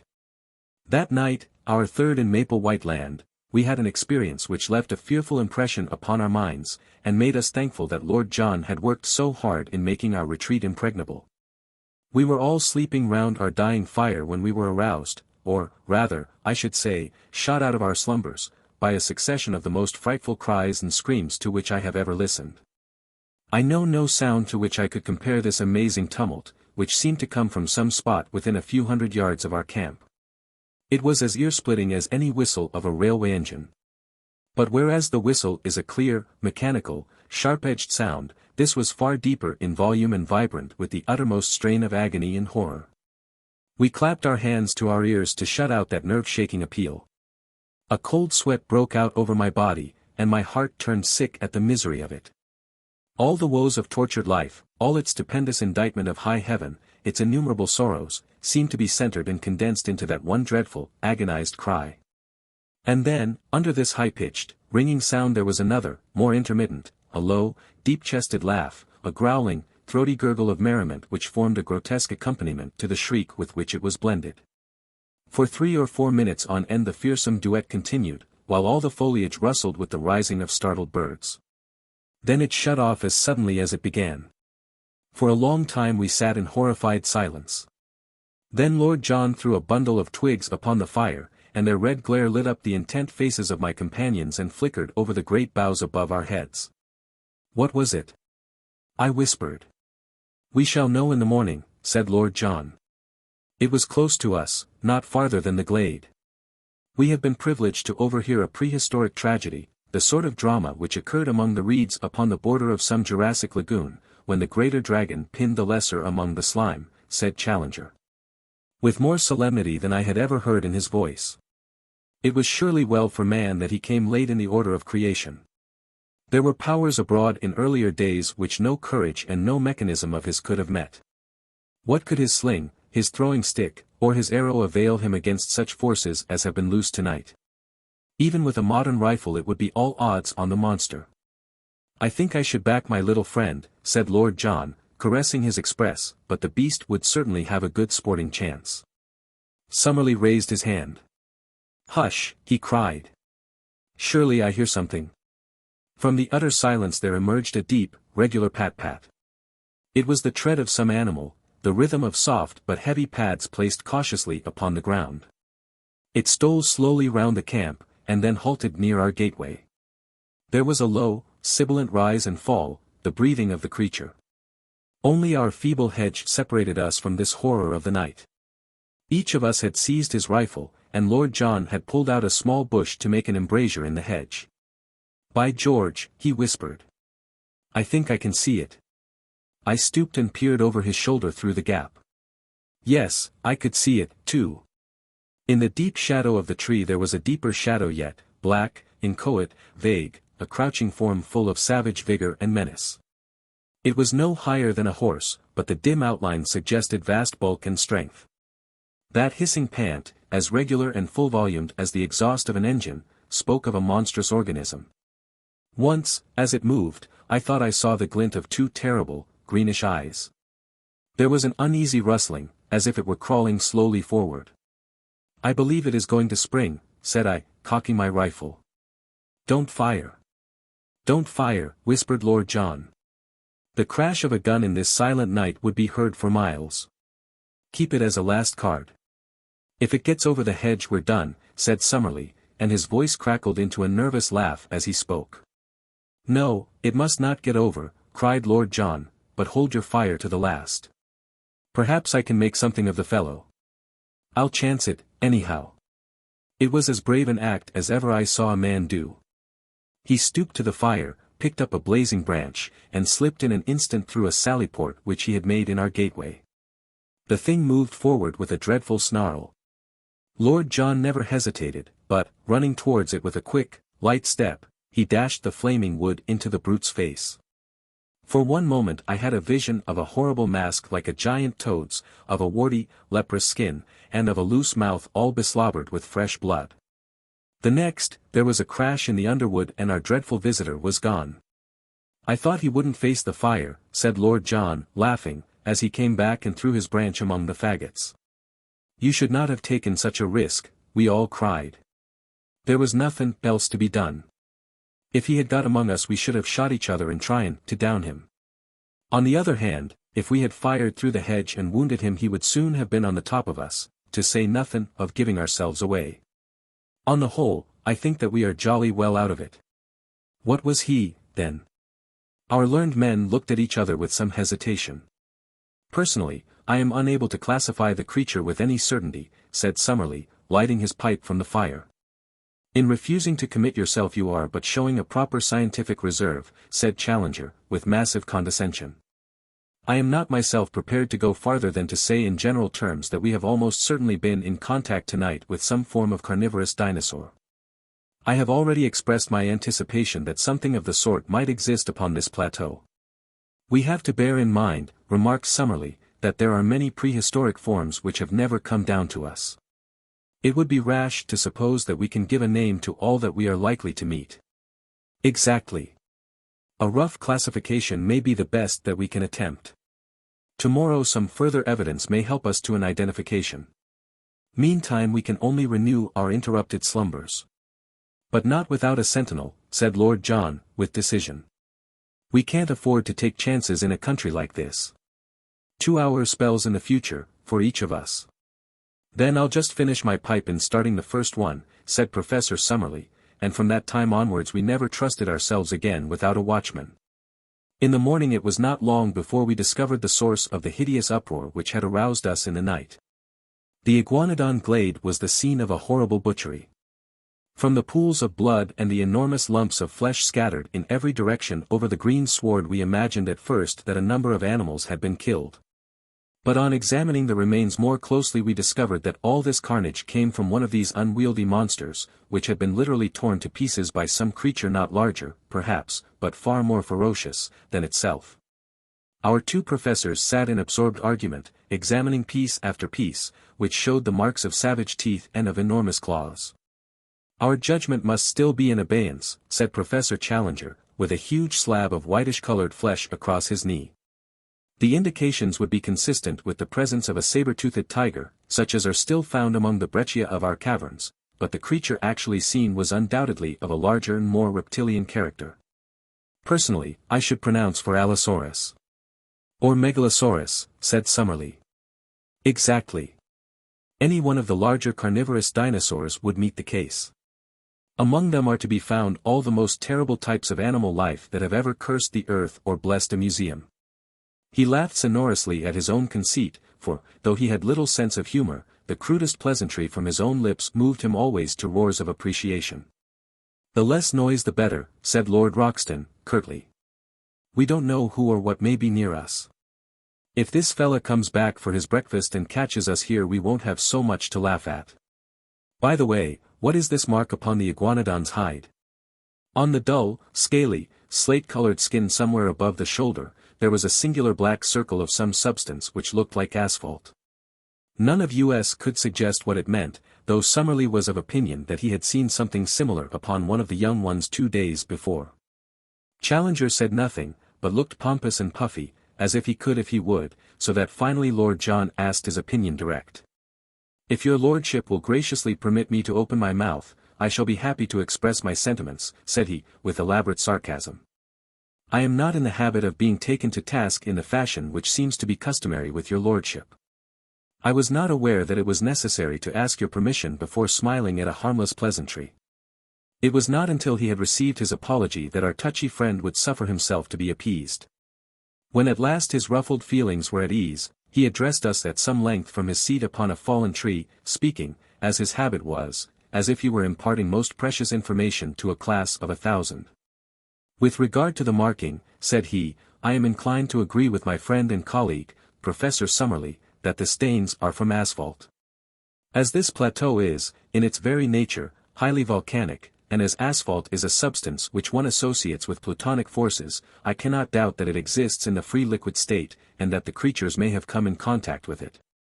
A much more important problem is the question as to the existence of the carnivorous monster which has left its traces in this glade.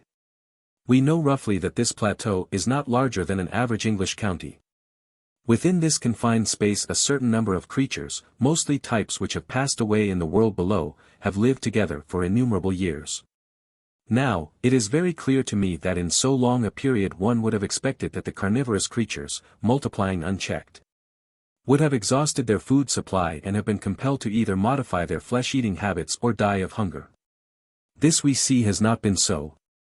We can only imagine, therefore, that the balance of nature is preserved by some check which limits the numbers of these ferocious creatures. One of the many interesting problems, therefore, which await our solution is to discover what that check may be and how it operates. I venture to trust that we may have some future opportunity for the closer study of the carnivorous dinosaurs. And I venture to trust we may not, I observed. The professor only raised his great eyebrows, as the schoolmaster meets the irrelevant observation of the naughty boy. Perhaps Professor Summerlee may have an observation to make, he said, and the two savants ascended together into some rarefied scientific atmosphere, where the possibilities of a modification of the birth rate were weighed against the decline of the food supply as a check in the struggle for existence. That morning we mapped out a small portion of the plateau, avoiding the swamp of the pterodactyls, and keeping to the east of our brook instead of to the west. In that direction the country was still thickly wooded, with so much undergrowth that our progress was very slow. I have dwelt up to now upon the terrors of Maple White Land. But there was another side to the subject, for all that morning we wandered among lovely flowers, mostly, as I observed, white or yellow in color, these being, as our professors explained, the primitive flower shades. In many places the ground was absolutely covered with them, and as we walked ankle-deep on that wonderful yielding carpet, the scent was almost intoxicating in its sweetness and intensity. The homely English bee buzzed everywhere around us. Many of the trees under which we passed had their branches bowed down with fruit, some of which were of familiar sorts, while other varieties were new. By observing which of them were pecked by the birds we avoided all danger of poison and added a delicious variety to our food reserve. In the jungle which we traversed were numerous hard-trodden paths made by the wild beasts, and in the more marshy places we saw a profusion of strange footmarks, including many of the iguanodon. Once in a grove we observed several of these great creatures grazing, and Lord John, with his glass, was able to report that they also were spotted with asphalt, though in a different place to the one which we had examined in the morning. What this phenomenon meant we could not imagine. We saw many small animals, such as porcupines, a scaly anteater, and a wild pig, piebald in color and with long curved tusks. Once, through a break in the trees, we saw a clear shoulder of green hill some distance away, and across this a large dun-colored animal was traveling at a considerable pace. It passed so swiftly that we were unable to say what it was. But if it were a deer, as was claimed by Lord John, it must have been as large as those monstrous Irish elk which are still dug up from time to time in the bogs of my native land. Ever since the mysterious visit which had been paid to our camp we always returned to it with some misgivings. However, on this occasion we found everything in order. That evening we had a grand discussion upon our present situation and future plans, which I must describe at some length. As it led to a new departure by which we were enabled to gain a more complete knowledge of Maple White Land than might have come in many weeks of exploring. It was Summerlee who opened the debate. All day he had been querulous in manner, and now some remark of Lord John's as to what we should do on the morrow brought all his bitterness to a head. What we ought to be doing today, tomorrow, and all the time, said he, is finding some way out of the trap into which we have fallen. You are all turning your brains towards getting into this country. I say that we should be scheming how to get out of it. I am surprised, sir, boomed Challenger, stroking his majestic beard, that any man of science should commit himself to so ignoble a sentiment. You are in a land which offers such an inducement to the ambitious naturalist as none ever has since the world began, and you suggest leaving it before we have acquired more than the most superficial knowledge of it or of its contents. I expected better things of you, Professor Summerlee. You must remember, said Summerlee, sourly, that I have a large class in London who are at present at the mercy of an extremely inefficient locum tenens. This makes my situation different from yours, Professor Challenger, since, so far as I know, you have never been entrusted with any responsible educational work. Quite so, said Challenger. I have felt it to be a sacrilege to divert a brain which is capable of the highest original research to any lesser object. That is why I have sternly set my face against any proffered scholastic appointment. For example? Asked Summerlee, with a sneer, but Lord John hastened to change the conversation. I must say, said he, that I think it would be a mighty poor thing to go back to London before I know a great deal more of this place than I do at present. I could never dare to walk into the back office of my paper and face old McArdle, said I. You will excuse the frankness of this report, will you not, sir? He'd never forgive me for leaving such unexhausted copy behind me. Besides, so far as I can see it is not worth discussing, since we can't get down, even if we wanted. Our young friend makes up for many obvious mental lacunae by some measure of primitive common sense, remarked Challenger. The interests of his deplorable profession are immaterial to us, but, as he observes, we cannot get down in any case, so it is a waste of energy to discuss it. It is a waste of energy to do anything else, growled Summerlee from behind his pipe. Let me remind you that we came here upon a perfectly definite mission, entrusted to us at the meeting of the Zoological Institute in London. That mission was to test the truth of Professor Challenger's statements. Those statements, as I am bound to admit, we are now in a position to endorse. Our ostensible work is therefore done. As to the detail which remains to be worked out upon this plateau, it is so enormous that only a large expedition, with a very special equipment, could hope to cope with it. Should we attempt to do so ourselves, the only possible result must be that we shall never return with the important contribution to science which we have already gained. Professor Challenger has devised means for getting us on to this plateau when it appeared to be inaccessible. I think that we should now call upon him to use the same ingenuity in getting us back to the world from which we came. I confess that as Summerlee stated his view it struck me as altogether reasonable. Even Challenger was affected by the consideration that his enemies would never stand confuted if the confirmation of his statements should never reach those who had doubted them. The problem of the descent is at first sight a formidable one, said he, and yet I cannot doubt that the intellect can solve it. I am prepared to agree with our colleague that a protracted stay in Maple White Land is at present inadvisable, and that the question of our return will soon have to be faced. I absolutely refuse to leave, however, until we have made at least a superficial examination of this country, and are able to take back with us something in the nature of a chart. Professor Summerlee gave a snort of impatience. We have spent 2 long days in exploration, said he, and we are no wiser as to the actual geography of the place than when we started. It is clear that it is all thickly wooded, and it would take months to penetrate it and to learn the relations of one part to another. If there were some central peak it would be different, but it all slopes downwards, so far as we can see. The farther we go the less likely it is that we will get any general view. It was at that moment that I had my inspiration. My eyes chanced to light upon the enormous gnarled trunk of the ginkgo tree which cast its huge branches over us. Surely, if its bole exceeded that of all others, its height must do the same. If the rim of the plateau was indeed the highest point, then why should this mighty tree not prove to be a watchtower which commanded the whole country? Now, ever since I ran wild as a lad in Ireland I have been a bold and skilled tree climber. My comrades might be my masters on the rocks, but I knew that I would be supreme among those branches. Could I only get my legs on to the lowest of the giant offshoots, then it would be strange indeed if I could not make my way to the top. My comrades were delighted at my idea.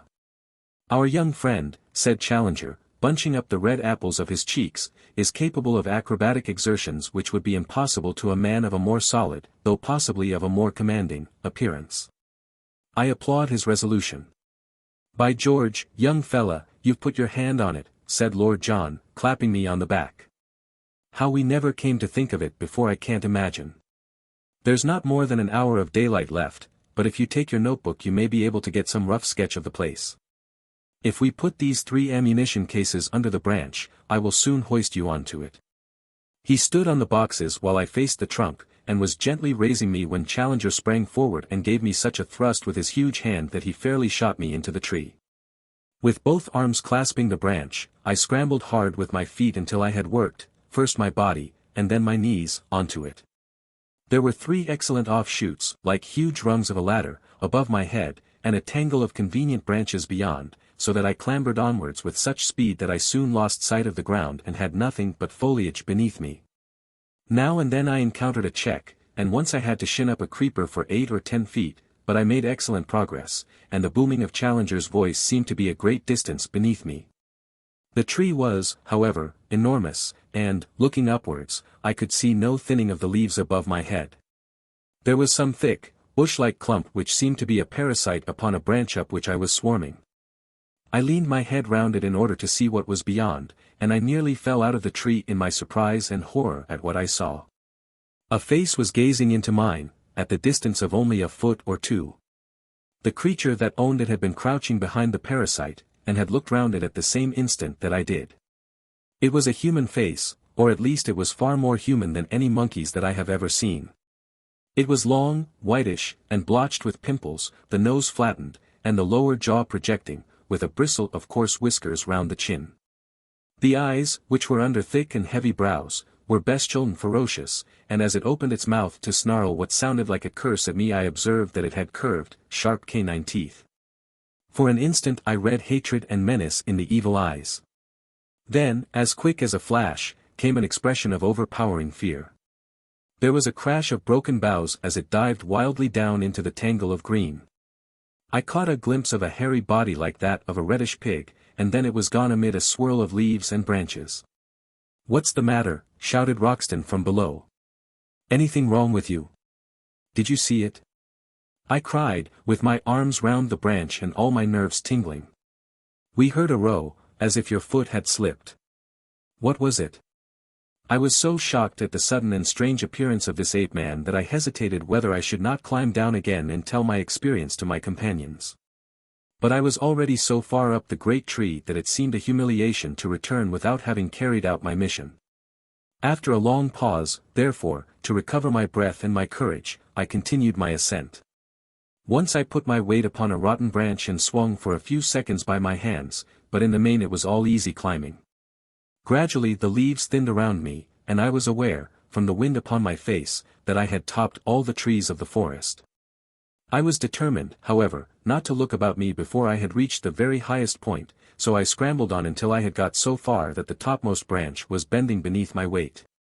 There I settled into a convenient fork, and, balancing myself securely, I found myself looking down at a most wonderful panorama of this strange country in which we found ourselves. The sun was just above the western skyline, and the evening was a particularly bright and clear one, so that the whole extent of the plateau was visible beneath me. It was, as seen from this height, of an oval contour, with a breadth of about 30 miles and a width of 20.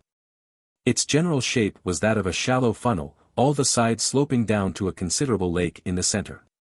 This lake may have been 10 miles in circumference, and lay very green and beautiful in the evening light, with a thick fringe of reeds at its edges, and with its surface broken by several yellow sandbanks, which gleamed golden in the mellow sunshine. A number of long dark objects, which were too large for alligators and too long for canoes, lay upon the edges of these patches of sand. With my glass I could clearly see that they were alive, but what their nature might be I could not imagine. From the side of the plateau on which we were, slopes of woodland, with occasional glades, stretched down for 5 or 6 miles to the central lake. I could see at my very feet the glade of the iguanodons, and farther off was a round opening in the trees which marked the swamp of the pterodactyls. On the side facing me, however, the plateau presented a very different aspect. There the basalt cliffs of the outside were reproduced upon the inside, forming an escarpment about 200 feet high, with a woody slope beneath it. Along the base of these red cliffs, some distance above the ground, I could see a number of dark holes through the glass, which I conjectured to be the mouths of caves. At the opening of one of these something white was shimmering, but I was unable to make out what it was. I sat charting the country until the sun had set and it was so dark that I could no longer distinguish details. Then I climbed down to my companions waiting for me so eagerly at the bottom of the great tree. For once I was the hero of the expedition. Alone I had thought of it, and alone I had done it. And here was the chart which would save us a month's blind groping among unknown dangers. Each of them shook me solemnly by the hand. But before they discussed the details of my map I had to tell them of my encounter with the ape-man among the branches. "He has been there all the time," said I. "How do you know that?" asked Lord John.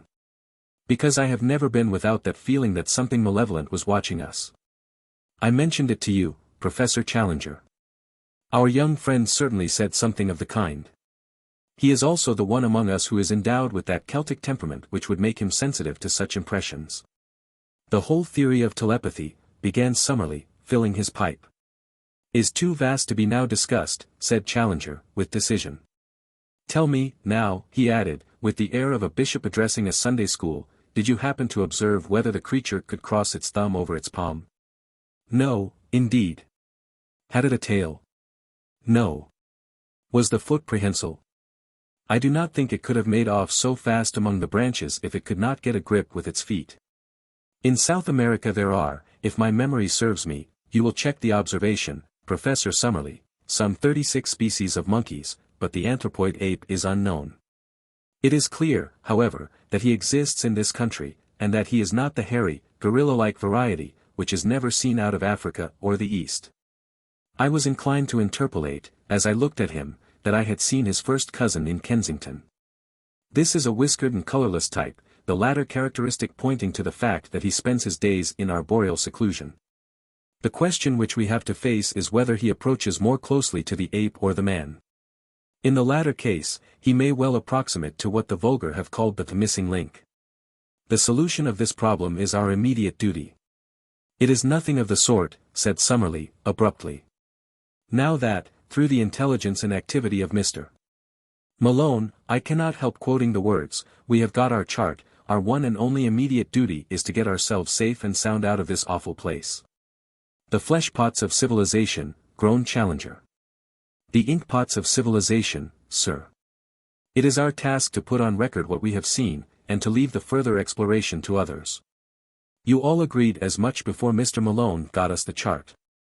"Well," said Challenger, "I admit that my mind will be more at ease when I am assured that the result of our expedition has been conveyed to our friends. How we are to get down from this place I have not as yet an idea. I have never yet encountered any problem, however, which my inventive brain was unable to solve, and I promise you that tomorrow I will turn my attention to the question of our descent." And so the matter was allowed to rest. But that evening, by the light of the fire and of a single candle, the first map of the lost world was elaborated. Every detail which I had roughly noted from my watchtower was drawn out in its relative place. Challenger's pencil hovered over the great blank which marked the lake. "What shall we call it?" he asked. "Why should you not take the chance of perpetuating your own name?" said Summerlee, with his usual touch of acidity. "I trust, sir, that my name will have other and more personal claims upon posterity," said Challenger, severely. "Any ignoramus can hand down his worthless memory by imposing it upon a mountain or a river. I need no such monument." Summerlee, with a twisted smile, was about to make some fresh assault when Lord John hastened to intervene. "It's up to you, young fella, to name the lake," said he. "You saw it first, and, by George, if you choose to put Lake Malone on it, no one has a better right. By all means. Let our young friend give it a name," said Challenger. "Then," said I, blushing, "I dare say, as I said it, let it be named Lake Gladys." "Don't you think the Central Lake would be more descriptive?" remarked Summerlee. "I should prefer Lake Gladys." Challenger looked at me sympathetically, and shook his great head in mock disapproval. "Boys will be boys," said he. "Lake Gladys let it be." Chapter 12, It Was Dreadful in the Forest. I have said, or perhaps I have not said, for my memory plays me sad tricks these days, that I glowed with pride when 3 such men as my comrades thanked me for having saved, or at least greatly helped, the situation. As the youngster of the party, not merely in years, but in experience, character, knowledge, and all that goes to make a man, I had been overshadowed from the first. And now I was coming into my own. I warmed at the thought. Alas! For the pride which goes before a fall. That little glow of self-satisfaction, that added measure of self-confidence, were to lead me on that very night to the most dreadful experience of my life, ending with a shock which turns my heart sick when I think of it. It came about in this way. I had been unduly excited by the adventure of the tree, and sleep seemed to be impossible. Summerlee was on guard, sitting hunched over our small fire, a quaint, angular figure, his rifle across his knees and his pointed, goat-like beard wagging with each weary nod of his head. Lord John lay silent, wrapped in the South American poncho which he wore, while Challenger snored with a roll and rattle which reverberated through the woods. The full moon was shining brightly, and the air was crisply cold. What a night for a walk! And then suddenly came the thought, why not? Suppose I stole softly away, suppose I made my way down to the central lake, suppose I was back at breakfast with some record of the place, would I not in that case be thought an even more worthy associate? Then, if Summerlee carried the day and some means of escape were found, we should return to London with first-hand knowledge of the central mystery of the plateau, to which I alone, of all men, would have penetrated. I thought of Gladys. With her, there are heroisms all round us. I seemed to hear her voice as she said it. I thought also of McArdle. What a 3-column article for the paper! What a foundation for a career! A correspondentship in the next great war might be within my reach. I clutched at a gun, my pockets were full of cartridges, and, parting the thorn bushes at the gate of our zareba, quickly slipped out. My last glance showed me the unconscious Summerlee, most futile of sentinels, still nodding away like a queer mechanical toy in front of the smoldering fire. I had not gone 100 yards before I deeply repented my rashness. I may have said somewhere in this chronicle that I am too imaginative to be a really courageous man, but that I have an overpowering fear of seeming afraid. This was the power which now carried me onwards. I simply could not slink back with nothing done. Even if my comrade should not have missed me, and should never know of my weakness, there would still remain some intolerable self-shame in my own soul. And yet I shuddered at the position in which I found myself, and would have given all I possessed at that moment to have been honorably free of the whole business. It was dreadful in the forest. The trees grew so thickly and their foliage spread so widely that I could see nothing of the moonlight save that here and there the high branches made a tangled filigree against the starry sky. As the eyes became more used to the obscurity, one learned that there were different degrees of darkness among the trees, that some were dimly visible, while between and among them there were coal-black shadowed patches, like the mouths of caves, from which I shrank in horror as I passed. I thought of the despairing yell of the tortured iguanodon, that dreadful cry which had echoed through the woods. I thought, too, of the glimpse I had in the light of Lord John's torch of that bloated, warty, blood-slavering muzzle. Even now I was on its hunting ground. At any instant it might spring upon me from the shadows, this nameless and horrible monster. I stopped, and, picking a cartridge from my pocket, I opened the breech of my gun. As I touched the lever my heart leaped within me. It was the shotgun, not the rifle, which I had taken. Again the impulse to return swept over me. Here, surely, was a most excellent reason for my failure, one for which no one would think the less of me. But again the foolish pride fought against that very word. I could not, must not, fail. After all, my rifle would probably have been as useless as a shotgun against such dangers as I might meet. If I were to go back to camp to change my weapon, I could hardly expect to enter and to leave again without being seen. In that case there would be explanations, and my attempt would no longer be all my own. After a little hesitation, then, I screwed up my courage and continued upon my way, my useless gun under my arm.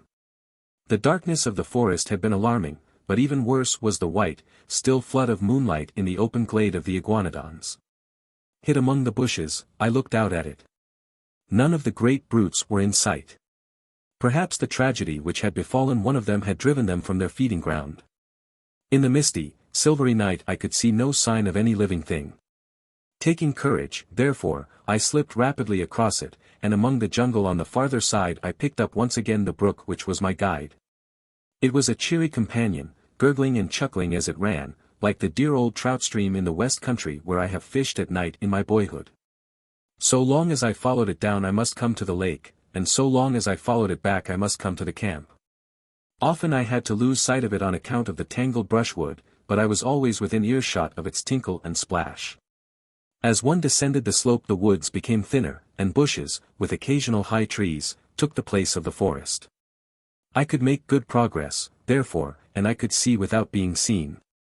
I passed close to the pterodactyl swamp, and as I did so, with a dry, crisp, leathery rattle of wings, one of these great creatures, it was 20 feet at least from tip to tip, rose up from somewhere near me and soared into the air.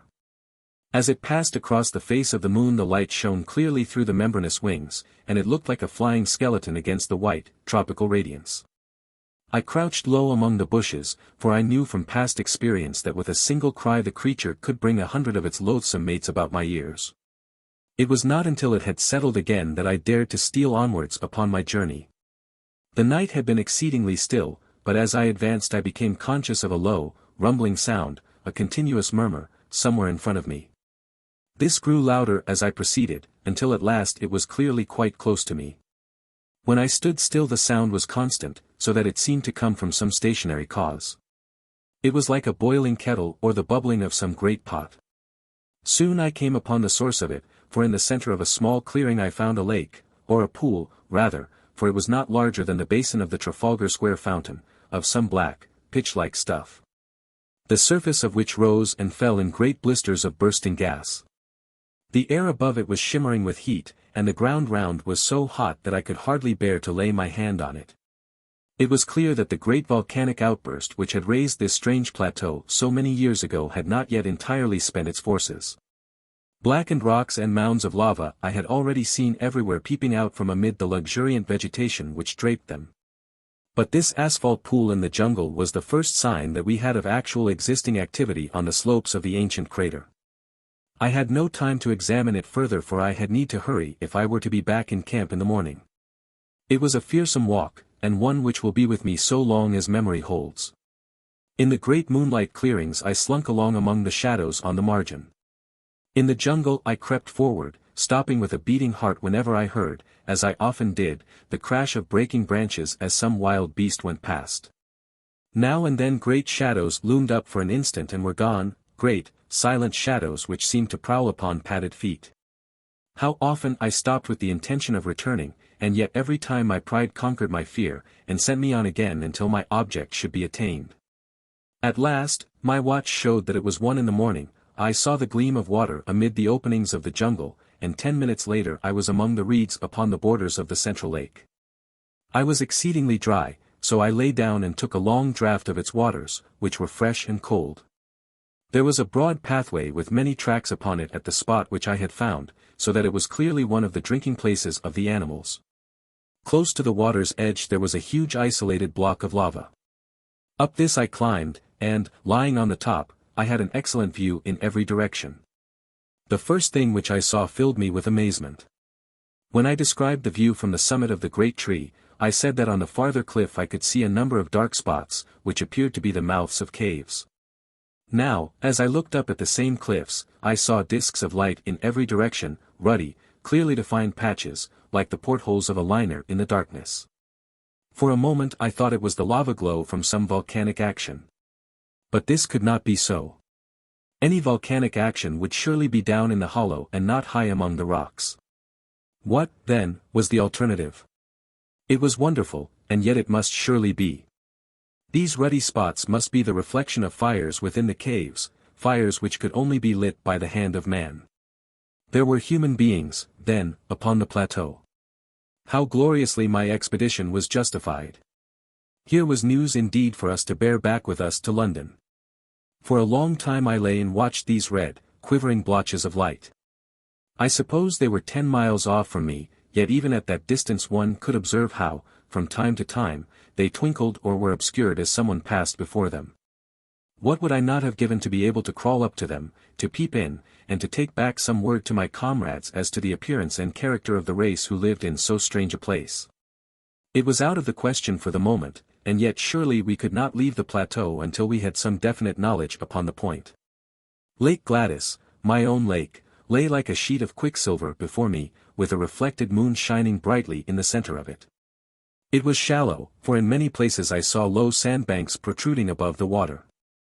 Everywhere upon the still surface I could see signs of life, sometimes mere rings and ripples in the water, sometimes the gleam of a great silver-sided fish in the air, sometimes the arched, slate-colored back of some passing monster. Once upon a yellow sandbank I saw a creature like a huge swan, with a clumsy body and a high, flexible neck, shuffling about upon the margin. Presently it plunged in, and for some time I could see the arched neck and darting head undulating over the water. Then it dived, and I saw it no more. My attention was soon drawn away from these distant sights and brought back to what was going on at my very feet. Two creatures like large armadillos had come down to the drinking place, and were squatting at the edge of the water, their long, flexible tongues like red ribbons shooting in and out as they lapped. A huge deer, with branching horns, a magnificent creature which carried itself like a king, came down with its doe and two fawns and drank beside the armadillos. No such deer exist anywhere else upon earth, for the moose or elks which I have seen would hardly have reached its shoulders. Presently it gave a warning snort, and was off with its family among the reeds, while the armadillos also scuttled for shelter. A newcomer, a most monstrous animal, was coming down the path. For a moment I wondered where I could have seen that ungainly shape, that arched back with triangular fringes along it, that strange bird-like head held close to the ground. Then it came back, to me. It was the Stegosaurus, the very creature which Maple White had preserved in his sketchbook, and which had been the first object which arrested the attention of Challenger. There he was, perhaps the very specimen which the American artist had encountered. The ground shook beneath his tremendous weight, and his gulpings of water resounded through the still night. For 5 minutes he was so close to my rock that by stretching out my hand I could have touched the hideous waving hackles upon his back. Then he lumbered away and was lost among the boulders. Looking at my watch, I saw that it was 2:30, and high time, therefore, that I started upon my homeward journey. There was no difficulty about the direction in which I should return, for all along I had kept the little brook upon my left, and it opened into the central lake within a stone's throw of the boulder upon which I had been lying. I set off, therefore, in high spirits, for I felt that I had done good work and was bringing back a fine budget of news for my companions. Foremost of all, of course, were the sight of the fiery caves and the certainty that some troglodytic race inhabited them. But besides that I could speak from experience of the central lake. I could testify that it was full of strange creatures, and I had seen several land forms of primeval life which we had not before encountered. I reflected as I walked that few men in the world could have spent a stranger night or added more to human knowledge in the course of it. I was plodding up the slope, turning these thoughts over in my mind, and had reached a point which may have been halfway to home, when my mind was brought back to my own position by a strange noise behind me. It was something between a snore and a growl, low, deep, and exceedingly menacing. Some strange creature was evidently near me, but nothing could be seen, so I hastened more rapidly upon my way. I had traversed half a mile or so when suddenly the sound was repeated, still behind me, but louder and more menacing than before. My heart stood still within me as it flashed across me that the beast, whatever it was, must surely be after me. My skin grew cold and my hair rose at the thought. That these monsters should tear each other to pieces was a part of the strange struggle for existence, but that they should turn upon modern man, that they should deliberately track and hunt down the predominant human, was a staggering and fearsome thought. I remembered again the blood-beslobbered face which we had seen in the glare of Lord John's torch, like some horrible vision from the deepest circle of Dante's hell. With my knees shaking beneath me, I stood and glared with starting eyes down the moonlit path which lay behind me. All was quiet as in a dream landscape. Silver clearings and the black patches of the bushes, nothing else could I see. Then from out of the silence, imminent and threatening, there came once more that low, throaty croaking, far louder and closer than before. There could no longer be a doubt. Something was on my trail, and was closing in upon me every minute. I stood like a man paralyzed, still staring at the ground which I had traversed. Then suddenly I saw it. There was movement among the bushes at the far end of the clearing which I had just traversed. A great dark shadow disengaged itself and hopped out into the clear moonlight. I say, hopped, advisedly, for the beast moved like a kangaroo, springing along in an erect position upon its powerful hind legs, while its front ones were held bent in front of it. It was of enormous size and power, like an erect elephant, but its movements, in spite of its bulk, were exceedingly alert. For a moment, as I saw its shape, I hoped that it was an iguanodon, which I knew to be harmless, but, ignorant as I was, I soon saw that this was a very different creature. Instead of the gentle, deer-shaped head of the great three-toed leaf-eater, this beast had a broad, squat, toad-like face like that which had alarmed us in our camp. His ferocious cry and the horrible energy of his pursuit both assured me that this was surely one of the great flesh-eating dinosaurs, the most terrible beasts which have ever walked this earth. As the huge brute loped along, it dropped forward upon its forepaws and brought its nose to the ground every 20 yards or so. It was smelling out my trail. Sometimes, for an instant, it was at fault. Then it would catch it up again and come bounding swiftly along the path I had taken. Even now when I think of that nightmare the sweat breaks out upon my brow. What could I do? My useless fowling piece was in my hand. What help could I get from that? I looked desperately round for some rock or tree, but I was in a bushy jungle with nothing higher than a sapling within sight, while I knew that the creature behind me could tear down an ordinary tree as though it were a reed. My only possible chance lay in flight. I could not move swiftly over the rough, broken ground, but as I looked round me in despair I saw a well-marked, hard-beaten path which ran across in front of me. We had seen several of the sort, the runs of various wild beasts, during our expeditions. Along this I could perhaps hold my own, for I was a fast runner, and in excellent condition.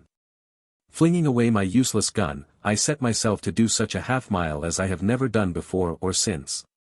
My limbs ached, my chest heaved, I felt that my throat would burst for want of air, and yet with that horror behind me I ran and I ran and ran. At last I paused, hardly able to move. For a moment I thought that I had thrown him off. The path lay still behind me.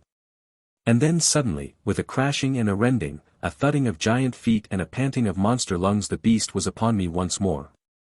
He was at my very heels. I was lost. Madman that I was to linger so long before I fled. Up to then he had hunted by scent, and his movement was slow.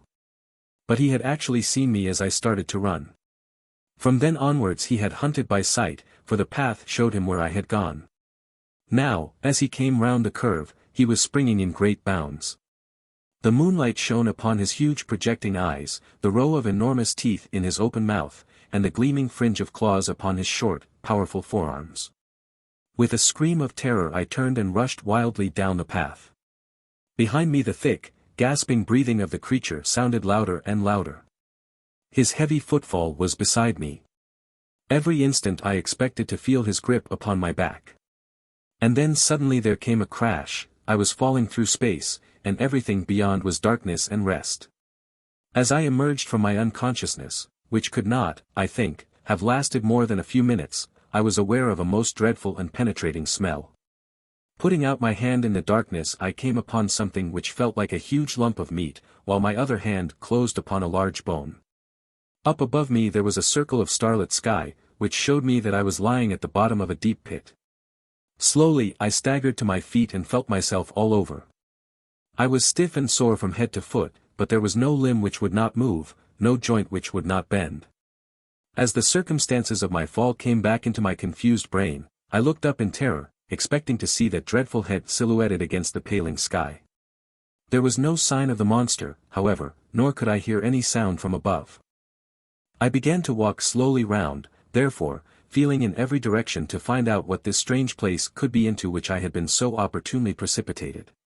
It was, as I have said, a pit, with sharply sloping walls and a level bottom about 20 feet across.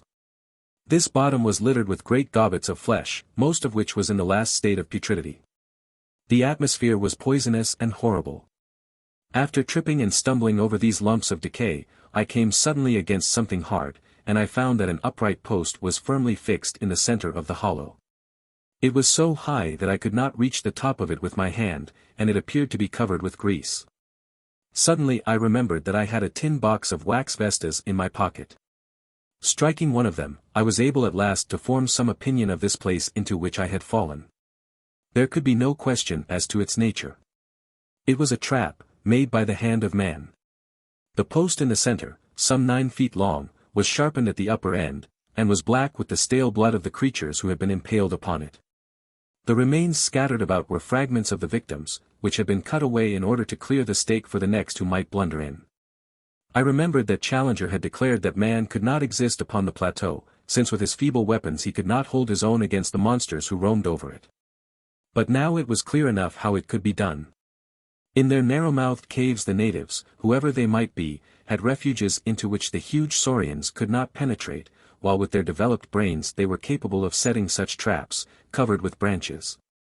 Across the paths which marked the run of the animals as would destroy them in spite of all their strength and activity.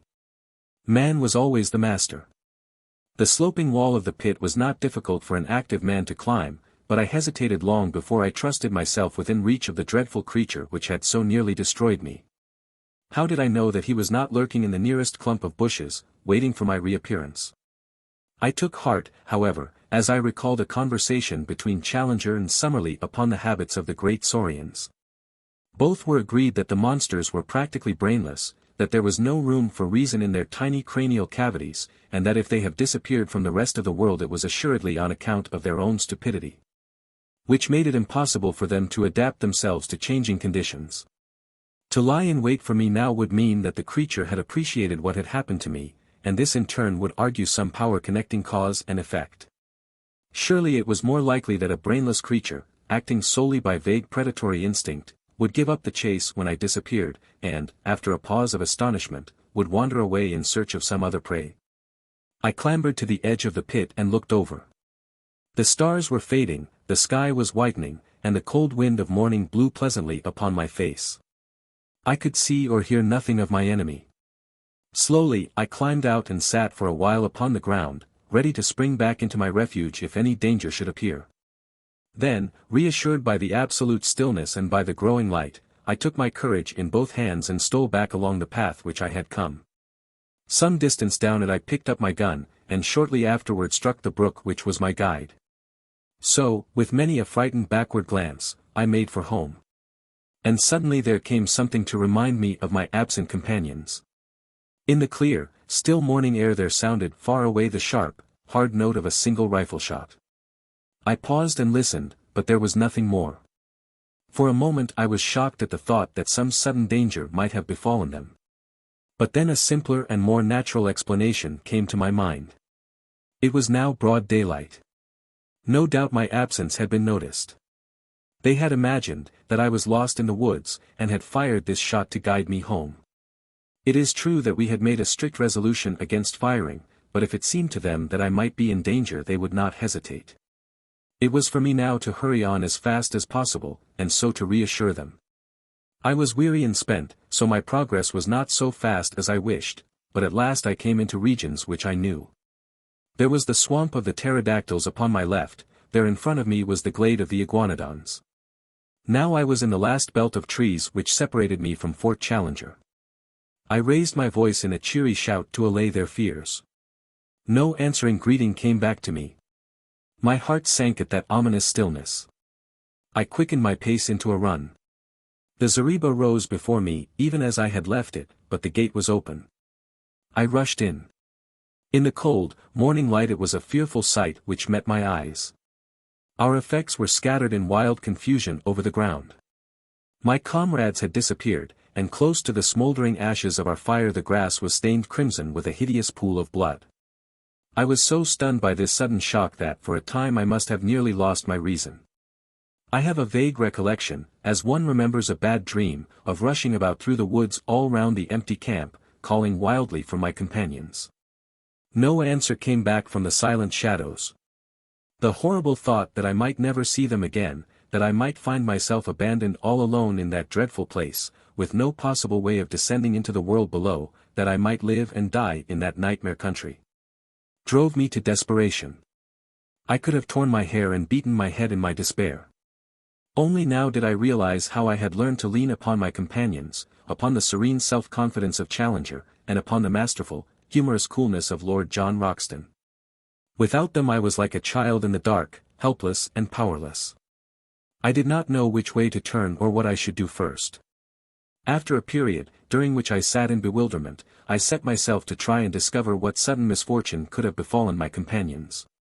The whole disordered appearance of the camp showed that there had been some sort of attack, and the rifle shot no doubt marked the time when it had occurred.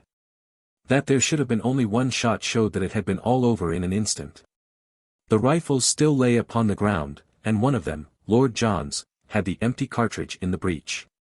The blankets of Challenger and of Summerlee beside the fire suggested that they had been asleep at the time. The cases of ammunition and of food were scattered about in a wild litter, together with our unfortunate cameras and plate carriers, but none of them were missing. On the other hand, all the exposed provisions, and I remembered that there were a considerable quantity of them, were gone. They were animals, then, and not natives, who had made the inroad, for surely the latter would have left nothing behind. But if animals, or some single terrible animal, then what had become of my comrades? A ferocious beast would surely have destroyed them and left their remains. It is true that there was that one hideous pool of blood, which told of violence. Such a monster as had pursued me during the night could have carried away a victim as easily as a cat would a mouse. In that case the others would have followed in pursuit. But then they would assuredly have taken their rifles with them. The more I tried to think it out with my confused and weary brain, the less could I find any plausible explanation. I searched round in the forest, but could see no tracks which could help me to a conclusion. Once I lost myself, and it was only by good luck, and after an hour of wandering, that I found the camp once more. Suddenly a thought came to me and brought some little comfort to my heart. I was not absolutely alone in the world. Down at the bottom of the cliff, and within call of me, was waiting the faithful Zambo. I went to the edge of the plateau and looked over. Sure enough, he was squatting among his blankets beside his fire in his little camp. But, to my amazement, a second man was seated in front of him. For an instant my heart leaped for joy, as I thought that one of my comrades had made his way safely down. But a second glance dispelled the hope. The rising sun shone red upon the man's skin. He was an Indian. I shouted loudly and waved my handkerchief. Presently Zambo looked up, waved his hand, and turned to ascend the pinnacle. In a short time he was standing close to me and listening with deep distress to the story which I told him. "Devil got them for sure, Massa Malone," said he. "You got into the devil's country, sah, and he take you all to himself. You take advice, Massa Malone, and come down quick, else he get you as well." "How can I come down, Zambo?" "You get creepers from trees, Massa Malone. Throw them over here. I make fast to this stump, and so you have bridge." "We have thought of that. There are no creepers here which could bear us." "Send for ropes, Massa Malone." "Who can I send, and where?" "Send to Indian villages, sah. Plenty hide rope in Indian village.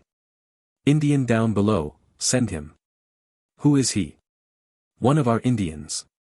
Other ones beat him and take away his pay. He come back to us. Ready now to take letter, bring rope, anything. To take a letter. Why not? Perhaps he might bring help. But in any case he would ensure that our lives were not spent for nothing, and that news of all that we had won for science should reach our friends at home. I had 2 completed letters already waiting. I would spend the day in writing a third, which would bring my experiences absolutely up to date. The Indian could bear this back to the world. I ordered Zambo, therefore, to come again in the evening, and I spent my miserable and lonely day in recording my own adventures of the night before. I also drew up a note, to be given to any white merchant or captain of a steamboat whom the Indian could find, imploring them to see that ropes were sent to us, since our lives must depend upon it. These documents I threw to Zambo in the evening, and also my purse, which contained 3 English sovereigns. These were to be given to the Indian, and he was promised twice as much if he returned with the ropes. So now you will understand, my dear Mr. McArdle, how this communication reaches you, and you will also know the truth, in case you never hear again from your unfortunate correspondent. Tonight I am too weary and too depressed to make my plans. Tomorrow I must think out some way by which I shall keep in touch with this camp, and yet search round for any traces of my unhappy friends. Chapter 13, A Sight Which I Shall Never Forget. Just as the sun was setting upon that melancholy night I saw the lonely figure of the Indian upon the vast plain beneath me, and I watched him, our one faint hope of salvation. Until he disappeared in the rising mists of evening which lay, rose-tinted from the setting sun, between the far-off river and me.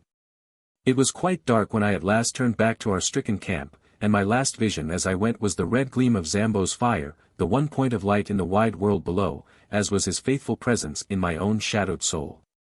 And yet I felt happier than I had done since this crushing blow had fallen upon me, for it was good to think that the world should know what we had done, so that at the worst our names should not perish with our bodies, but should go down to posterity associated with the result of our labors.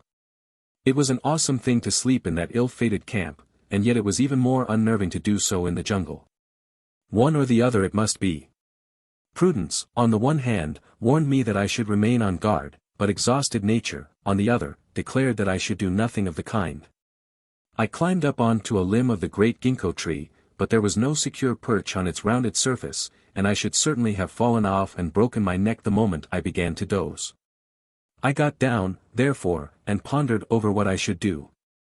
Finally, I closed the door of the zareba, lit 3 separate fires in a triangle, and having eaten a hearty supper dropped off into a profound sleep, from which I had a strange and most welcome awakening.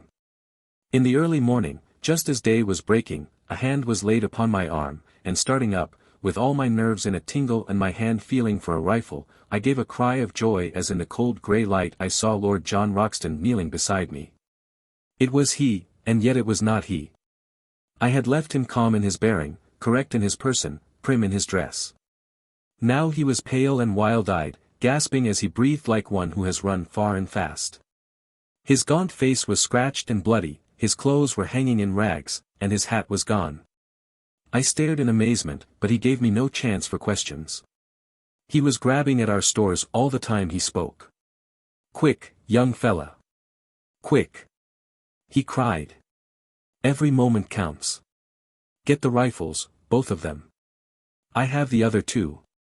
Now, all the cartridges you can gather. Fill up your pockets. Now, some food. Half a dozen tins will do. That's all right. Don't wait to talk or think. Get a move on, or we are done." Still half awake, and unable to imagine what it all might mean, I found myself hurrying madly after him through the wood, a rifle under each arm and a pile of various stores in my hands. He dodged in and out through the thickest of the scrub until he came to a dense clump of brushwood. Into this he rushed, regardless of thorns, and threw himself into the heart of it, pulling me down by his side. "There," he panted. "I think we are safe here. They'll make for the camp as sure as fate. It will be their first idea. But this should puzzle him. What is it all?" I asked, when I had got my breath. "Where are the professors? And who is it that is after us?" "The ape men," he cried. "My God, what brutes! Don't raise your voice, for they have long ears, sharp eyes, too, but no power of scent, so far as I could judge, so I don't think they can sniff us out. Where have you been, young fella? You were well out of it." In a few sentences I whispered what I had done. "Pretty bad," said he, when he had heard of the dinosaur and the pit. "It isn't quite the place for a rest cure." "What?" But I had no idea what its possibilities were until those devils got hold of us. The man-eaten Papuans had me once, but they are Chesterfields compared to this crowd. "How did it happen?" I asked. "It was in the early morning. Our learned friends were just stirring. Hadn't even begun to argue yet. Suddenly it rained apes. They came down as thick as apples out of a tree. They had been assembling, in the dark, I suppose, until that great tree over our heads was heavy with them. I shot one of them through the belly, but before we knew where we were they had us spread-eagled on our backs. I call them apes, but they carried sticks and stones in their hands and jabbered talk to each other, and ended up by tying our hands with creepers, so they are ahead of any beast that I have seen in my wanderings. Ape men, that's what they are, missin' lynx, and I wish they had stayed missin'. They carried off their wounded comrade, he was bleedin' like a pig, and then they sat around us, and if ever I saw frozen murder it was in their faces. They were big fellows, as big as a man and a deal stronger. Curious glassy grey eyes they have, under red tufts, and they just sat and gloated and gloated. Challenger is no chicken, but even he was cowed. He managed to struggle to his feet, and yelled out at them to have done with it and get it over. I think he had gone a bit off his head at the suddenness of it, for he raged and cursed at them like a lunatic. If they had been a row of his favorite pressmen he could not have slanged them worse. Well, what did they do? I was enthralled by the strange story which my companion was whispering into my ear, while all the time his keen eyes were shooting in every direction and his hand grasping his cocked rifle. I thought it was the end of us, but instead of that it started them on a new line. They all jabbered and chattered together. Then one of them stood out beside Challenger. "You'll smile, young fella, but 'pon my word they might have been kinsmen." I couldn't have believed it if I hadn't seen it with my own eyes. This old ape-man, he was their chief, was a sort of red Challenger, with every one of our friend's beauty points, only just a trifle more so. He had the short body, the big shoulders, the round chest, no neck, a great ruddy frill of a beard, the tufted eyebrows, the "what do you want, damn you," look about the eyes, and the whole catalogue. When the ape-man stood by Challenger and put his paw on his shoulder, the thing was complete.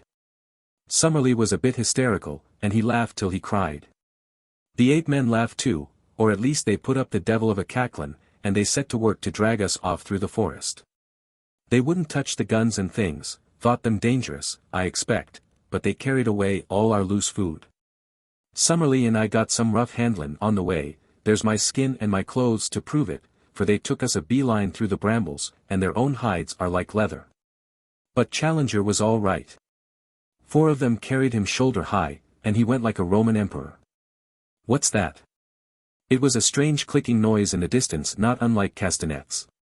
"There they go," said my companion, slipping cartridges into the second double-barreled Express. "Load them all up, young fella my lad, for we're not going to be taken alive, and don't you think it. That's the row they make when they are excited. By George! They'll have something to excite them if they put us up. The last stand of the Greys won't be in it." With their rifles grasped in their stiffened hands, mid a ring of the dead and dyin', as some fathead sings. Can you hear them now? Very far away. That little lot will do no good, but I expect their search parties are all over the wood. Well, I was telling you my tale of woe. They got us soon to this town of theirs, about 1,000 huts of branches and leaves in a great grove of trees near the edge of the cliff. It's 3 or 4 miles from here. The filthy beasts fingered me all over, and I feel as if I should never be clean again. They tied us up, the fellow who handled me could tie like a bosun, and there we lay with our toes up, beneath a tree, while a great brute stood guard over us with a club in his hand. When I say we, I mean Summerlee and myself. Old Challenger was up a tree, eatin' pines and havin' the time of his life. I'm bound to say that he managed to get some fruit to us, and with his own hands he loosened our bonds. If you'd seen him sitting up in that tree hobnobbin' with his twin brother, and singin', in that rollin' bass of his, ring out, wild bells, 'cause music of any kind seemed to put 'em in a good humor, you'd have smiled. But we weren't in much mood for Logan, as you can guess. They were inclined, within limits, to let him do what he liked, but they drew the line pretty sharply at us. It was a mighty consolation to us all to know that you were runnin' loose and had the archives in your keepin'. Well, now, young fella, I'll tell you what will surprise you. You say you saw signs of men, and fires, traps, and the like. Well, we have seen the natives themselves. Poor devils they were, down-faced little chaps, and had enough to make them so. It seems that the humans hold one side of this plateau, over yonder, where you saw the caves, and the ape-men hold this side, and there is bloody war between them all the time. That's the situation, so far as I could follow it. Well, yesterday the ape-men got hold of a dozen of the humans and brought them in as prisoners. You never heard such a jabberin' and shriekin' in your life. The men were little red fellows, and had been bitten and clawed so that they could hardly walk. The ape-men put 2 of them to death there and then, fairly pulled the arm off one of them, it was perfectly beastly. Plucky little chaps they are, and hardly gave a squeak. But it turned us absolutely sick. Summerlee fainted, and even Challenger had as much as he could stand. I think they have cleared, don't you? We listened intently, but nothing save the calling of the birds broke the deep peace of the forest. Lord Roxton went on with his story.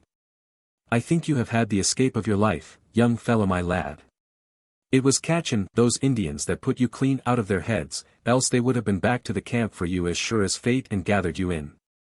Of course, as you said, they have been watchin' us from the beginning out of that tree, and they knew perfectly well that we were one short. However, they could think only of this new hull. So it was I, and not a bunch of apes, that dropped in on you in the morning. Well, we had a horrid business afterwards. My God! What a nightmare the whole thing is. You remember the great bristle of sharp canes down below where we found the skeleton of the American? Well, that is just under Ape Town, and that's the jumpin'-off place of their prisoners. I expect there's heaps of skeletons there, if we looked for 'em. They have a sort of clear parade ground on the top, and they make a proper ceremony about it. One by one the poor devils have to jump, and the game is to see whether they are merely dashed to pieces or whether they get skewered on the canes. They took us out to see it, and the whole tribe lined up on the edge. 4 of the Indians jumped, and the canes went through 'em like knit tin needles through a pat of butter. No wonder we found that poor Yankee's skeleton with the canes growin' between his ribs. It was horrible, but it was deucedly interestin', too. We were all fascinated to see them take the dive, even when we thought it would be our turn next on the springboard. Well, it wasn't. They kept 6 of the Indians up for today, that's how I understood it, but I fancy we were to be the star performers in the show. Challenger might get off, but Summerlee and I were in the bill. Their language is more than half signs, and it was not hard to follow them. So I thought it was time we made a break for it.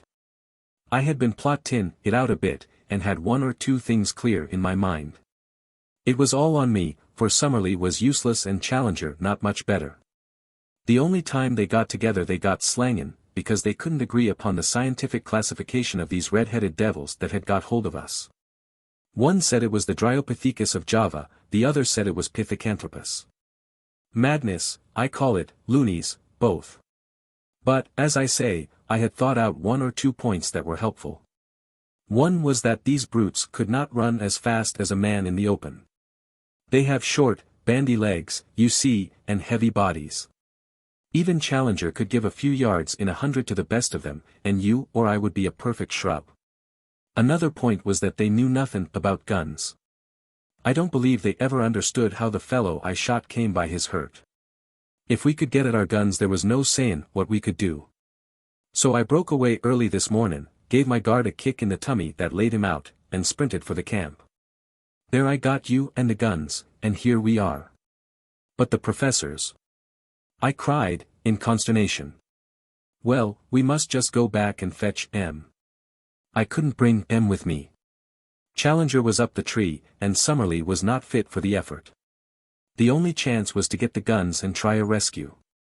Of course they may scupper them at once in revenge. I don't think they would touch Challenger, but I wouldn't answer for Summerlee. But they would have had him in any case. Of that I am certain. So I haven't made matters any worse by boltin'. But we are honor bound to go back and have them out or see it through with them. So you can make up your soul, young fellow my lad, for it will be one way or the other before evenin'. I have tried to imitate here Lord Roxton's jerky talk, his short, strong sentences, the half-humorous, half-reckless tone that ran through it all. But he was a born leader.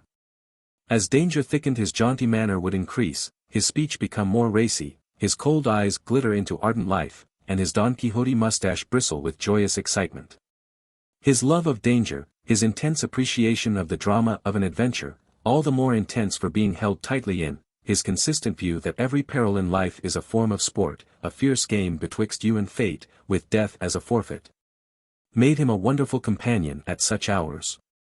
If it were not for our fears as to the fate of our companions, it would have been a positive joy to throw myself with such a man into such an affair. We were rising from our brushwood hiding place when suddenly I felt his grip upon my arm. By George, he whispered, here they come. From where we lay we could look down a brown aisle, arched with green, formed by the trunks and branches. Along this a party of the ape-men were passing. They went in single file, with bent legs and rounded backs, their hands occasionally touching the ground, their heads turning to left and right as they trotted along. Their crouching gait took away from their height, but I should put them at 5 feet or so, with long arms and enormous chests. Many of them carried sticks, and at the distance they looked like a line of very hairy and deformed human beings. For a moment I caught this clear glimpse of them. Then they were lost among the bushes. "Not this time," said Lord John, who had caught up his rifle. "Our best chance is to lie quiet until they have given up the search. Then we shall see whether we can't get back to their town and hit him where it hurts most. Give them an hour and we'll march." We filled in the time by opening one of our food tins and making sure of our breakfast. Lord Roxton had had nothing but some fruit since the morning before and ate like a starving man. Then, at last, our pockets bulging with cartridges and a rifle in each hand, we started off upon our mission of rescue. Before leaving it we carefully marked our little hiding place among the brushwood and its bearing to Fort Challenger, that we might find it again if we needed it. We slunk through the bushes in silence until we came to the very edge of the cliff, close to the old camp. There we halted, and Lord John gave me some idea of his plans. "So long as we are among the thick trees these swine are our masters," said he. "They can see us and we cannot see them. But in the open it is different. There we can move faster than they. So we must stick to the open all we can. The edge of the plateau has fewer large trees than further inland. So that's our line of advance. Go slowly, keep your eyes open and your rifle ready. Above all, never let them get you prisoner while there is a cartridge left. That's my last word to you, young fella." When we reached the edge of the cliff I looked over and saw our good old black Zambo sitting smoking on a rock below us. I would have given a great deal to have hailed him and told him how we were placed, but it was too dangerous, lest we should be heard. The wood seemed to be full of the ape-men. Again and again we heard their curious clicking chatter. At such times we plunged into the nearest clump of bushes and lay still until the sound had passed away. Our advance, therefore, was very slow, and 2 hours at least must have passed before I saw by Lord John's cautious movements that we must be close to our destination. He motioned to me to lie still, and he crawled forward himself. In a minute he was back again, his face quivering with eagerness. "Come," said he. "Come quick. I hope to the Lord we are not too late already." I found myself shaking with nervous excitement as I scrambled forward and lay down beside him, looking out through the bushes at a clearing which stretched before us. It was a sight which I shall never forget until my dying day, so weird, so impossible, that I do not know how I am to make you realize it. Or how in a few years I shall bring myself to believe in it if I live to sit once more on a lounge in the Savage Club and look out on the drab solidity of the embankment. I know that it will seem then to be some wild nightmare, some delirium of fever. Yet I will set it down now, while it is still fresh in my memory, and one at least, the man who lay in the damp grasses by my side, will know if I have lied. A wide, open space lay before us, some hundreds of yards across, all green turf and low bracken growing to the very edge of the cliff. Round this clearing there was a semicircle of trees with curious huts built of foliage piled one above the other among the branches. A rookery, with every nest a little house, would best convey the idea. The openings of these huts and the branches of the trees were thronged with a dense mob of ape people, whom from their size I took to be the females and infants of the tribe. They formed the background of the picture, and were all looking out with eager interest at the same scene which fascinated and bewildered us. In the open, and near the edge of the cliff, there had assembled a crowd of some 100 of these shaggy, red-haired creatures, many of them of immense size, and all of them horrible to look upon. There was a certain discipline among them, for none of them attempted to break the line which had been formed. In front there stood a small group of Indians, little, clean-limbed, red fellows, whose skins glowed like polished bronze in the strong sunlight. A tall, thin white man was standing beside them, his head bowed, his arms folded, his whole attitude expressive of his horror and dejection. There was no mistaking the angular form of Professor Summerlee. In front of and around this dejected group of prisoners were several ape-men, who watched them closely and made all escape impossible. Then, right out from all the others and close to the edge of the cliff, were two figures, so strange, and under other circumstances so ludicrous, that they absorbed my attention. The one was our comrade, Professor Challenger. The remains of his coat still hung in strips from his shoulders, but his shirt had been all torn out, and his great beard merged itself in the black tangle which covered his mighty chest. He had lost his hat, and his hair, which had grown long in our wanderings, was flying in wild disorder. A single day seemed to have changed him from the highest product of modern civilization to the most desperate savage in South America. Beside him stood his master, the king of the ape men. In all things he was, as Lord John had said, the very image of our professor, save that his coloring was red instead of black. The same short, broad figure, the same heavy shoulders, the same forward hang of the arms, the same bristling beard merging itself in the hairy chest.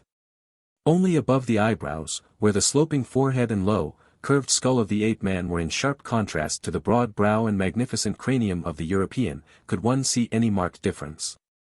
At every other point the king was an absurd parody of the professor. All this, which takes me so long to describe, impressed itself upon me in a few seconds. Then we had very different things to think of, for an active drama was in progress. Two of the ape men had seized one of the Indians out of the group and dragged him forward to the edge of the cliff. The king raised his hand as a signal. They caught the man by his leg and arm, and swung him 3 times backwards and forwards with tremendous violence. Then, with a frightful heave they shot the poor wretch over the precipice. With such force did they throw him that he curved high in the air before beginning to drop. As he vanished from sight, the whole assembly, except the guards, rushed forward to the edge of the precipice, and there was a long pause of absolute silence, broken by a mad yell of delight. They sprang about, tossing their long, hairy arms in the air and howling with exultation. Then they fell back from the edge, formed themselves again into line, and waited for the next victim. This time it was Summerlee. 2 of his guards caught him by the wrists and pulled him brutally to the front. His thin figure and long limbs struggled and fluttered like a chicken being dragged from a coop. Challenger had turned to the king and waved his hands frantically before him. He was begging, pleading, imploring for his comrade's life. The ape-man pushed him roughly aside and shook his head. It was the last conscious movement he was to make upon earth.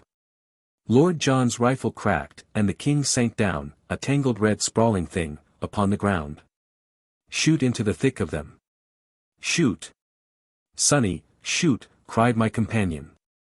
"There are strange red depths in the soul of the most commonplace man. I am tender-hearted by nature, and have found my eyes moist many a time over the scream of a wounded hare. Yet the blood-lust was on me now. I found myself on my feet emptying one magazine, then the other, clicking open the breech to reload, snapping it to again, while cheering and yelling with pure ferocity and joy of slaughter as I did so. With our 4 guns the 2 of us made a horrible havoc. Both the guards who held Summerlee were down, and he was staggering about like a drunken man in his amazement, unable to realize that he was a free man. The dense mob of ape-men ran about in bewilderment, marveling whence this storm of death was coming or what it might mean. They waved, gesticulated, screamed, and tripped up over those who had fallen. Then, with a sudden impulse, they all rushed in a howling crowd to the trees for shelter, leaving the ground behind them spotted with their stricken comrades. The prisoners were left for the moment standing alone in the middle of the clearing. Challenger's quick brain had grasped the situation. He seized the bewildered Summerlee by the arm, and they both ran towards us. 2 of their guards bounded after them and fell to 2 bullets from Lord John. We ran forward into the open to meet our friends, and pressed a loaded rifle into the hands of each. But Summerlee was at the end of his strength. He could hardly totter. Already the ape-men were recovering from their panic. They were coming through the brushwood and threatening to cut us off. Challenger and I ran Summerlee along, one at each of his elbows, while Lord John covered our retreat, firing again and again as savage heads snarled at us out of the bushes. For a mile or more the chattering brutes were at our very heels. Then the pursuit slackened, for they learned our power and would no longer face that unerring rifle. When we had at last reached the camp, we looked back and found ourselves alone. So it seemed to us, and yet we were mistaken. We had hardly closed the thornbush door of our zareba, clasped each other's hands, and thrown ourselves panting upon the ground beside our spring, when we heard a patter of feet and then a gentle, plaintive crying from outside our entrance. Lord Roxton rushed forward, rifle in hand, and threw it open. There, prostrate upon their faces, lay the little red figures of the 4 surviving Indians, trembling with fear of us and yet imploring our protection. With an expressive sweep of his hands one of them pointed to the woods around them, and indicated that they were full of danger. Then, darting forward, he threw his arms round Lord John's legs, and rested his face upon them. "By George!" cried our peer, pulling at his moustache in great perplexity. "I say, what the deuce are we to do with these people? Get up, little chappie, and take your face off my boots." Summerlee was sitting up and stuffing some tobacco into his old briar. "We've got to see them safe," said he. "You've pulled us all out of the jaws of death. My word! It was a good bit of work." "Admirable," cried Challenger. "Admirable. Not only we as individuals, but European science collectively, owe you a deep debt of gratitude for what you have done. I do not hesitate to say that the disappearance of Professor Summerlee and myself would have left an appreciable gap in modern zoological history. Our young friend here and you have done most excellently well."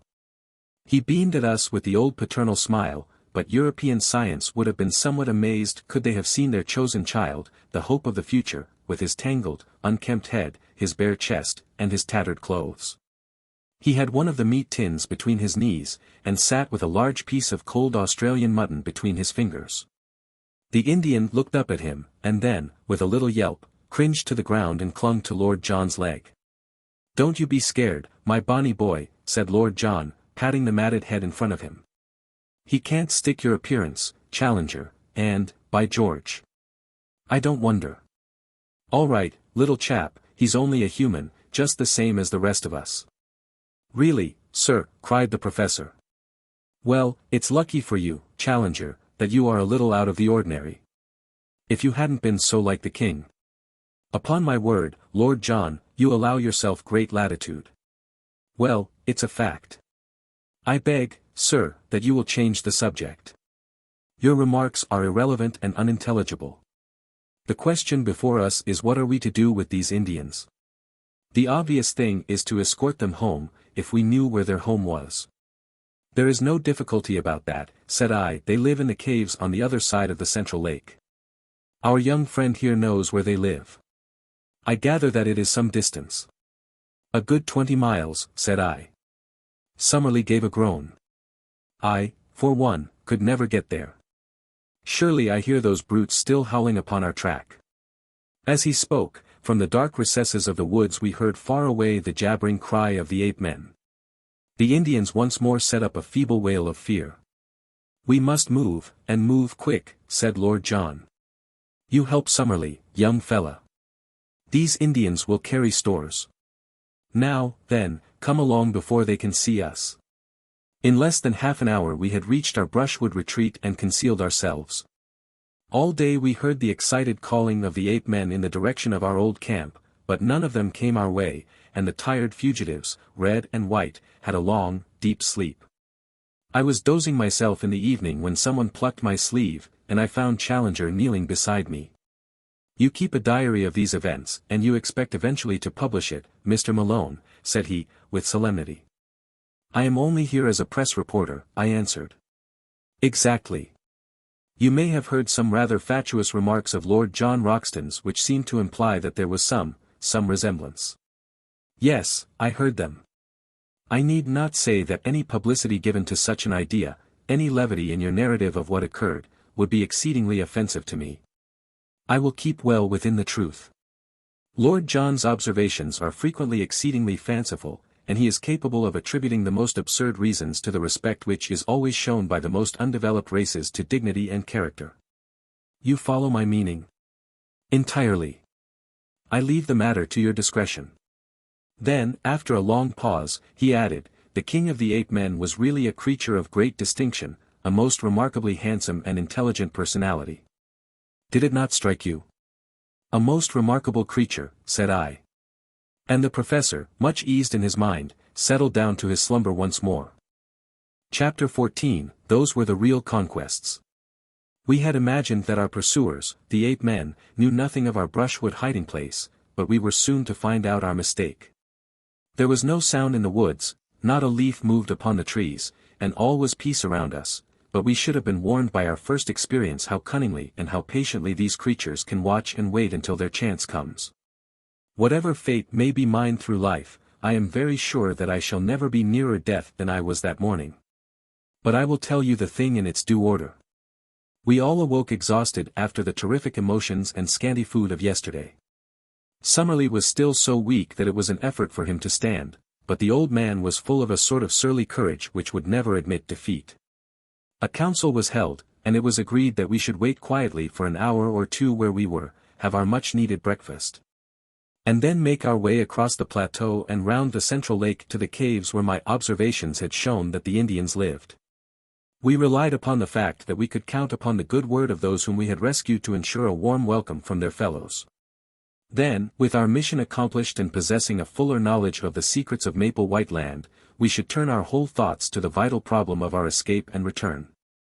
Even Challenger was ready to admit that we should then have done all for which we had come, and that our first duty from that time onwards was to carry back to civilization the amazing discoveries we had made. We were able now to take a more leisurely view of the Indians whom we had rescued. They were small men, wiry, active, and well-built, with lank black hair tied up in a bunch behind their heads with a leathern thong, and leathern also were their loincloths.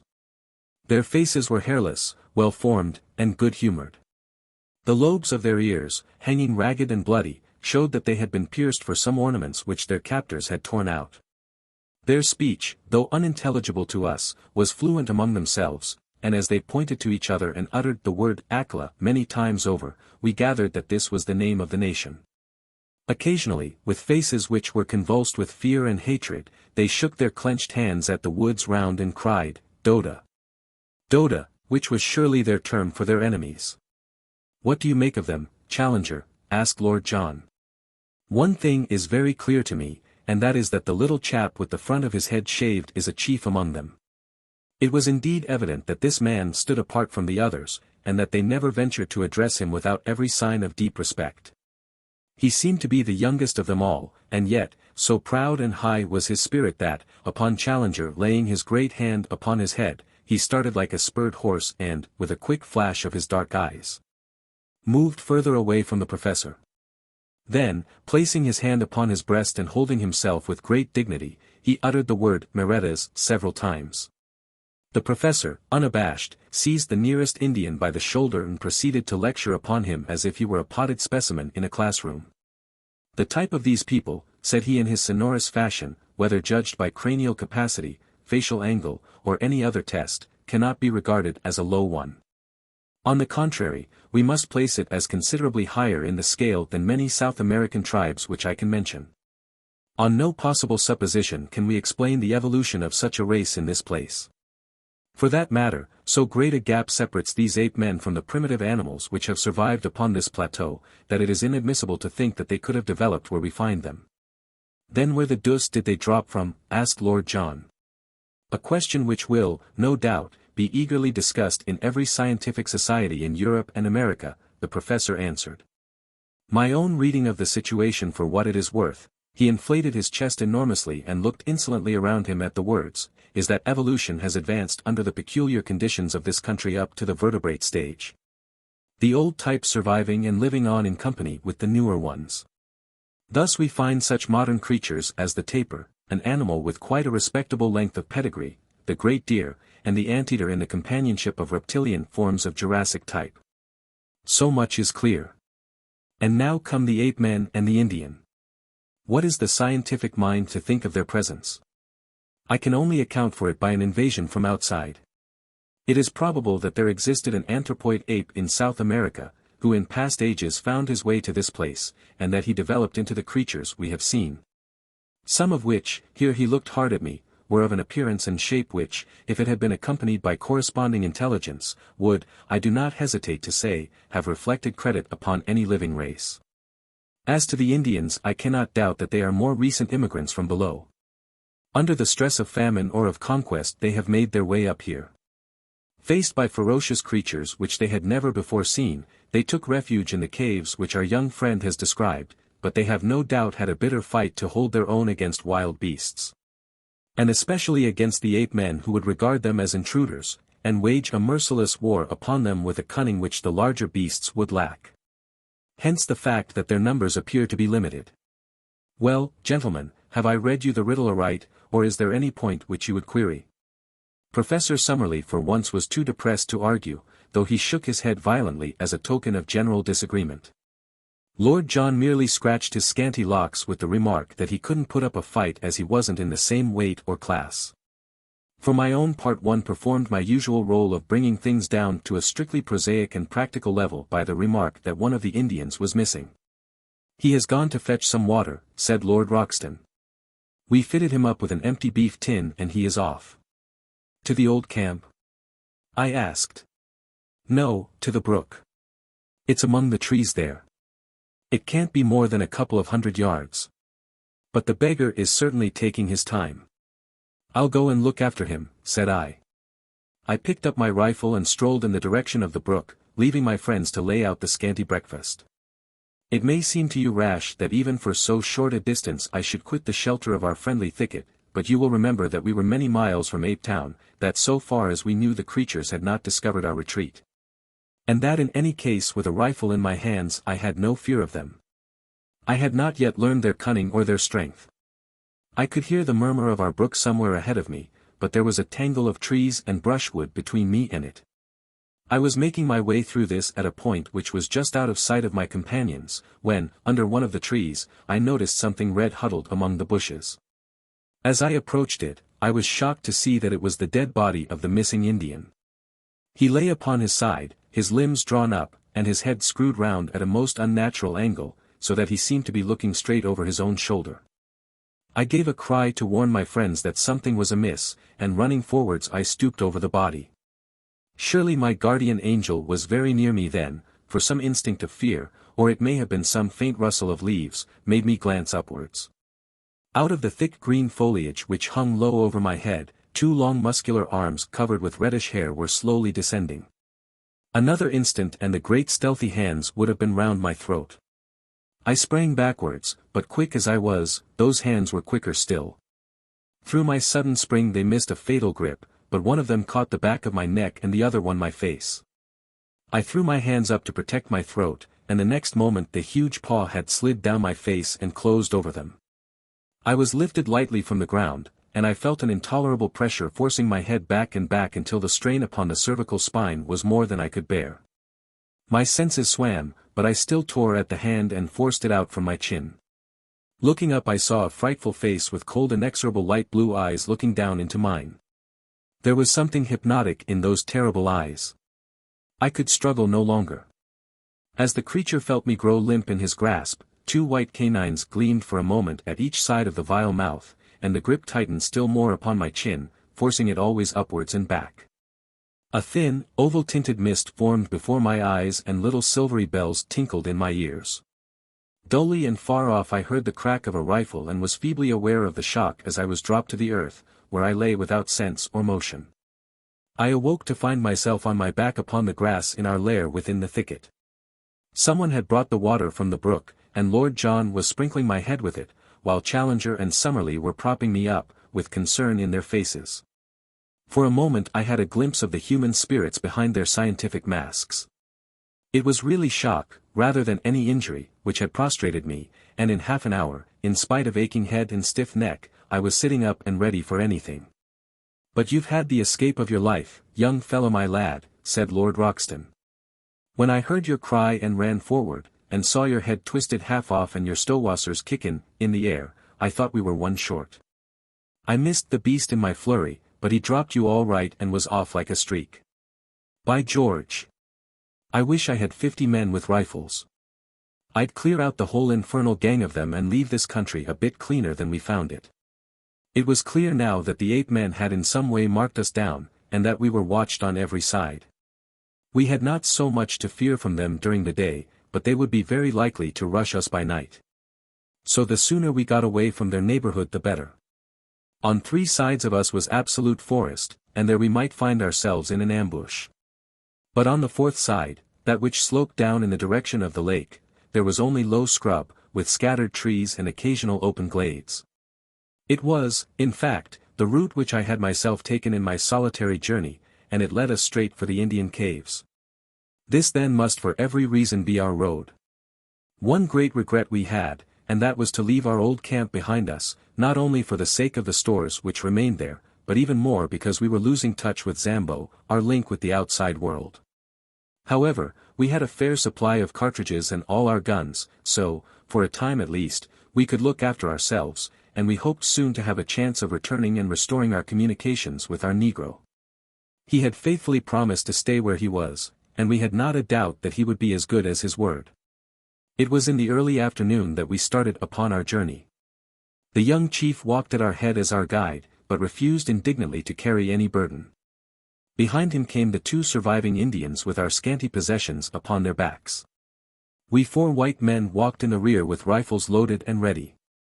As we started there broke from the thick silent woods behind us a sudden great ululation of the 8 men, which may have been a cheer of triumph at our departure or a jeer of contempt at our flight. Looking back we saw only the dense screen of trees, but that long-drawn yell told us how many of our enemies lurked among them. We saw no sign of pursuit, however, and soon we had got into more open country and beyond their power.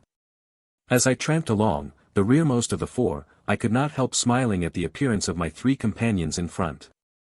Was this the luxurious Lord John Roxton who had sat that evening in the Albany amidst his Persian rugs and his pictures in the pink radiance of the tinted lights?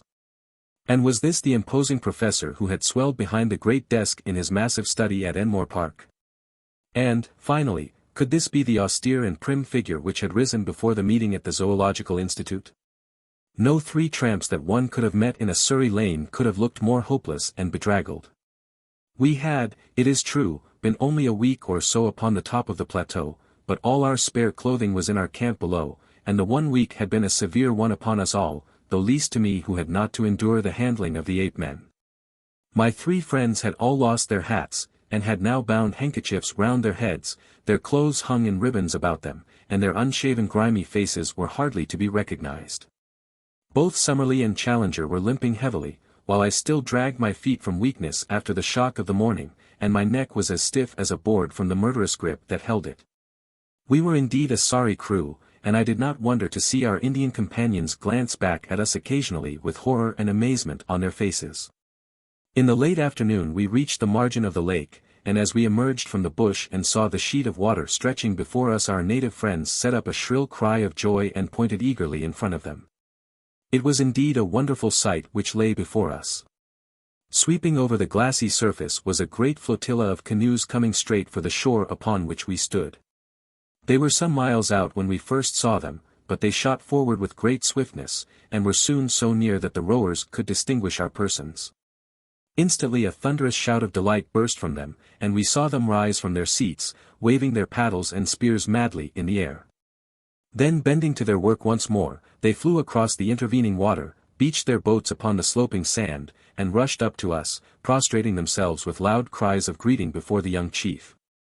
Finally one of them, an elderly man, with a necklace and bracelet of great lustrous glass beads and the skin of some beautiful mottled amber-colored animal slung over his shoulders, ran forward and embraced most tenderly the youth whom we had saved.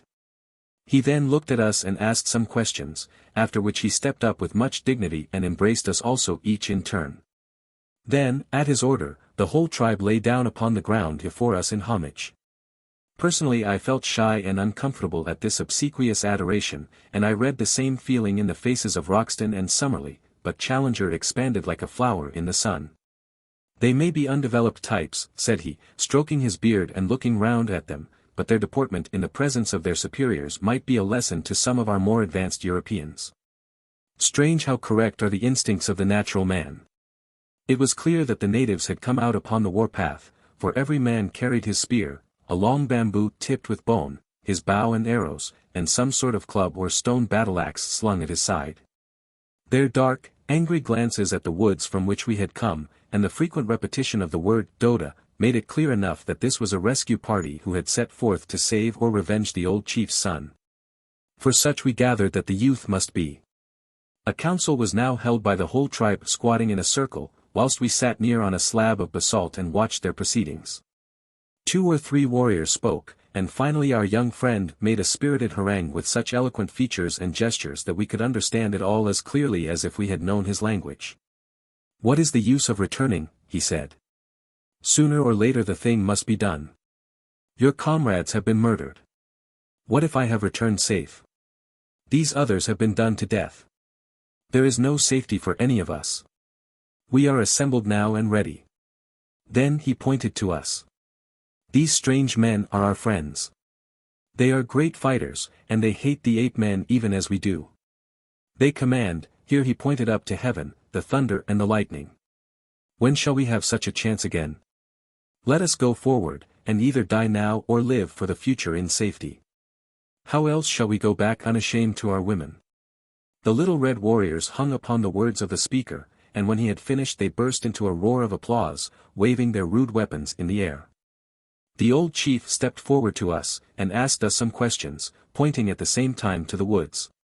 Lord John made a sign to him that he should wait for an answer, and then he turned to us. "Well, it's up to you to say what you will do," said he. "For my part one have a score to settle with these monkey folk, and if it ends by wiping them off the face of the earth I don't see that the earth need fret about it. I'm goin' with our little red pals and I mean to see them through the scrap. What do you say, young fella?" "Of course I will come." "And you, Challenger?" "I will assuredly cooperate." "And you, Summerlee?" "We seem to be drifting very far from the object of this expedition, Lord John.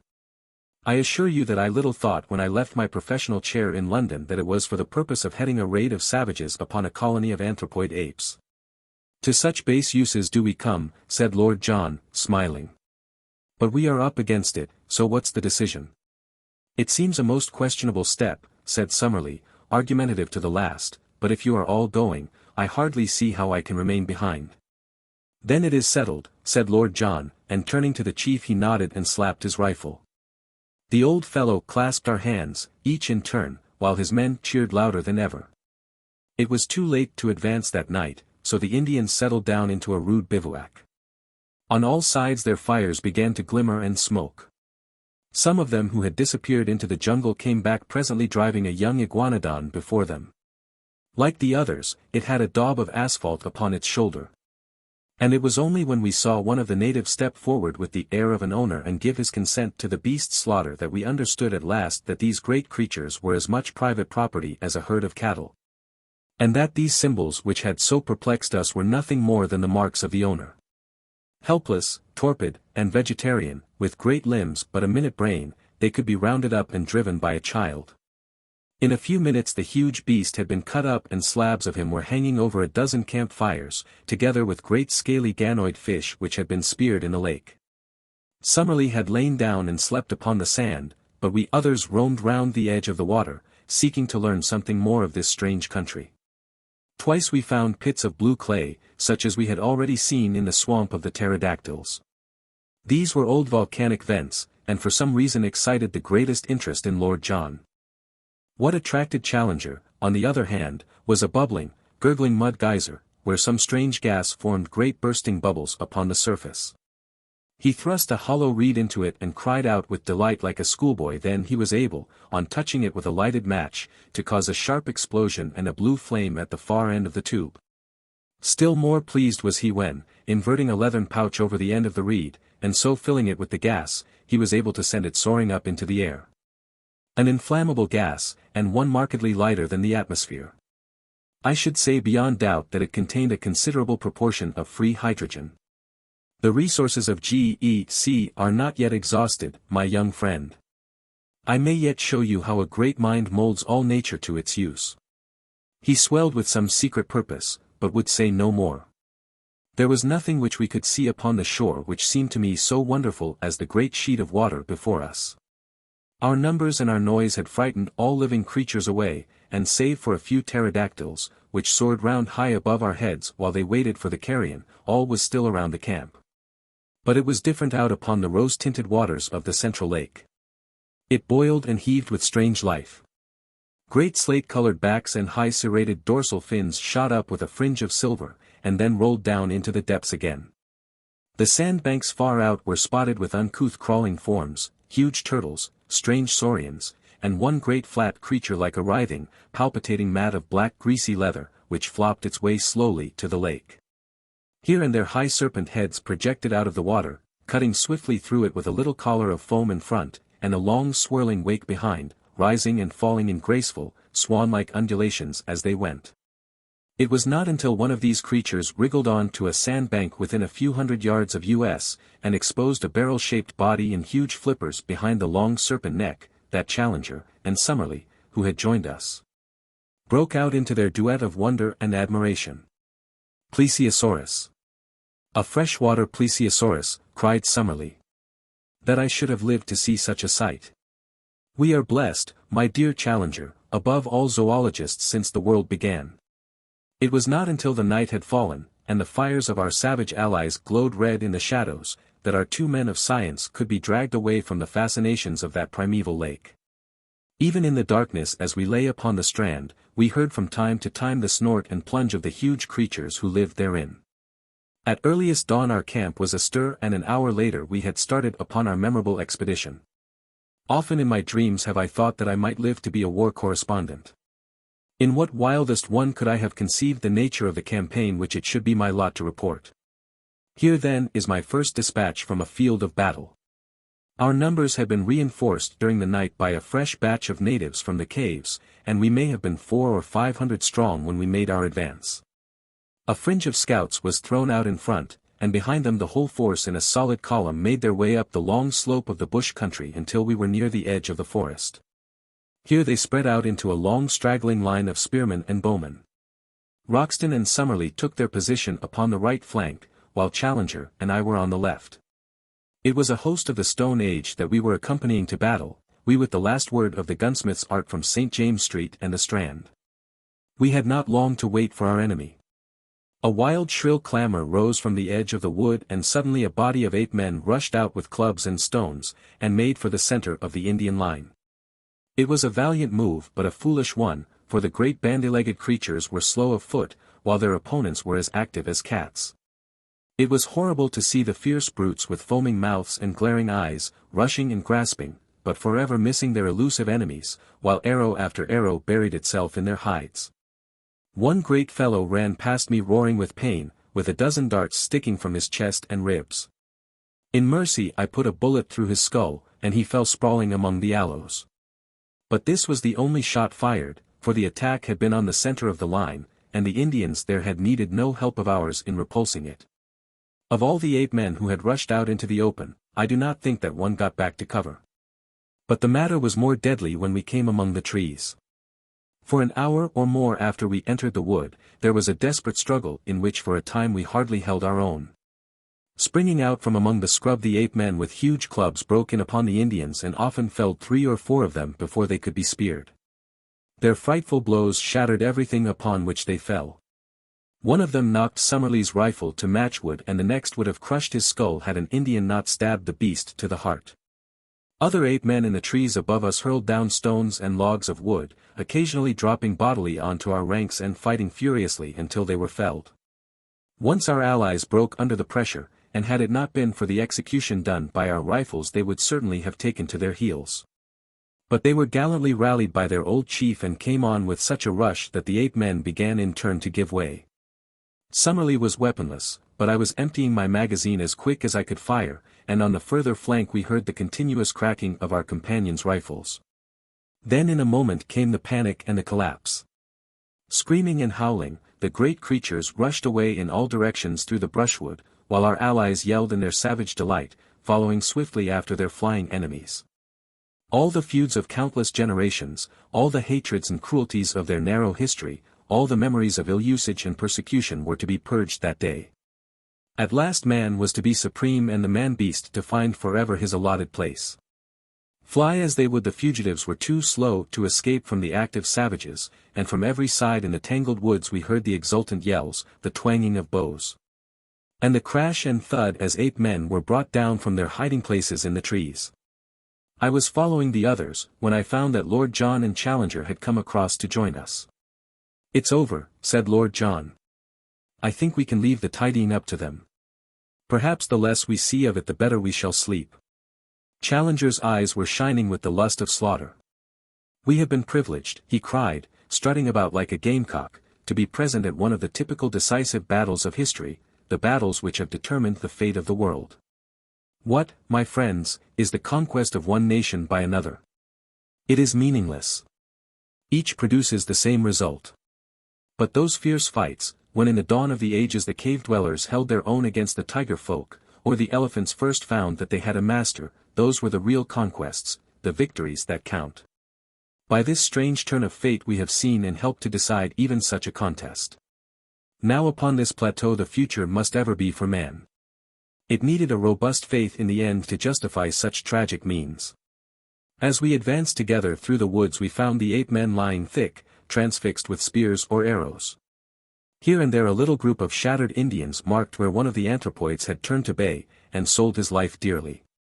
Always in front of us we heard the yelling and roaring which showed the direction of the pursuit. The ape-men had been driven back to their city, they had made a last stand there, once again they had been broken, and now we were in time to see the final fearful scene of all. Some 80 or 100 males, the last survivors, had been driven across that same little clearing which led to the edge of the cliff, the scene of our own exploit 2 days before. As we arrived the Indians, a semicircle of spearmen, had closed in on them, and in a minute it was over, 30 or 40 died where they stood. The others, screaming and clawing, were thrust over the precipice, and went hurtling down, as their prisoners had of old, onto the sharp bamboos 600 feet below. It was as Challenger had said, and the reign of man was assured forever in Maple White Land. The males were exterminated, Ape Town was destroyed, the females and young were driven away to live in bondage, and the long rivalry of untold centuries had reached its bloody end. For us the victory brought much advantage. Once again we were able to visit our camp and get at our stores. Once more also we were able to communicate with Zambo, who had been terrified by the spectacle from afar of an avalanche of apes falling from the edge of the cliff. "Come away, masses, come away," he cried, his eyes starting from his head. "The deb bill get you sure if you stay up there." "It is the voice of sanity," said Summerlee with conviction. "We have had adventures enough and they are neither suitable to our character or our position. I hold you to your word, Challenger. From now onwards you devote your energies to getting us out of this horrible country and back once more to civilization." Chapter 15, Our Eyes Have Seen Great Wonders. I write this from day to day, but I trust that before I come to the end of it, I may be able to say that the light shines, at last, through our clouds. We are held here with no clear means of making our escape, and bitterly we chafe against it. Yet, I can well imagine that the day may come when we may be glad that we were kept, against our will, to see something more of the wonders of this singular place, and of the creatures who inhabit it. The victory of the Indians and the annihilation of the ape-men, marked the turning point of our fortunes. From then onwards, we were in truth masters of the plateau, for the natives looked upon us with a mixture of fear and gratitude, since by our strange powers we had aided them to destroy their hereditary foe. For their own sakes they would, perhaps, be glad to see the departure of such formidable and incalculable people, but they have not themselves suggested any way by which we may reach the plains below. There had been, so far as we could follow their signs, a tunnel by which the place could be approached, the lower exit of which we had seen from below. By this, no doubt, both ape-men and Indians had at different epochs reached the top, and Maple White with his companion had taken the same way. Only the year before, however, there had been a terrific earthquake, and the upper end of the tunnel had fallen in and completely disappeared. The Indians now could only shake their heads and shrug their shoulders when we expressed by signs our desire to descend. It may be that they cannot, but it may also be that they will not, help us to get away. At the end of the victorious campaign the surviving ape folk were driven across the plateau, their wailings were horrible, and established in the neighborhood of the Indian caves, where they would, from now onwards, be a servile race under the eyes of their masters. It was a rude, raw, primeval version of the Jews in Babylon or the Israelites in Egypt. At night we could hear from amid the trees the long-drawn cry, as some primitive Ezekiel mourned for fallen greatness and recalled the departed glories of Ape Town. Hewers of wood and drawers of water, such were they from now onwards. We had returned across the plateau with our allies 2 days after the battle, and made our camp at the foot of their cliffs. They would have had us share their caves with them, but Lord John would by no means consent to it, considering that to do so would put us in their power if they were treacherously disposed. We kept our independence, therefore, and had our weapons ready for any emergency, while preserving the most friendly relations. We also continually visited their caves, which were most remarkable places, though whether made by man or by nature we have never been able to determine. They were all on the one stratum, hollowed out of some soft rock which lay between the volcanic basalt forming the ruddy cliffs above them, and the hard granite which formed their base. The openings were about 80 feet above the ground, and were led up to by long stone stairs, so narrow and steep that no large animal could mount them. Inside they were warm and dry, running in straight passages of varying length into the side of the hill, with smooth grey walls decorated with many excellent pictures done with charred sticks and representing the various animals of the plateau. If every living thing were swept from the country, the future explorer would find upon the walls of these caves ample evidence of the strange fauna, the dinosaurs, iguanodons, and fish lizards, which had lived so recently upon Earth. Since we had learned that the huge iguanodons were kept as tame herds by their owners, and were simply walking meat stores, we had conceived that man, even with his primitive weapons, had established his ascendancy upon the plateau. We were soon to discover that it was not so, and that he was still there upon tolerance. It was on the third day after our forming our camp near the Indian caves that the tragedy occurred. Challenger and Summerlee had gone off together that day to the lake where some of the natives, under their direction, were engaged in harpooning specimens of the great lizards. Lord John and I had remained in our camp, while a number of the Indians were scattered about upon the grassy slope in front of the caves engaged in different ways. Suddenly there was a shrill cry of alarm, with the word "Stoa" resounding from 100 tongues. From every side men, women, and children were rushing wildly for shelter, swarming up the staircases and into the caves in a mad stampede. Looking up, we could see them waving their arms from the rocks above and beckoning to us to join them in their refuge. We had both seized our magazine rifles and ran out to see what the danger could be. Suddenly from the near belt of trees there broke forth a group of 12 or 15 Indians, running for their lives, and at their very heels 2 of those frightful monsters which had disturbed our camp and pursued me upon my solitary journey. In shape they were like horrible toads, and moved in a succession of springs, but in size they were of an incredible bulk, larger than the largest elephant. We had never before seen them save at night, and indeed they are nocturnal animals save when disturbed in their lairs, as these had been. We now stood amazed at the sight, for their blotched and warty skins were of a curious fish-like iridescence, and the sunlight struck them with an ever-varying rainbow bloom as they moved. We had little time to watch them, however, for in an instant they had overtaken the fugitives and were making a dire slaughter among them.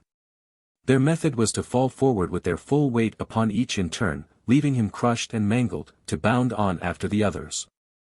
The wretched Indians screamed with terror, but were helpless, run as they would, before the relentless purpose and horrible activity of these monstrous creatures. One after another they went down, and there were not half a dozen surviving by the time my companion and I could come to their help.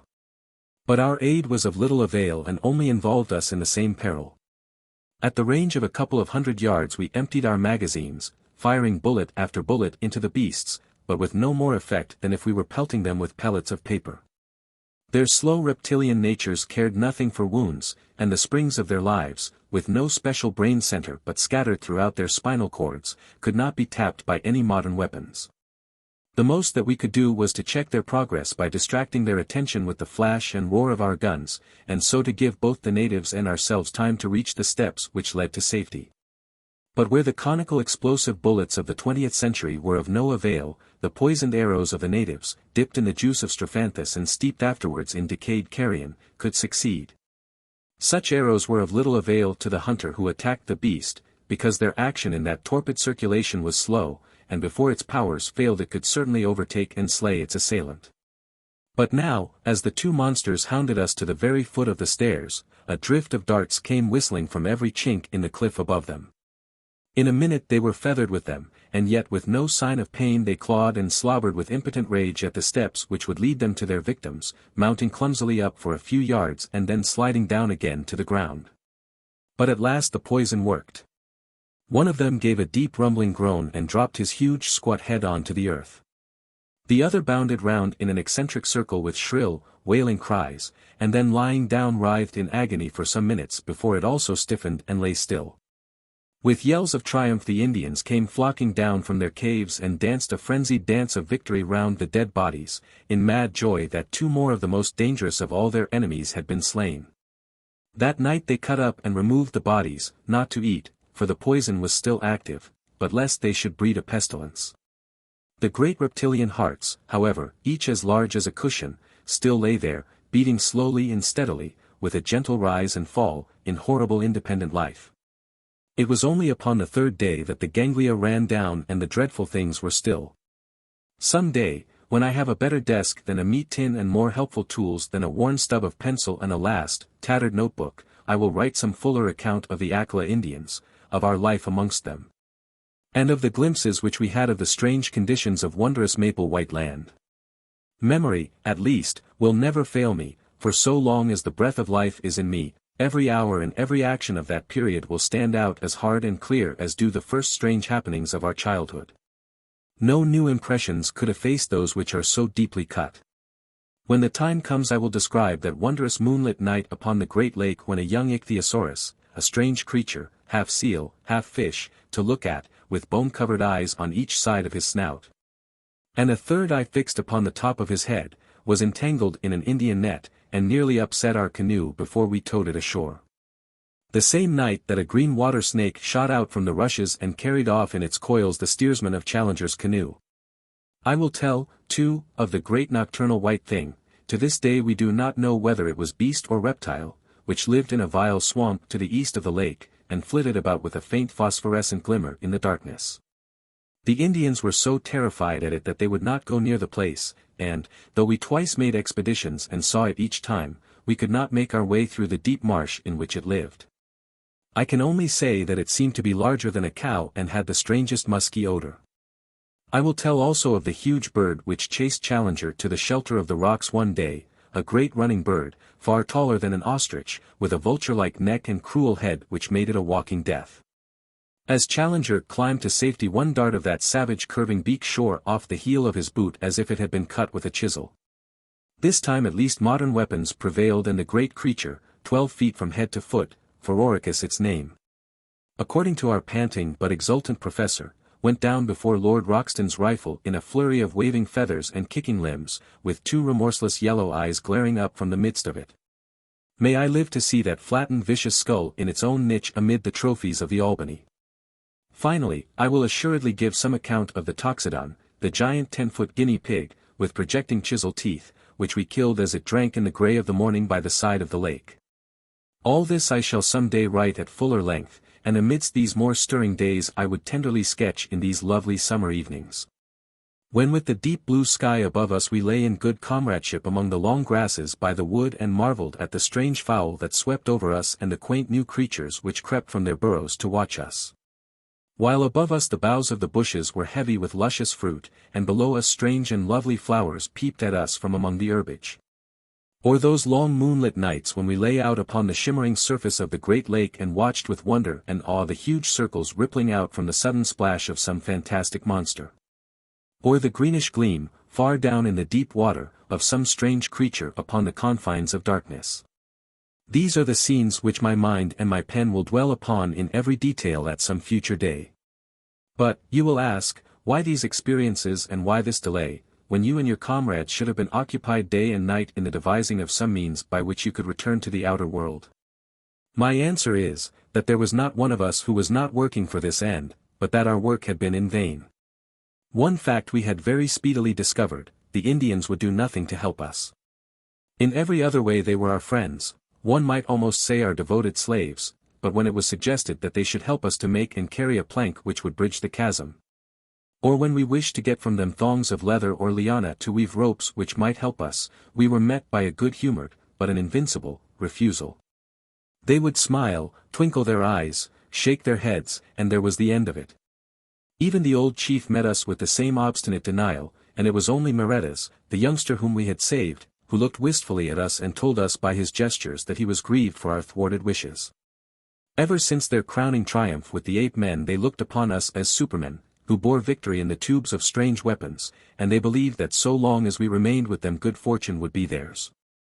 A little red-skinned wife and a cave of our own were freely offered to each of us if we would but forget our own people and dwell forever upon the plateau. So far all had been kindly, however far apart our desires might be. But we felt well assured that our actual plans of a descent must be kept secret, for we had reason to fear that at the last they might try to hold us by force. In spite of the danger from dinosaurs, which is not great save at night, for, as I may have said before, they are mostly nocturnal in their habits, I have twice in the last 3 weeks been over to our old camp in order to see our Negro who still kept watch and ward below the cliff. My eyes strained eagerly across the great plain in the hope of seeing afar off the help for which we had prayed. But the long cactus-strewn levels still stretched away, empty and bare, to the distant line of the canebrake. They will soon come now, Massa Malone. Before another week pass Indian come back and bring rope and fetch you down. Such was the cheery cry of our excellent Zambo. I had one strange experience as I came from this second visit which had involved my being away for a night from my companions. I was returning along the well-remembered route, and had reached a spot within a mile or so of the marsh of the pterodactyls, when I saw an extraordinary object approaching me. It was a man who walked inside a framework made of bent canes so that he was enclosed on all sides in a bell-shaped cage. As I drew nearer I was more amazed still to see that it was Lord John Roxton. When he saw me he slipped from under his curious protection and came towards me laughing, and yet, as I thought, with some confusion in his manner. "Well, young fella," said he, "who would have thought of meeting you up here? What in the world are you doing?" I asked. "Visitin' my friends, the pterodactyls," said he.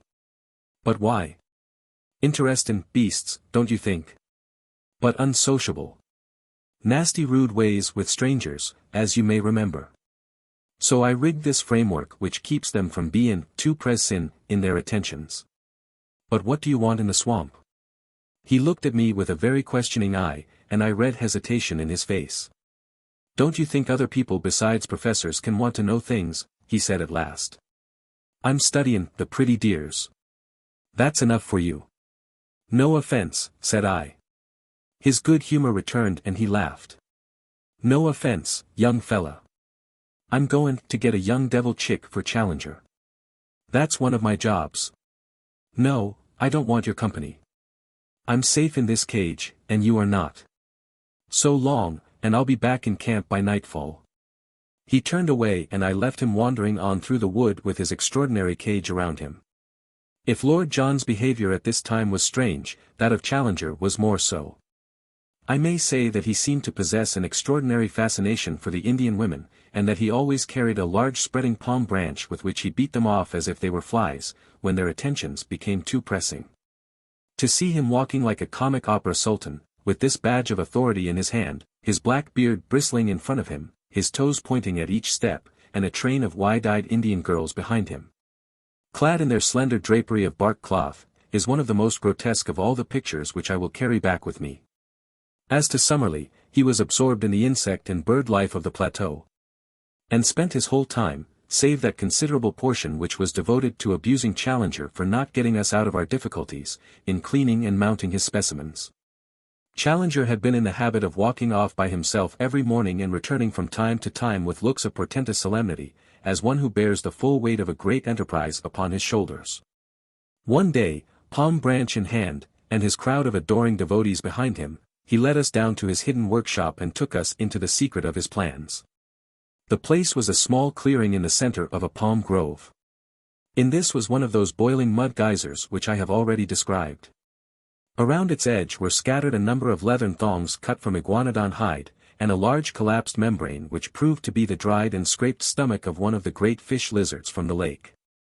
This huge sack had been sewn up at one end and only a small orifice left at the other. Into this opening several bamboo canes had been inserted and the other ends of these canes were in contact with conical clay funnels which collected the gas bubbling up through the mud of the geyser. Soon the flaccid organ began to slowly expand and show such a tendency to upward movements that Challenger fastened the cords which held it to the trunks of the surrounding trees. In half an hour a good-sized gas bag had been formed, and the jerking and straining upon the thongs showed that it was capable of considerable lift. Challenger, like a glad father in the presence of his firstborn, stood smiling and stroking his beard, in silent, self-satisfied content as he gazed at the creation of his brain. It was Summerlee who first broke the silence. "You don't mean us to go up in that thing, Challenger," said he, in an acid voice. "I mean, my dear Summerlee, to give you such a demonstration of its powers that after seeing it you will, I am sure, have no hesitation in trusting yourself to it." "You can put it right out of your head now, at once," said Summerlee with decision. "Nothing on earth would induce me to commit such a folly. Lord John, I trust that you will not countenance such madness." "Do said ingenious, I call it," said our peer. "I'd like to see how it works." "So you shall," said Challenger. For some days I have exerted my whole brain force upon the problem of how we shall descend from these cliffs. We have satisfied ourselves that we cannot climb down and that there is no tunnel. We are also unable to construct any kind of bridge which may take us back to the pinnacle from which we came. How then shall I find a means to convey us? Some little time ago I had remarked to our young friend here that free hydrogen was evolved from the geyser. The idea of a balloon naturally followed. I was, I will admit, somewhat baffled by the difficulty of discovering an envelope to contain the gas, but the contemplation of the immense entrails of these reptiles supplied me with a solution to the problem. Behold the result. He put one hand in the front of his ragged jacket and pointed proudly with the other. By this time the gas bag had swollen to a goodly rotundity and was jerking strongly upon its lashings. Midsummer madness, snorted Summerlee. Lord John was delighted with the whole idea. Clever old dear, ain't he, he whispered to me, and then louder to Challenger. What about a car? The car will be my next care. I have already planned how it is to be made and attached. Meanwhile I will simply show you how capable my apparatus is of supporting the weight of each of us. All of us, surely.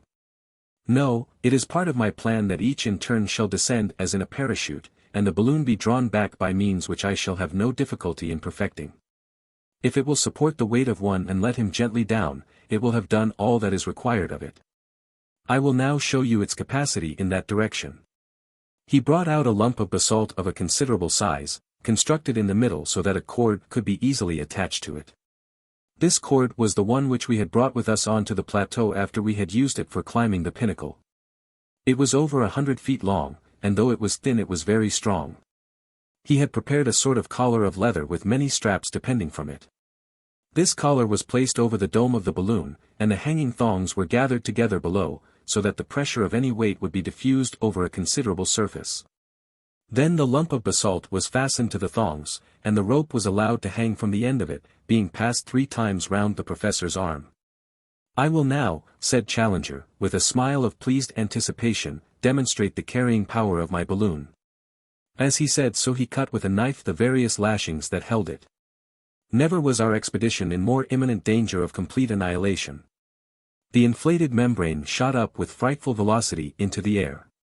In an instant Challenger was pulled off his feet and dragged after it. I had just time to throw my arms round his ascending waist when I was myself whipped up into the air. Lord John had me with a rat-trap grip round the legs, but I felt that he also was coming off the ground. For a moment I had a vision of 4 adventurers floating like a string of sausages over the land that they had explored. But, happily, there were limits to the strain which the rope would stand, though none apparently to the lifting powers of this infernal machine. There was a sharp crack, and we were in a heap upon the ground with coils of rope all over us. When we were able to stagger to our feet we saw far off in the deep blue sky one dark spot where the lump of basalt was speeding upon its way. Splendid, cried the undaunted Challenger, rubbing his injured arm. A most thorough and satisfactory demonstration. I could not have anticipated such a success. Within a week, gentlemen, I promise that a second balloon will be prepared, and that you can count upon taking in safety and comfort the first stage of our homeward journey. So far I have written each of the foregoing events as it occurred. Now I am rounding off my narrative from the old camp, where Zambo has waited so long, with all our difficulties and dangers left like a dream behind us upon the summit of those vast ruddy crags which tower above our heads. We have descended in safety, though in a most unexpected fashion, and all is well with us. In 6 weeks or 2 months we shall be in London, and it is possible that this letter may not reach you much earlier than we do ourselves.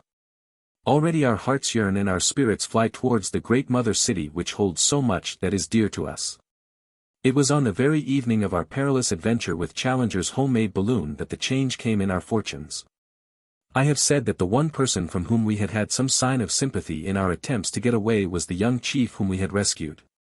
He alone had no desire to hold us against our will in a strange land. He had told us as much by his expressive language of signs. That evening, after dusk, he came down to our little camp, handed me, for some reason he had always shown his attentions to me, perhaps because I was the one who was nearest his age, a small roll of the bark of a tree. And then pointing solemnly up at the row of caves above him, he had put his finger to his lips as a sign of secrecy and had stolen back again to his people. I took the slip of bark to the firelight and we examined it together. It was about a foot square, and on the inner side there was a singular arrangement of lines, which I here reproduce. They were neatly done in charcoal upon the white surface, and looked to me at first sight like some sort of rough musical score. "Whatever it is, I can swear that it is of importance to us," said I could read that on his face as he gave it. "Unless we have come upon a primitive practical joker," Summerlee suggested, "which I should think would be one of the most elementary developments of man." "It is clearly some sort of script," said Challenger. "Looks like a guinea puzzle competition," remarked Lord John, craning his neck to have a look at it. Then suddenly he stretched out his hand and seized the puzzle. "By George," he cried, "I believe I've got it." The boy guessed right the very first time. "See here. How many marks are on that paper?" 18. "Well, if you come to think of it, there are 18 cave openings on the hillside above us." "He pointed up to the caves when he gave it to me," said I. "Well, that settles it. This is a chart of the caves." "What?" 18 of them all in a row, some short, some deep, some branching, same as we saw them. "It's a map, and here's a cross on it." "What's the cross for?" "It is placed to mark one that is much deeper than the others." "One that goes through," I cried. "I believe our young friend has read the riddle," said Challenger.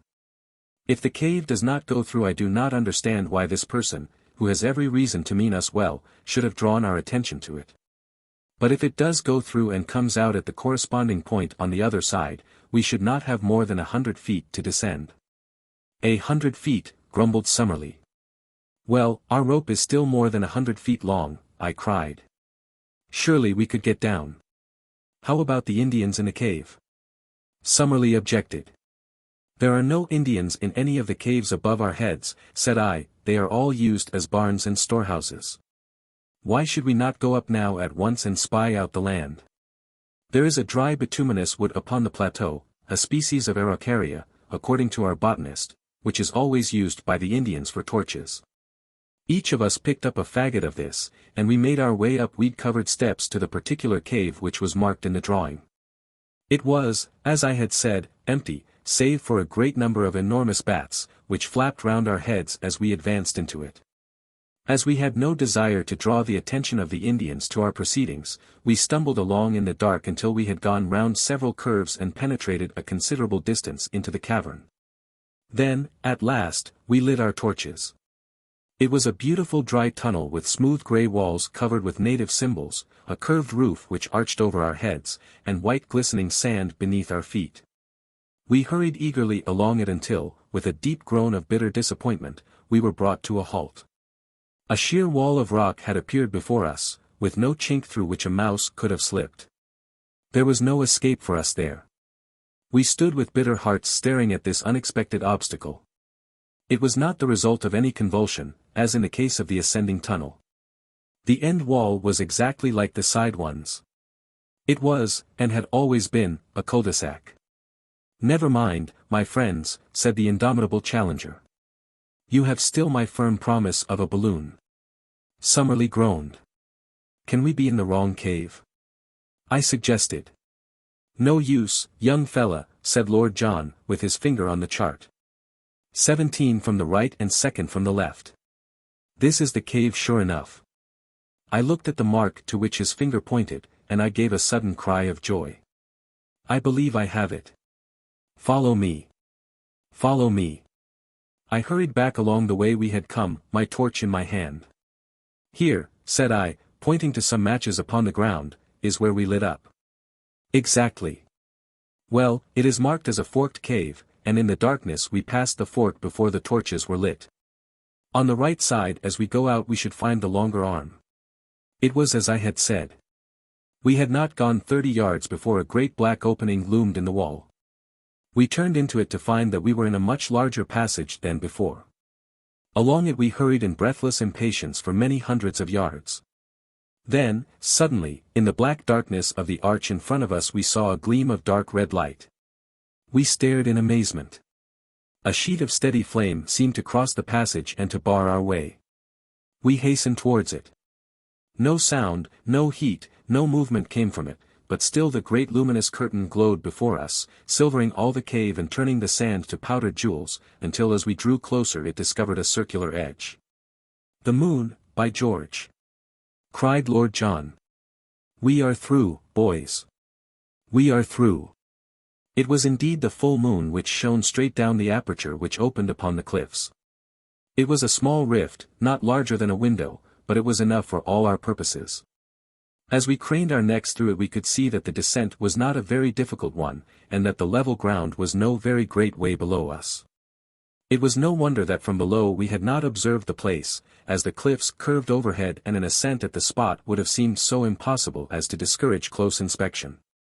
We satisfied ourselves that with the help of our rope we could find our way down, and then returned, rejoicing, to our camp to make our preparations for the next evening. What we did we had to do quickly and secretly, since even at this last hour the Indians might hold us back. Our stores we would leave behind us, save only our guns and cartridges. But Challenger had some unwieldy stuff which he ardently desired to take with him, and one particular package, of which I may not speak, which gave us more labor than any. Slowly the day passed, but when the darkness fell we were ready for our departure. With much labor we got our things up the steps, and then, looking back, took one last long survey of that strange land, soon I fear to be vulgarized, the prey of hunter and prospector, but to each of us a dreamland of glamour and romance. A land where we had dared much, suffered much, and learned much, our land, as we shall ever fondly call it. Along upon our left the neighboring caves each threw out its ruddy cheery firelight into the gloom. From the slope below us rose the voices of the Indians as they laughed and sang. Beyond was the long sweep of the woods, and in the center, shimmering vaguely through the gloom, was the great lake, the mother of strange monsters. Even as we looked a high whickering cry, the call of some weird animal, rang clear out of the darkness. It was the very voice of Maple White Land bidding us goodbye. We turned and plunged into the cave which led to home. 2 hours later, we, our packages, and all we owned, were at the foot of the cliff.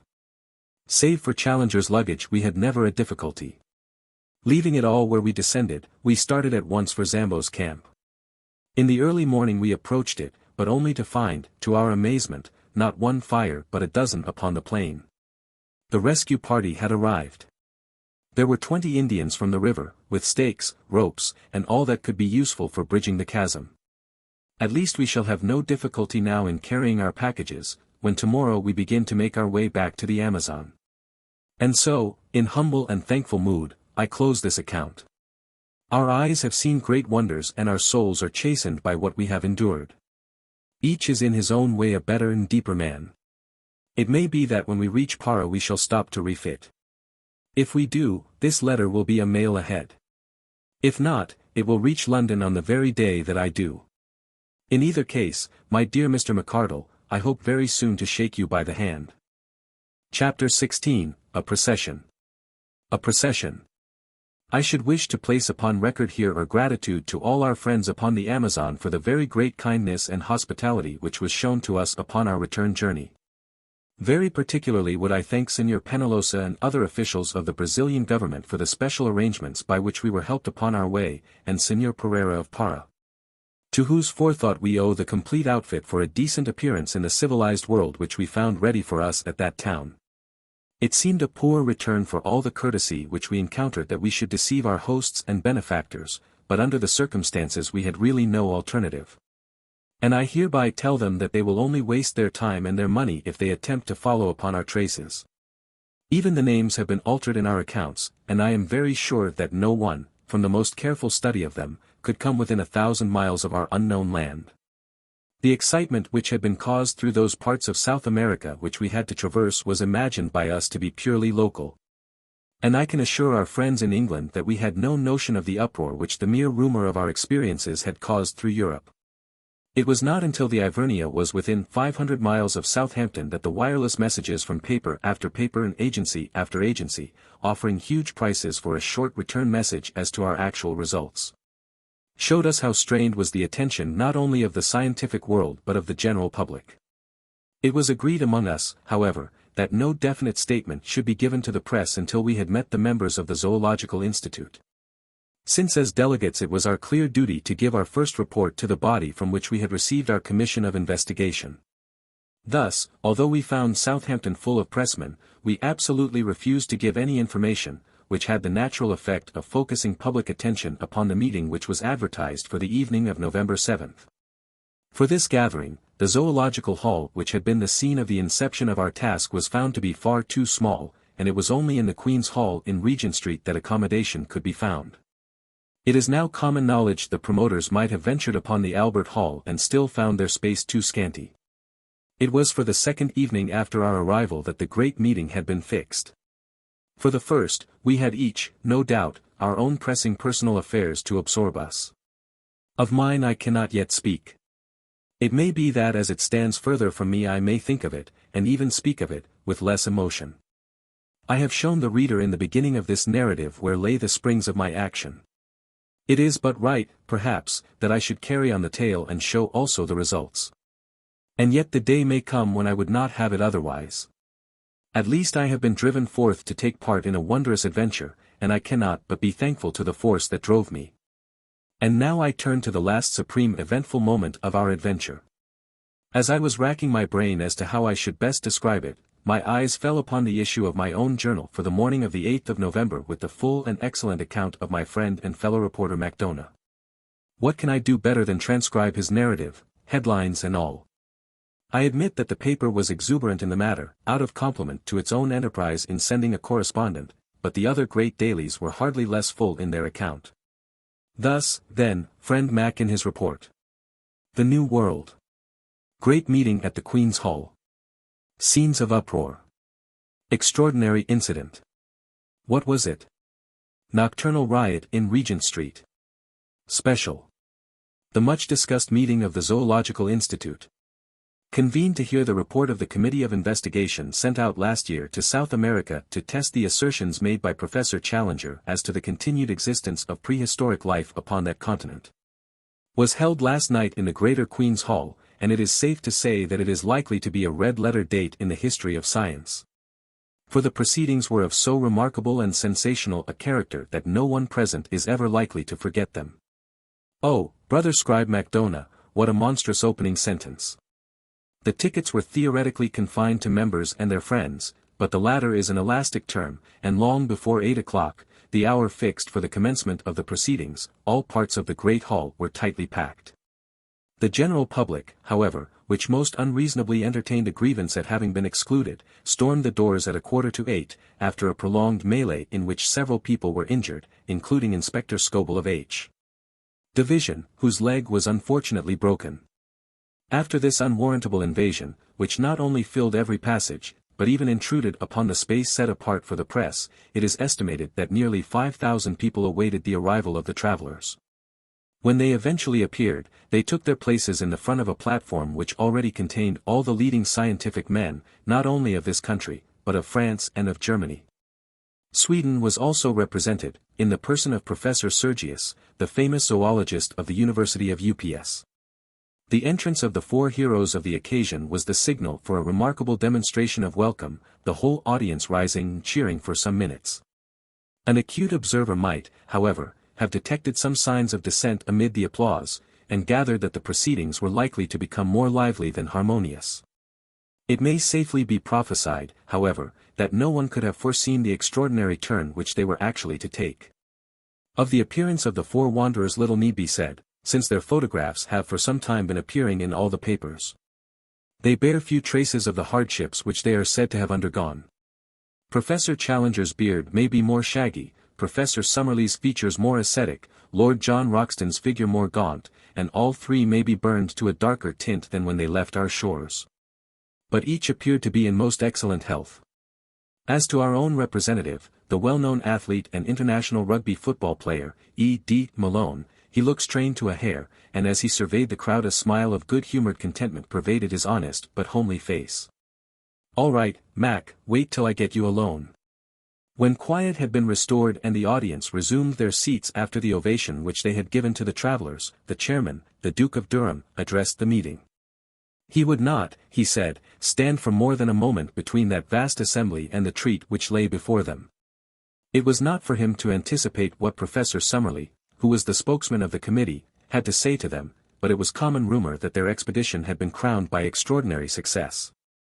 Applause. Apparently the age of romance was not dead, and there was common ground upon which the wildest imaginings of the novelist could meet the actual scientific investigations of the searcher for truth. He would only add, before he sat down, that he rejoiced, and all of them would rejoice, that these gentlemen had returned safe and sound from their difficult and dangerous task. For it cannot be denied that any disaster to such an expedition would have inflicted a well-nigh irreparable loss to the cause of zoological science. Great applause, in which Professor Challenger was observed to join. Professor Summerlee's rising was the signal for another extraordinary outbreak of enthusiasm, which broke out again at intervals throughout his address. That address will not be given in extenso in these columns, for the reason that a full account of the whole adventures of the expedition is being published as a supplement from the pen of our own special correspondent. Some general indications will therefore suffice. Having described the genesis of their journey, and paid a handsome tribute to his friend Professor Challenger, coupled with an apology for the incredulity with which his assertions, now fully vindicated, had been received, he gave the actual course of their journey, carefully withholding such information as would aid the public in any attempt to locate this remarkable plateau. Having described, in general terms, their course from the main river up to the time that they actually reached the base of the cliffs, he enthralled his hearers by his account of the difficulties encountered by the expedition in their repeated attempts to mount them, and finally described how they succeeded in their desperate endeavors, which cost the lives of their two devoted half-breed servants. This amazing reading of the affair was the result of Summerlee's endeavors to avoid raising any questionable matter at the meeting. Having conducted his audience in fancy to the summit, and marooned them there by reason of the fall of their bridge, the professor proceeded to describe both the horrors and the attractions of that remarkable land. Of personal adventures he said little, but laid stress upon the rich harvest reaped by science in the observations of the wonderful beast, bird, insect, and plant life of the plateau. Peculiarly rich in the Coleoptera and in the Lepidoptera, 46 new species of the one and 94 of the other had been secured in the course of a few weeks. It was, however, in the larger animals, and especially in the larger animals supposed to have been long extinct, that the interest of the public was naturally centered. Of these he was able to give a goodly list, but had little doubt that it would be largely extended when the place had been more thoroughly investigated. He and his companions had seen at least a dozen creatures, most of them at a distance, which corresponded with nothing at present known to science. These would in time be duly classified and examined. He instanced a snake, the cast skin of which, deep purple in color, was 51 feet in length, and mentioned a white creature, supposed to be mammalian, which gave forth well-marked phosphorescence in the darkness. Also a large black moth, the bite of which was supposed by the Indians to be highly poisonous.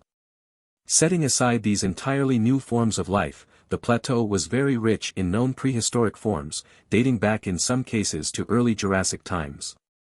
Among these he mentioned the gigantic and grotesque Stegosaurus, seen once by Mr. Malone at a drinking place by the lake, and drawn in the sketchbook of that adventurous American who had first penetrated this unknown world.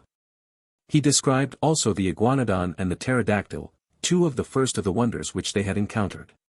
He then thrilled the assembly by some account of the terrible carnivorous dinosaurs, which had on more than one occasion pursued members of the party, and which were the most formidable of all the creatures which they had encountered. Thence he passed to the huge and ferocious bird, the Phororhacus, and to the great elk which still roams upon this upland. It was not, however, until he sketched the mysteries of the central lake that the full interest and enthusiasm of the audience were aroused. One had to pinch oneself to be sure that one was awake as one heard this sane and practical professor in cold measured tones describing the monstrous three-eyed fish lizards and the huge water snakes which inhabit this enchanted sheet of water. Next he touched upon the Indians, and upon the extraordinary colony of anthropoid apes, which might be looked upon as an advance upon the Pithecanthropus of Java, and as coming therefore nearer than any known form to that hypothetical creation. The missing link. Finally he described, amongst some merriment, the ingenious but highly dangerous aeronautic invention of Professor Challenger, and wound up a most memorable address by an account of the methods by which the committee did at last find their way back to civilization. It had been hoped that the proceedings would end there, and that a vote of thanks and congratulation, moved by Professor Sergius, of UPS University, would be duly seconded and carried. But it was soon evident that the course of events was not destined to flow so smoothly. Symptoms of opposition had been evident from time to time during the evening, and now Dr. James Illingworth, of Edinburgh, rose in the centre of the hall. Dr. Illingworth asked whether an amendment should not be taken before a resolution. The chairman, yes, sir, if there must be an amendment. Dr. Illingworth, Your Grace, there must be an amendment. The chairman, then let us take it at once. Professor Summerlee, springing to his feet, might I explain, Your Grace, that this man is my personal enemy ever since our controversy in the Quarterly Journal of Science as to the true nature of Bathybius? The chairman, I fear I cannot go into personal matters. Proceed. Dr. Illingworth was imperfectly heard in part of his remarks on account of the strenuous opposition of the friends of the explorers. Some attempts were also made to pull him down. Being a man of enormous physique, however, and possessed of a very powerful voice, he dominated the tumult and succeeded in finishing his speech. It was clear, from the moment of his rising, that he had a number of friends and sympathizers in the hall, though they formed a minority in the audience. The attitude of the greater part of the public might be described as one of attentive neutrality. Dr. Illingworth began his remarks by expressing his high appreciation of the scientific work both of Professor Challenger and of Professor Summerlee. He much regretted that any personal bias should have been read into his remarks, which were entirely dictated by his desire for scientific truth. His position, in fact, was substantially the same as that taken up by Professor Summerlee at the last meeting. At that last meeting Professor Challenger had made certain assertions which had been queried by his colleague. Now this colleague came forward himself with the same assertions and expected them to remain unquestioned. Was this reasonable? Yes, no, and prolonged interruption, during which Professor Challenger was heard from the press box to ask leave from the chairman to put Dr. Illingworth into the street. A year ago one man said certain things. Now 4 men said other and more startling ones. Was this to constitute a final proof where the matters in question were of the most revolutionary and incredible character? There had been recent examples of travelers arriving from the unknown with certain tales which had been too readily accepted. Was the London Zoological Institute to place itself in this position? He admitted that the members of the committee were men of character. But human nature was very complex. Even professors might be misled by the desire for notoriety. Like moths, we all love best to flutter in the light. Heavy game shots like to be in a position to cap the tails of their rivals, and journalists were not averse from sensational coups, even when imagination had to aid fact in the process. Each member of the committee had his own motive for making the most of his results. Shame. Shame. He had no desire to be offensive. You are an interruption. The corroboration of these wondrous tales was really of the most slender description. What did it amount to? Some photographs. Was it possible that in this age of ingenious manipulation photographs could be accepted as evidence? What more? We have a story of a flight and a descent by ropes which precluded the production of larger specimens. It was ingenious, but not convincing. It was understood that Lord John Roxton claimed to have the skull of a Phororhacus. He could only say that he would like to see that skull. Lord John Roxton, is this fellow calling me a liar? Uproar. The chairman, order. Order. Dr. Illingworth, I must direct you to bring your remarks to a conclusion and to move your amendment. Dr. Illingworth, Your Grace, I have more to say, but I bow to your ruling.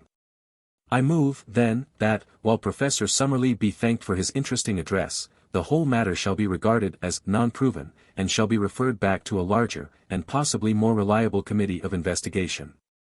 It is difficult to describe the confusion caused by this amendment. A large section of the audience expressed their indignation at such a slur upon the travelers by noisy shouts of dissent and cries of, "Don't put it! Withdraw! Turn him out!"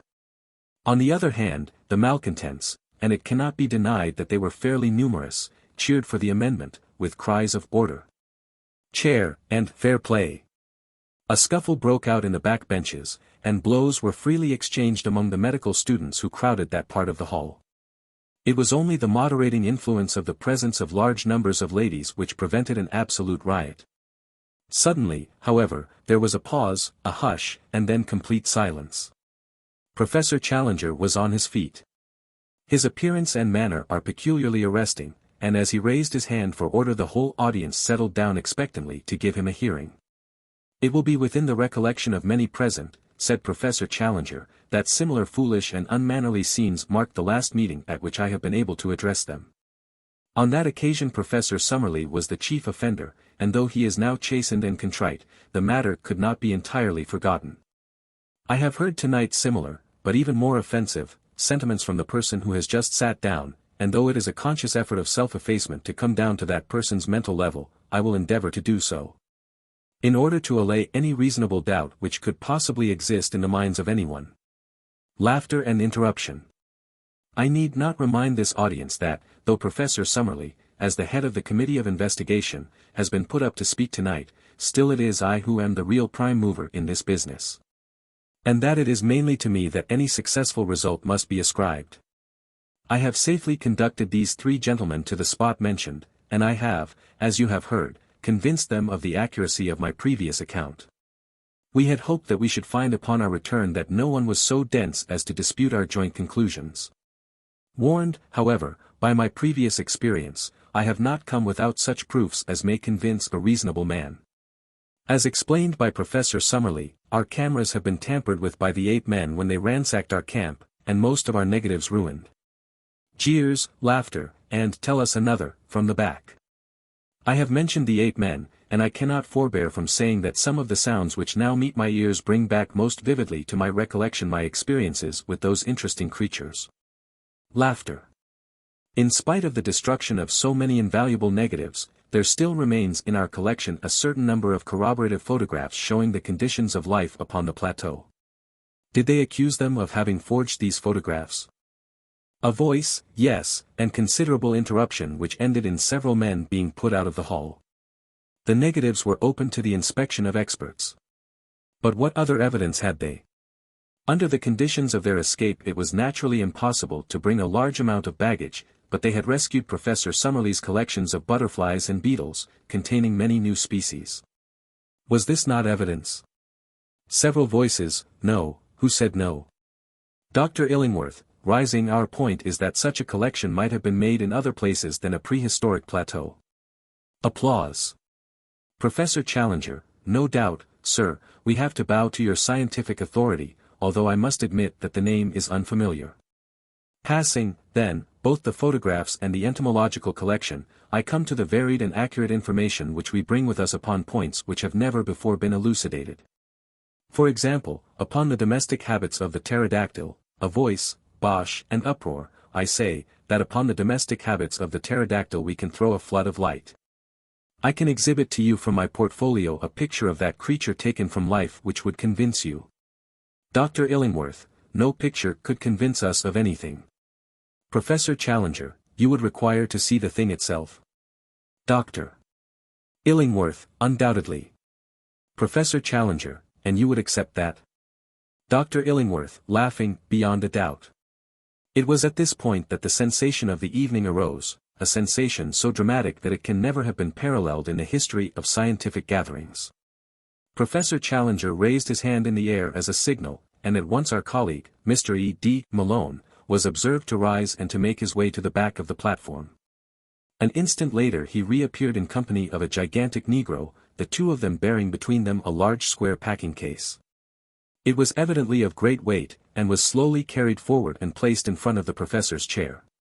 All sound had hushed in the audience and everyone was absorbed in the spectacle before them. Professor Challenger drew off the top of the case, which formed a sliding lid. Peering down into the box he snapped his fingers several times and was heard from the press seat to say, "Come, then, pretty, in a coaxing voice." An instant later, with a scratching, rattling sound, a most horrible and loathsome creature appeared from below and perched itself upon the side of the case. Even the unexpected fall of the Duke of Durham into the orchestra, which occurred at this moment, could not distract the petrified attention of the vast audience. The face of the creature was like the wildest gargoyle that the imagination of a mad medieval builder could have conceived.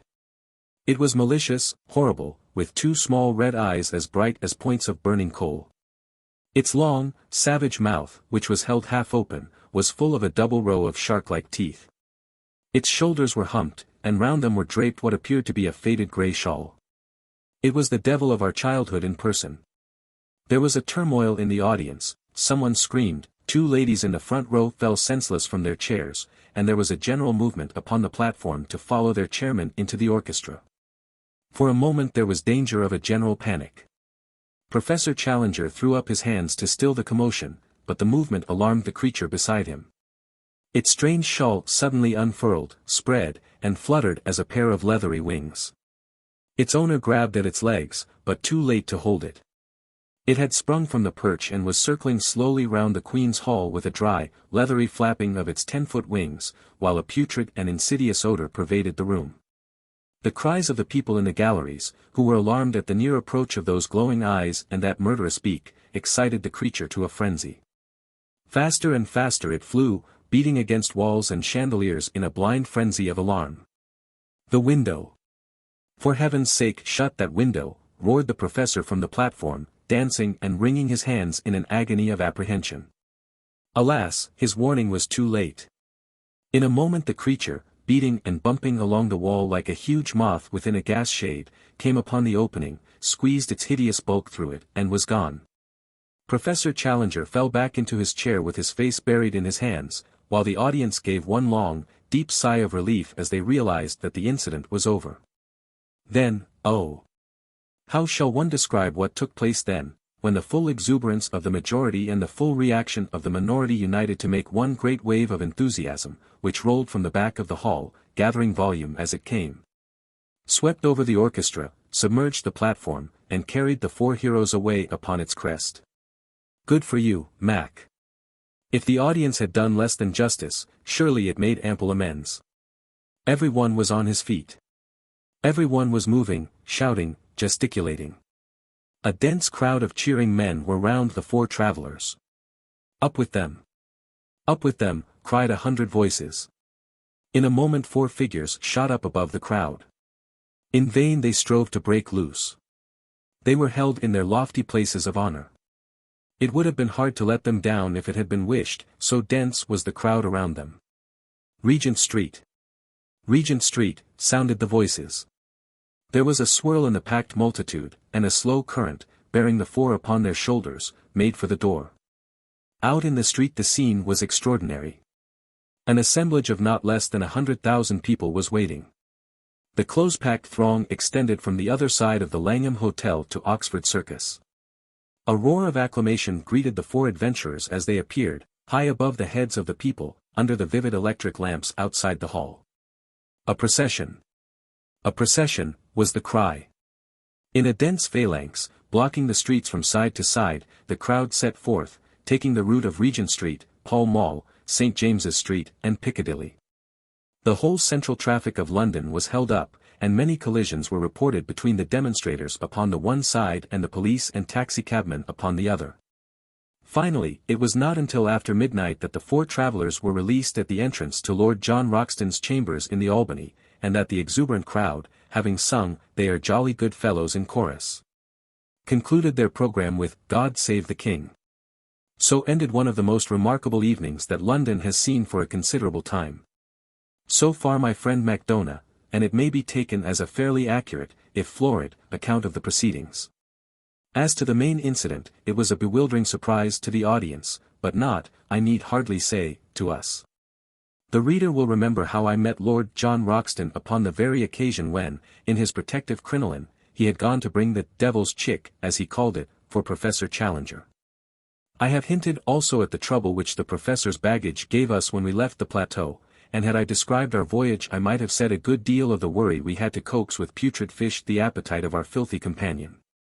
If I have not said much about it before, it was, of course, that the professor's earnest desire was that no possible rumor of the unanswerable argument which we carried should be allowed to leak out until the moment came when his enemies were to be confuted. One word as to the fate of the London pterodactyl. Nothing can be said to be certain upon this point. There is the evidence of 2 frightened women that it perched upon the roof of the Queen's Hall and remained there like a diabolical statue for some hours. The next day it came out in the evening papers that Private Miles, of the Coldstream Guards, on duty outside Marlborough House, had deserted his post without leave, and was therefore court-martialed. Private Miles' account, that he dropped his rifle and took to his heels down the mall because on looking up he had suddenly seen the devil between him and the moon, was not accepted by the court. And yet it may have a direct bearing upon the point at issue. The only other evidence which I can adduce is from the log of the SS Friesland, a Dutch-American liner, which asserts that at 9 next morning, start point being at the time 10 miles upon their starboard quarter, they were passed by something between a flying goat and a monstrous bat, which was heading at a prodigious pace south and west. If its homing instinct led it upon the right line, there can be no doubt that somewhere out in the wastes of the Atlantic the last European pterodactyl found its end. And Gladys, oh, my Gladys! Gladys of the Mystic Lake, now to be renamed the Central, for never shall she have immortality through me. Did I not always see some hard fiber in her nature? Did I not, even at the time when I was proud to obey her behest, feel that it was surely a poor love which could drive a lover to his death or the danger of it? Did I not, in my truest thoughts, always recurring and always dismissed, see past the beauty of the face, and, peering into the soul, discern the twin shadows of selfishness and of fickleness glooming at the back of it? Did she love the heroic and the spectacular for its own noble sake, or was it for the glory which might, without effort or sacrifice, be reflected upon herself? Or are these thoughts the vain wisdom which comes after the event? It was the shock of my life. For a moment it had turned me to a cynic. But already, as I write, a week has passed, and we have had our momentous interview with Lord John Roxton and, well, perhaps things might be worse. Let me tell it in a few words. No letter or telegram had come to me at Southampton, and I reached the little villa at Streatham about 10 o'clock that night in a fever of alarm. Was she dead or alive? Where were all my nightly dreams of the open arms, the smiling face, the words of praise for her man who had risked his life to humor her whim? Already I was down from the high peaks and standing flat-footed upon earth. Yet some good reasons given might still lift me to the clouds once more. I rushed down the garden path, hammered at the door, heard the voice of Gladys within, pushed past the staring maid, and strode into the sitting-room. She was seated in a low settee under the shaded standard lamp by the piano. In 3 steps I was across the room and had both her hands in mine. "Gladys!" I cried, "Gladys!" She looked up with amazement in her face. She was altered in some subtle way.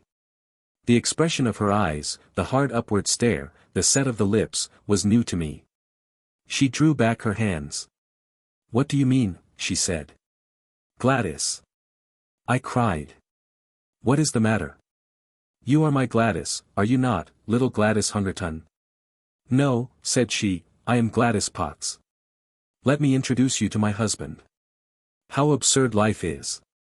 I found myself mechanically bowing and shaking hands with a little ginger-haired man who was coiled up in the deep armchair which had once been sacred to my own use. We bobbed and grinned in front of each other. "Father lets us stay here. We are getting our house ready," said Gladys. "Oh, yes," said I. "You didn't get my letter at Para, then?" "No, I got no letter." "Oh, what a pity. It would have made all clear." "It is quite clear," said I. "I've told William all about you," said she. "We have no secrets." "I am so sorry about it. But it couldn't have been so very deep, could it, if you could go off to the other end of the world and leave me here alone? You're not crabby, are you?" "No, no, not at all. I think I'll go." "Have some refreshment," said the little man, and he added, in a confidential way, "It's always like this, ain't it? And must be unless you had polygamy, only the other way round, you understand." He laughed like an idiot, while I made for the door. I was through it, when a sudden fantastic impulse came upon me, and I went back to my successful rival, who looked nervously at the electric push. "Will you answer a question?" I asked. "Well, within reason," said he. "How did you do it? Have you searched for hidden treasure, or discovered a pole, or done time on a pirate, or flown the Channel, or what? Where is the glamour of romance? How did you get it?" He stared at me with a hopeless expression upon his vacuous, good-natured, scrubby little face. "Don't you think all this is a little too personal?" he said. "Well, just one question," I cried. "What are you? What is your profession?" "I am a solicitor's clerk," said he. Second man at Johnson and Merivale's, 41, Chancery Lane. Good night, said I, and vanished, like all disconsolate and broken-hearted heroes, into the darkness, with grief and rage and laughter all simmering within me like a boiling pot. One more little scene, and I have done. Last night we all supped at Lord John Roxton's rooms, and sitting together afterwards we smoked in good comradeship and talked our adventures over. It was strange under these altered surroundings to see the old, well-known faces and figures. There was Challenger, with his smile of condescension, his drooping eyelids, his intolerant eyes, his aggressive beard, his huge chest, swelling and puffing as he laid down the law to Summerlee. And Summerlee, too, there he was with his short briar between his thin mustache and his grey goat's beard, his worn face protruded in eager debate as he queried all Challenger's propositions. Finally, there was our host, with his rugged, eagle face, and his cold, blue, glacier eyes with always a shimmer of devilment and of humor down in the depths of them. Such is the last picture of them that I have carried away. It was after supper, in his own sanctum, the room of the pink radiance and the innumerable trophies, that Lord John Roxton had something to say to us. From a cupboard he had brought an old cigar-box, and this he laid before him on the table. "There's one thing," said he, "that maybe I should have spoken about before this, but I wanted to know a little more clearly where I was. No use to raise hopes and let them down again. But it's facts, not hopes, with us now. You may remember that day we found the pterodactyl rookery in the swamp, what? Well, something in the lie of the land took my notice. Perhaps it has escaped you, so I will tell you.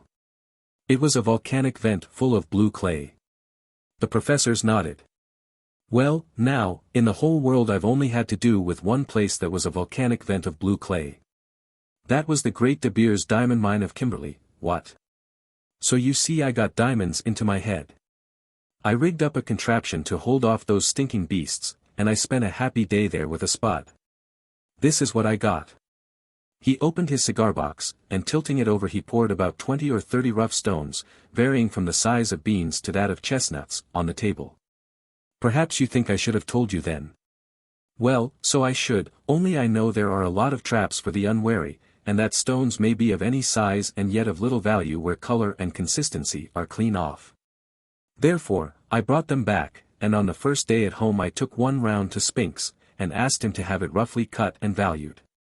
He took a pillbox from his pocket, and spilled out of it a beautiful glittering diamond, one of the finest stones that I have ever seen. 'There's the result,' said he. He prices the lot at a minimum of £200,000. Of course it is fair shares between us. I won't hear of anything else. Well, Challenger, what will you do with your 50,000?